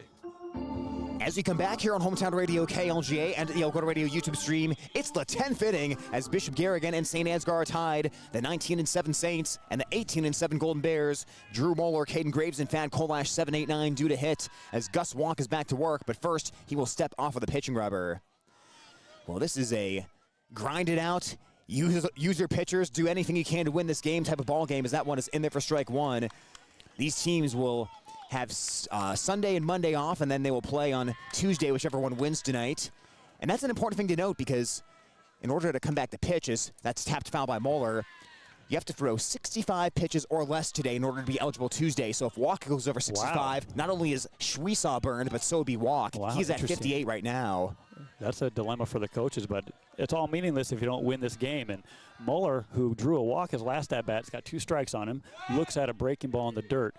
He had a great at-bat his last time drawing that walk, but boy, Tyler, these last few innings, ever since the 2 starting pitchers have come out, every inning has just been electric with all kinds of action. 1-2 to Moeller, up at eye level for a ball, 2-2. Drew's fallen behind a few counts today, but it seems like he always finds a way to lay off those 2-strike pitches and get back into the battle. Walk from the windup, ready for the 2-2, and he blows the fastball by Moeller for strike 3. Out number 1 of the 10th is recorded. Well, both relief pitchers, Garrigan and Walk, have really given batters a steady diet of breaking balls, but Walk here has shown the ability to throw a pretty good fastball when he needs it, as he does it to Moeller right there. Blows it past him. Now Caden Graves to the plate. Graves to the plate, as he's 0 for 3 today for Bishop Garrigan. Has reached on a walk and an error by the defense, and he is hit by the pitch. Oh, is he going to... Another time. Boy, the Garrigan Bear batters, they're happy to take one for the team. Second time tonight that someone has gotten beaned and made no effort to get out of the way of the baseball. And the umpire each time has looked like he might hold them and not let them take first base. But then inevitably allows them to hustle down there. So how huge is that? I noticed the pitcher was a little bit wild during warm-ups. He didn't throw many strikes. And now Thad Kolash with another 20/20 vision, very good at drawing walks to the plate with the go-ahead run, Caden Graves on first base. Well, I'd imagine, even though there's one out, you bunt here and you give Brady Garrigan one shot to get the run in from second base. That's what I'm guessing is going to happen. Kolash 0 for 3, 3 strikeouts today. That's what St. Ansgar thinks will happen, as Schwiesaw is about a third of the way down the third base line anticipating a bunt, while the first baseman Winya holds the runner at first. Kolash is bunting. He puts it down and it hit him. Was he out of the box? Yeah, I think he was out of the box, and he's going to be out. If he was out of the box, he is out, and Graves will have to go back to first, and he was. Yeah, Kolash made the bunt. He got the bunt down, but as he ran out of the right side batter's box, it bounced up and hit him in the leg. And by rule, that batter is automatically out. That's a bad break for Kolash. He was on his horse. He might have beat that ball. It was a nice bunt. It was going to be, except it came up and hit him in the leg. Well, Coach Meister is at least going to get his 2 cents into the home plate umpire after that. Well, in Coach Meister's defense, that batting box has been scratched out many innings ago. so it was just the umpire's discretion of whether Thad Kolash was out of the batter's box or not. And finally we have a good angle on something, and I believe he was. Yeah, I kind of thought he was too initially. Again, we're far away from the play. The home plate umpire is close to the play, but that seemed like he was out, at least as much as we can say from this vantage point. Well, still got to get Caden Graves. You know, the Bears have stolen, I believe, 3 bases tonight. Got caught once, I believe. And it was on what appeared to be a failed hit and run, too, when they got caught. Right, it wasn't a straight steal. We're not supposed to be anyways. So maybe Caden Graves can use that offensive lineman speed, get himself over to second base. But, boy, he took a hard hit in that left elbow. He's got to be feeling some pain over there. But well, he has to fire off the ball. Can he fire off at first base? He does not, as Gal got a soft line drive towards shortstop, knocked down on the backhand by Schwiesaw, throws across the diamond, and he gets Galgan at first base. Porter Schwiesaw with a nice glove, and Brady Galgan is the third out of the inning as Bishop Garrigan does not score. St. Ansgar will try to walk it off again. We head to the bottom half of 10 on Hometown Radio KLGA and at the Alberta Radio YouTube stream. Some of the most significant power outages in recent years have been caused by severe storms. Whether it's lightning, hail, or extreme wind, don't be caught in the dark. At Murphy Farm Services, our top-of-the-line Generac or Cummins generators will automatically power your home in the event of a power loss. Financing's now available. Already have a standby generator? Call us today to get on our preventative maintenance list to ensure your machine is running at its maximum efficiency. Contact your local certified ag electrical and generator sales and service dealer. Murphy Farm Services, delivering the power you need when you need it. Postseason sports coverage brought to you by Northwest Bank, commitment you can bank on. Algona Dairy Queen. Check out the summer blizzard menu. Bodie's Moonlight Garden. See them at the farmer's market. Capacious Brothers Incorporated, Pioneer Seed. Flipside in Laverne, open 7 days a week. Dine in or carry out. Snap-on Tools, the most valued tool storage solutions in the world. Sportsman's Corner, your power sports headquarters for Can-Am and Honda. Bub's Pie Shop serves delicious lunch and pie Tuesday through Fridays, 11 until 2. Advanced Drainage Systems, our reason is water. Postseason.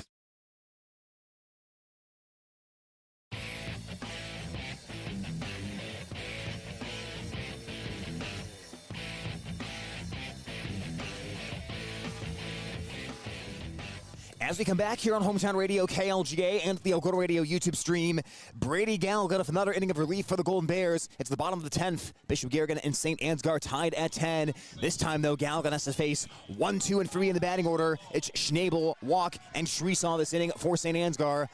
As good of an opportunity as any for the Saints. Galgan into the windup and the pitch.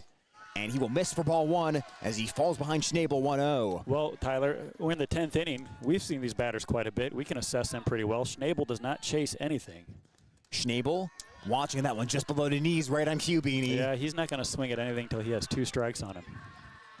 Galgan into the windup, ready for the 2-0, and he will lay the fastball over for a called strike to Schnabel, 2-1. Brady Galgan at 42 pitches right now. Gus Walk at 64 as the 2-1 pitch. Down low for a ball, 3-1. If St. Ansgar does not score this inning, they'll have a big decision to make because if Walk throws one more pitch, he's ineligible for Tuesday. 3-1 pitch. Schnabel ground ball towards second base. That's towards the middle, and it's through to center field for a base hit. A seeing eye single by Anthony Schnabel, and the leadoff man is aboard for St. Ansgar.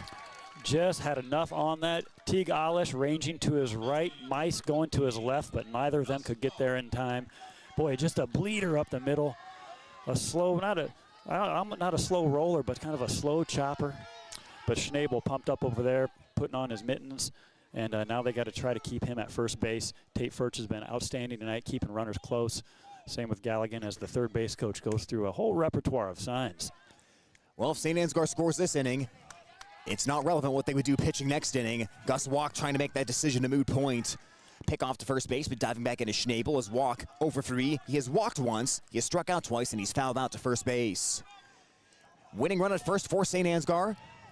Deitering in about a third of the way down the third baseline, anticipating bunt. Walk is bunting, and he fouls it off behind home plate. And these two teams continue to have a devil of a time laying down a bunt. Yeah, boy, bunts have been a nightmare for both teams. And you got to imagine that this second batter in the lineup bunts all season long. But unable to get the bunt down there, now has a strike on him. But how about that? Tate Furch and Brady Galligan, the battery, keeping that runner close at first base. They are not just going to try to straight steal against these two guys. That is the respect that Tate Furch has garnered as Schnabel's at first base with 23 steals on the season in 24 attempts. Walk is bunting, he pulls it back, breaking ball down and away, snap for the first by Furch, and Schnabel goes back in standing. Right, look at that, 23 out of 24 stolen bases, and the Garrigan battery keeping that guy locked down at first base. And frankly, the Saints have run wild this year. 124 steals coming into today, and they have really not wanted to test the arm of Tate Furch, but if you've watched him play baseball, you know why. 1-1 pitch, it's bunted by Walk towards third base. Deitering gloves, he'll take the out at first. It's a low throw. Can Schwab scoop it? No, he cannot. Schwab couldn't dig that one out, and the Golden Bears in a jam now. First and second, and the number 3 hitter coming up, Jace Schwiesaw. Well, Schwab had a brilliant scoop to end the last inning on a bullet from Mice to end that last inning, but that one was a bullet from Deitering. Angle was different, and Schwab couldn't pick that one. And now runners at first and second. Nobody outs with the 3-hitter up. Will they bunt again? Or you're hitting away with the guy in scoring position? Boy, what a question that is. Nobody's scored in this game since the 4th inning. Bishop Garrigan 1 in the 1st, 1 in the 4th. St. Ansgar 1 in the 2nd, 1 in the 3rd. And both teams have left runners aboard base so far in this ball game. It really is amazing how similar these two teams are, of how the lineup's constructed, how the pitching staff's constructed, what the strengths are, what the weaknesses are. We've seen these two teams just come to a standstill here tonight, but the Saints, with their best opportunity now, the number 3 hitter, Schwiesaw due up, with Hoffman up next if Schwiesaw can't come through. Schwiesaw, of course, the elite pitcher that started this game. He and Dan Mice had an outstanding pitching duel through almost 7 innings. Until we got ourselves an extra inning situation here, way past our bedtime, Tyler. You're not going to be able to run tomorrow. You're going to be too tired. Oh, man. You know what's going to happen is Tyler's going to be sleeping in tomorrow, but then those sun rays are going to be beaming down while I'm running outside. It's going to be a hot one, but what a game tonight. Certainly makes all that worth it. So the St. Ansgar Saints are having a conference right here in front of us. They're probably thinking what to do. If they do bunt the runners over to third base, they have 1 out, and then they have a sac fly possibility. They have a pass ball possibility. Lots of ways to score once you get to third base. But then again, you've got your best hitter at the plate, and there's already someone in scoring position. Do you let him take a cut at it, try to get a base hit? But boy, the hits have been few and far between for both teams tonight with great pitching on both staffs. So a pivotal moment in this game. Does the number 3 hitter swing away, or does he bunt? First and second, nobody on for St. Ansgar after Bishop Garrigan's first error of the game on the throw by Deitering. He is bunting, but the pitch is a curveball that misses outside for a ball, 1-0 count. That's a great pitch by Garrigan. You have this big conference. You know he got the direction to bunt. Throw one breaking ball outside. See if he lunges at it. You might get one of those fluke pop-up bunts, double play. Bunting has been impossible for both teams tonight. Well, the number 3 hitter, Schwiesaw, doesn't punt a lot, but according to the stats he's laid down 2 this season, Garrigan trying to wheel around and pick the runner off at second, but diving back in safely is Schnabel without a throw. Boy, Schnabel was he was clued in there, but he scrambled back. Garrigan does that set play. They all come charging in, and the pitcher whirls and tries to pick off the runner on second. Good chance, but it didn't fall for it. The runner at first does not matter. The runner at second base, Schnabel, is the winning run for St. Ansgar. We're tied at 2 in the bottom of the 10th inning. Nobody out.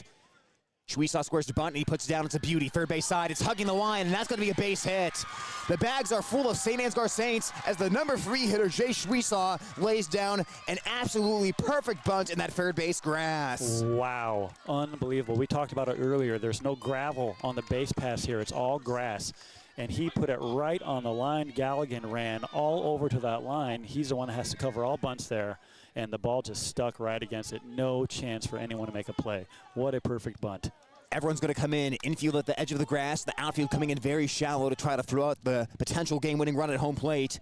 Schnabel's at third base, his run the only one that matters, as Garrigan is going to go from the stretch. You want to minimize the secondary lead by Schnabel and give yourself the best opportunity for an out at home on a ball in play by Riker Hoffman, the left fielder. Well, and if they try the squeeze bunt, we're going to see some dramatics here as Garrigan tries to cover it. Hoffman swinging away, and he's taking off-speed offering for a called strike from Brady Garrigan. Now you really need to strike out.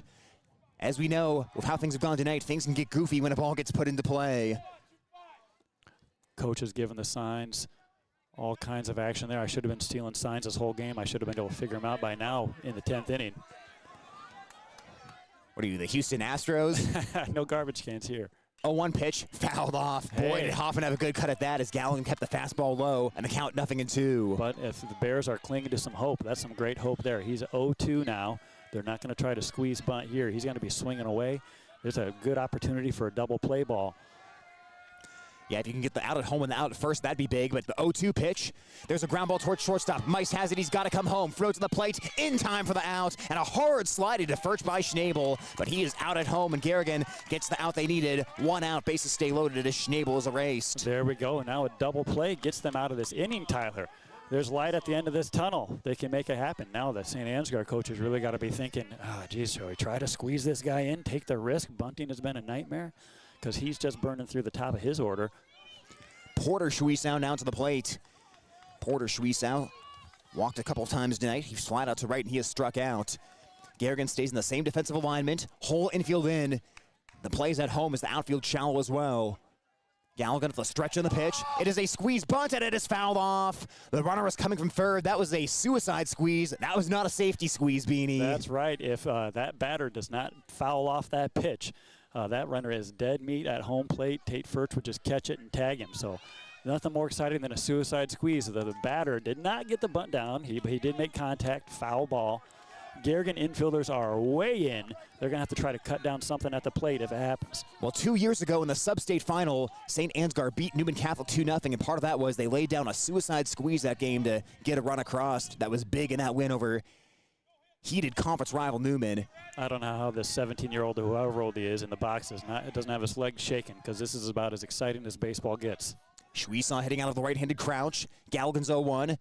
Oh, and it hit him, and the game is over. Oh, my gosh. Garrigan collapses on the mound, and the Golden Bears season's going to come to an end on a hit-by-pitch.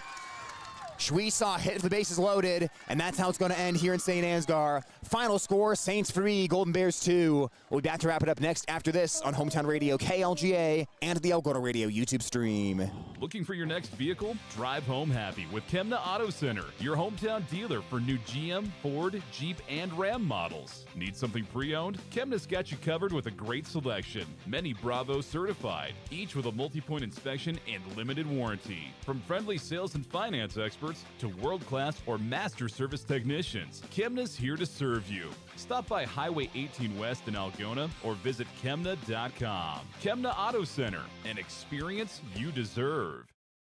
Living in Iowa sure means we rely on our furnaces and air conditioners to keep us comfortable all year round. That's why Algona Plumbing and Heating is proud to be your local trusted Armstrong dealer. They're committed to bringing you the highest quality products in heating and cooling, and it doesn't get any better than Armstrong furnaces and air conditioners. For all your plumbing, heating, and cooling needs, give them a call at 295-5240 or stop by their Dodge Street location. Live comfortably with Algona Plumbing and Heating.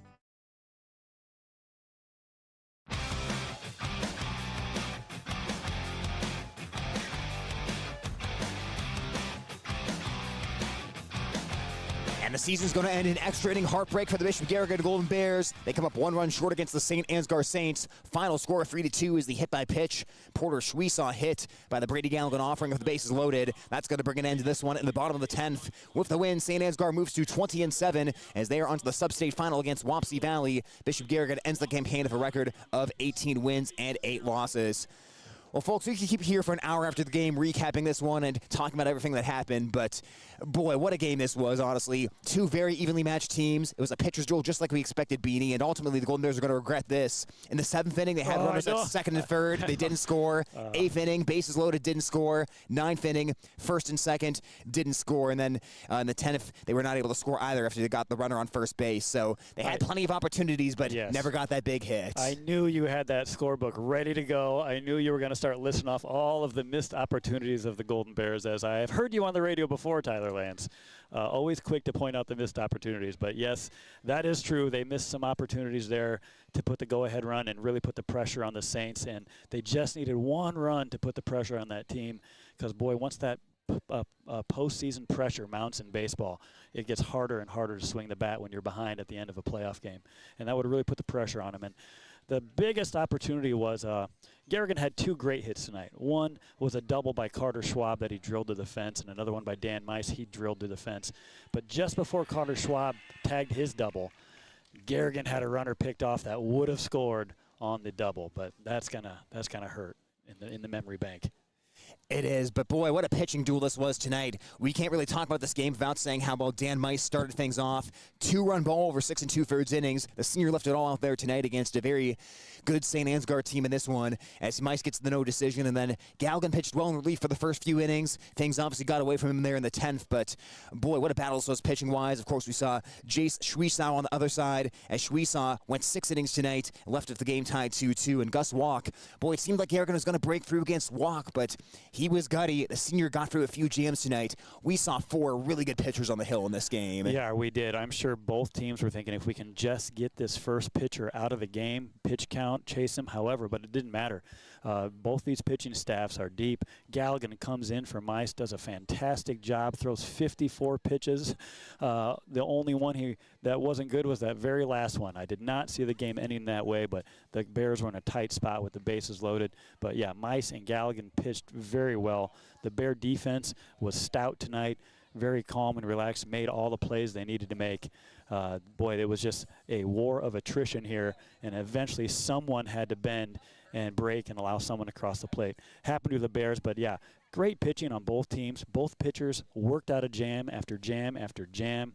And many times this game could have been broken open by a big hit, but pitchers were able to get big strikeouts, and yeah, well-played baseball game, super fun. That's why it went 10 innings. Yeah, what a treat to watch. And we kind of thought going into the game, a small thing here or there could be the difference. Bishop Garrigan took advantage of some early errors by St. Ansgar. Saints had 3 errors this game, 2 in the first innings. Both the Schwiesow runs allowed were unearned. And then Bishop Garrigan played error-free baseball until the last inning when, on that sacrifice bunt, the second batter of the inning, the throw to first base was low and Schwab couldn't pick it. And again, that's not his fault. It would have been a tremendous play, but the low throw results in an error, and ultimately the game-winning run eventually scores later in the inning for St. Ansgar. So in a game between two teams that are so closely matched in talent, so close in pitching, so close in the batting order. It's just a small play here or there, a base hit here or there, a walk here or there, right. a decisive at bat. You know, starting the inning with Schnabel getting that ground ball that just snuck through the middle. Just a small moment here or there. It's a game of inches, they say, and that really was the case tonight. Boy, you got that right. Schnabel started that off with that bleeder through the middle there. There was a lot of hits that happened tonight that were not hard hits. As I said, Garrigan had 2 hard-hit baseballs. St. Ansgar had 2 hard-hit baseballs, but most of the damage done was on little bleeders through the infield, misplays, errors, and that's baseball. Practice all you want. You can't mimic some of those situations that happen in the game, but I will say the Saints came up with great defensive plays when they needed to. Is it Porter Schwiesow at shortstop? Yep. Had some great plays from shortstop that we don't see a lot of players make throughout the season to gun out some guys. Mice had a great play at shortstop there that Carter Schwab scooped out. So good defense. Teague Alish, who hasn't played second base all season, had 3 putouts tonight. That's a freshman playing second base in a big spot. That was gutsy. Aiden Dietering gets a hit. He's a sophomore, but we do have a lot of seniors on this Bear baseball team. So there's some young kids out there, but a lot of seniors out there. That always hurts them the worst. Yet Mice, of course, has been an outstanding pitcher for many years. Nick Lear, all-conference hitter. Drew Muller playing right field out there tonight. Drew that huge walk. You see some guys hugging it out there. Of course, you're going to miss those seniors. You know, they spend a lot of time with each other. Thad Kolash, big at-bats tonight. That's another bad break for the Bears. Thad Kolash puts the bunt down, but then it takes a weird hop and hits him in the leg, and he gets called out on the second out of that 9th inning, I believe. So yeah, a lot of seniors put a lot of time into this program. Yeah, I think that's right, and we'll talk about the seniors here. But first, I do want to say this. A loss like this hurts, obviously, anytime you lose. But when your team like Bishop Garrigan that has these high expectations, you played in a district championship game 5 wins in a row, or 5 years in a row, I should say. You've won it twice, you've lost it 3 times. This is a program that they want to break through and have that moment where they go to state, but you've got to beat a really good team to get to state as well. And you'll get in games like these. We've seen Garrigan win close games that are just like this one. We've seen them lose some heartbreaking games that went just like this. So it hurts because you have such high expectations and your program's been doing so well the past few years when you play a game like this. Expectations are a privilege, but when you have expectations, sometimes you have a moment like this at the end of the season as well. Right. It's good to be able to have expectations. Some teams expect nothing. So it's good to go into a season and have these high expectations. But they were very high for this Bishop Garrigan Bear team with a excellent season, great defense, leading the state in runs allowed. And have this bracket where they don't have to face their nemesis Newman over the years, and the number 1 ranked Remsen team, I believe, is in another bracket. So there's a really good opportunity for the Bears. I think that's why it stings. But this St. Ansgar team, pretty quality team. Although this is the kind of team that Garrigan, I think, wants to get on their schedule. There's a little way to approach it. Key Lansing is in the bracket over there. I saw their record was 30-10. Those kids have played 40 baseball games. And this St. Ansgar team, the losses that they do have are from teams in far off places. They've really hit the road to play some quality teams. Like this is a team. Here we are, 20 miles south of Austin, Minnesota, but not that bad of a drive. This is a program that I think the Bears want to play as much as they can.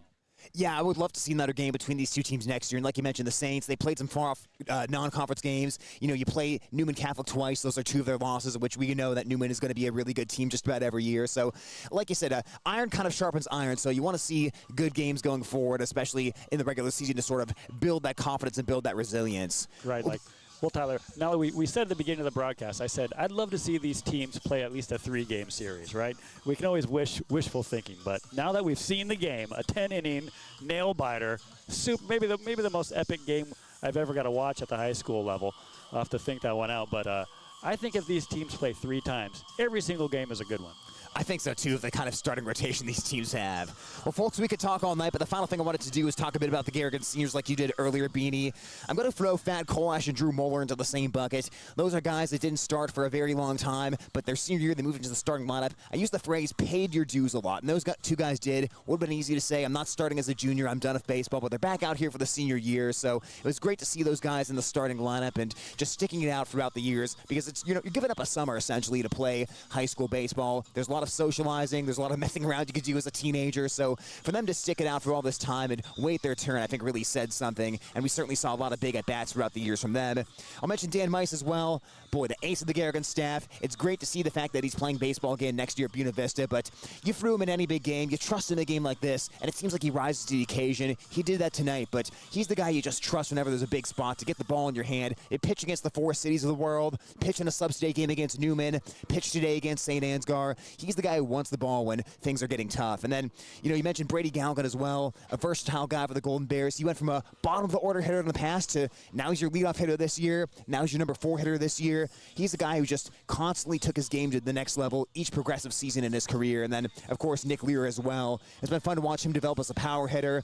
He's turned into a real middle-of-the-order threat. So another really good senior the Golden Bears are going to be losing. Yeah, and it's really cool. All of those seniors, I know, of course, everyone always remembers the bad things as you get older, but all those seniors had something really great happen in this game tonight. Lear had that great catch in center field. I thought it was going to fall down as a gap, but Lear covers the ground out there and makes a hit. I could go through them. They all had something great. Mice and Galligan, obviously. But I will say specifically about Galligan, if Galligan doesn't have the season that he had, pitching-wise and then hitting-wise, moving his way at top of the Iowa Conference leader and whatnot, this team's completely different. Galligan really he was really a major part of the success of the Garrigan Bear team this year. So hats off to that kid. I remember watching him pitch as an 8th grader at CYO thinking, hey, that's some skill there. And he really developed the skill there, turned into a good baseball player. Well, it's going to be a heartbreaking end tonight for the Golden Bears, but another season of entertaining baseball action. It always goes by so fast that it's hard to believe it comes to an end, but you condense a lot of games here into the summer schedule, and there were some ups, there were some downs. It was a roller coaster at times, but I think it's safe to say Bishop Garrigan played their best baseball in the final couple weeks of the regular season and the first couple weeks of the postseason as well, final weeks of the regular season and first games of the playoffs. So they played their best baseball at the end of the year, but ultimately they're 1 run short today against St. Ansgar. With the win, the Saints are 20-7. Like I said, they'll play against Wapsie Valley on Tuesday night with a trip to state on the line. Golden Bears will wrap up their campaign with an 18-8 overall record. For my partner, Beanie Bodie, I'm Tyler Lance signing off. This has been a sports production of Hometown Radio, KLGA, and at the Algona Radio YouTube stream. Once again, your final score, St. Ansgar 3 and Bishop Garrigan 2.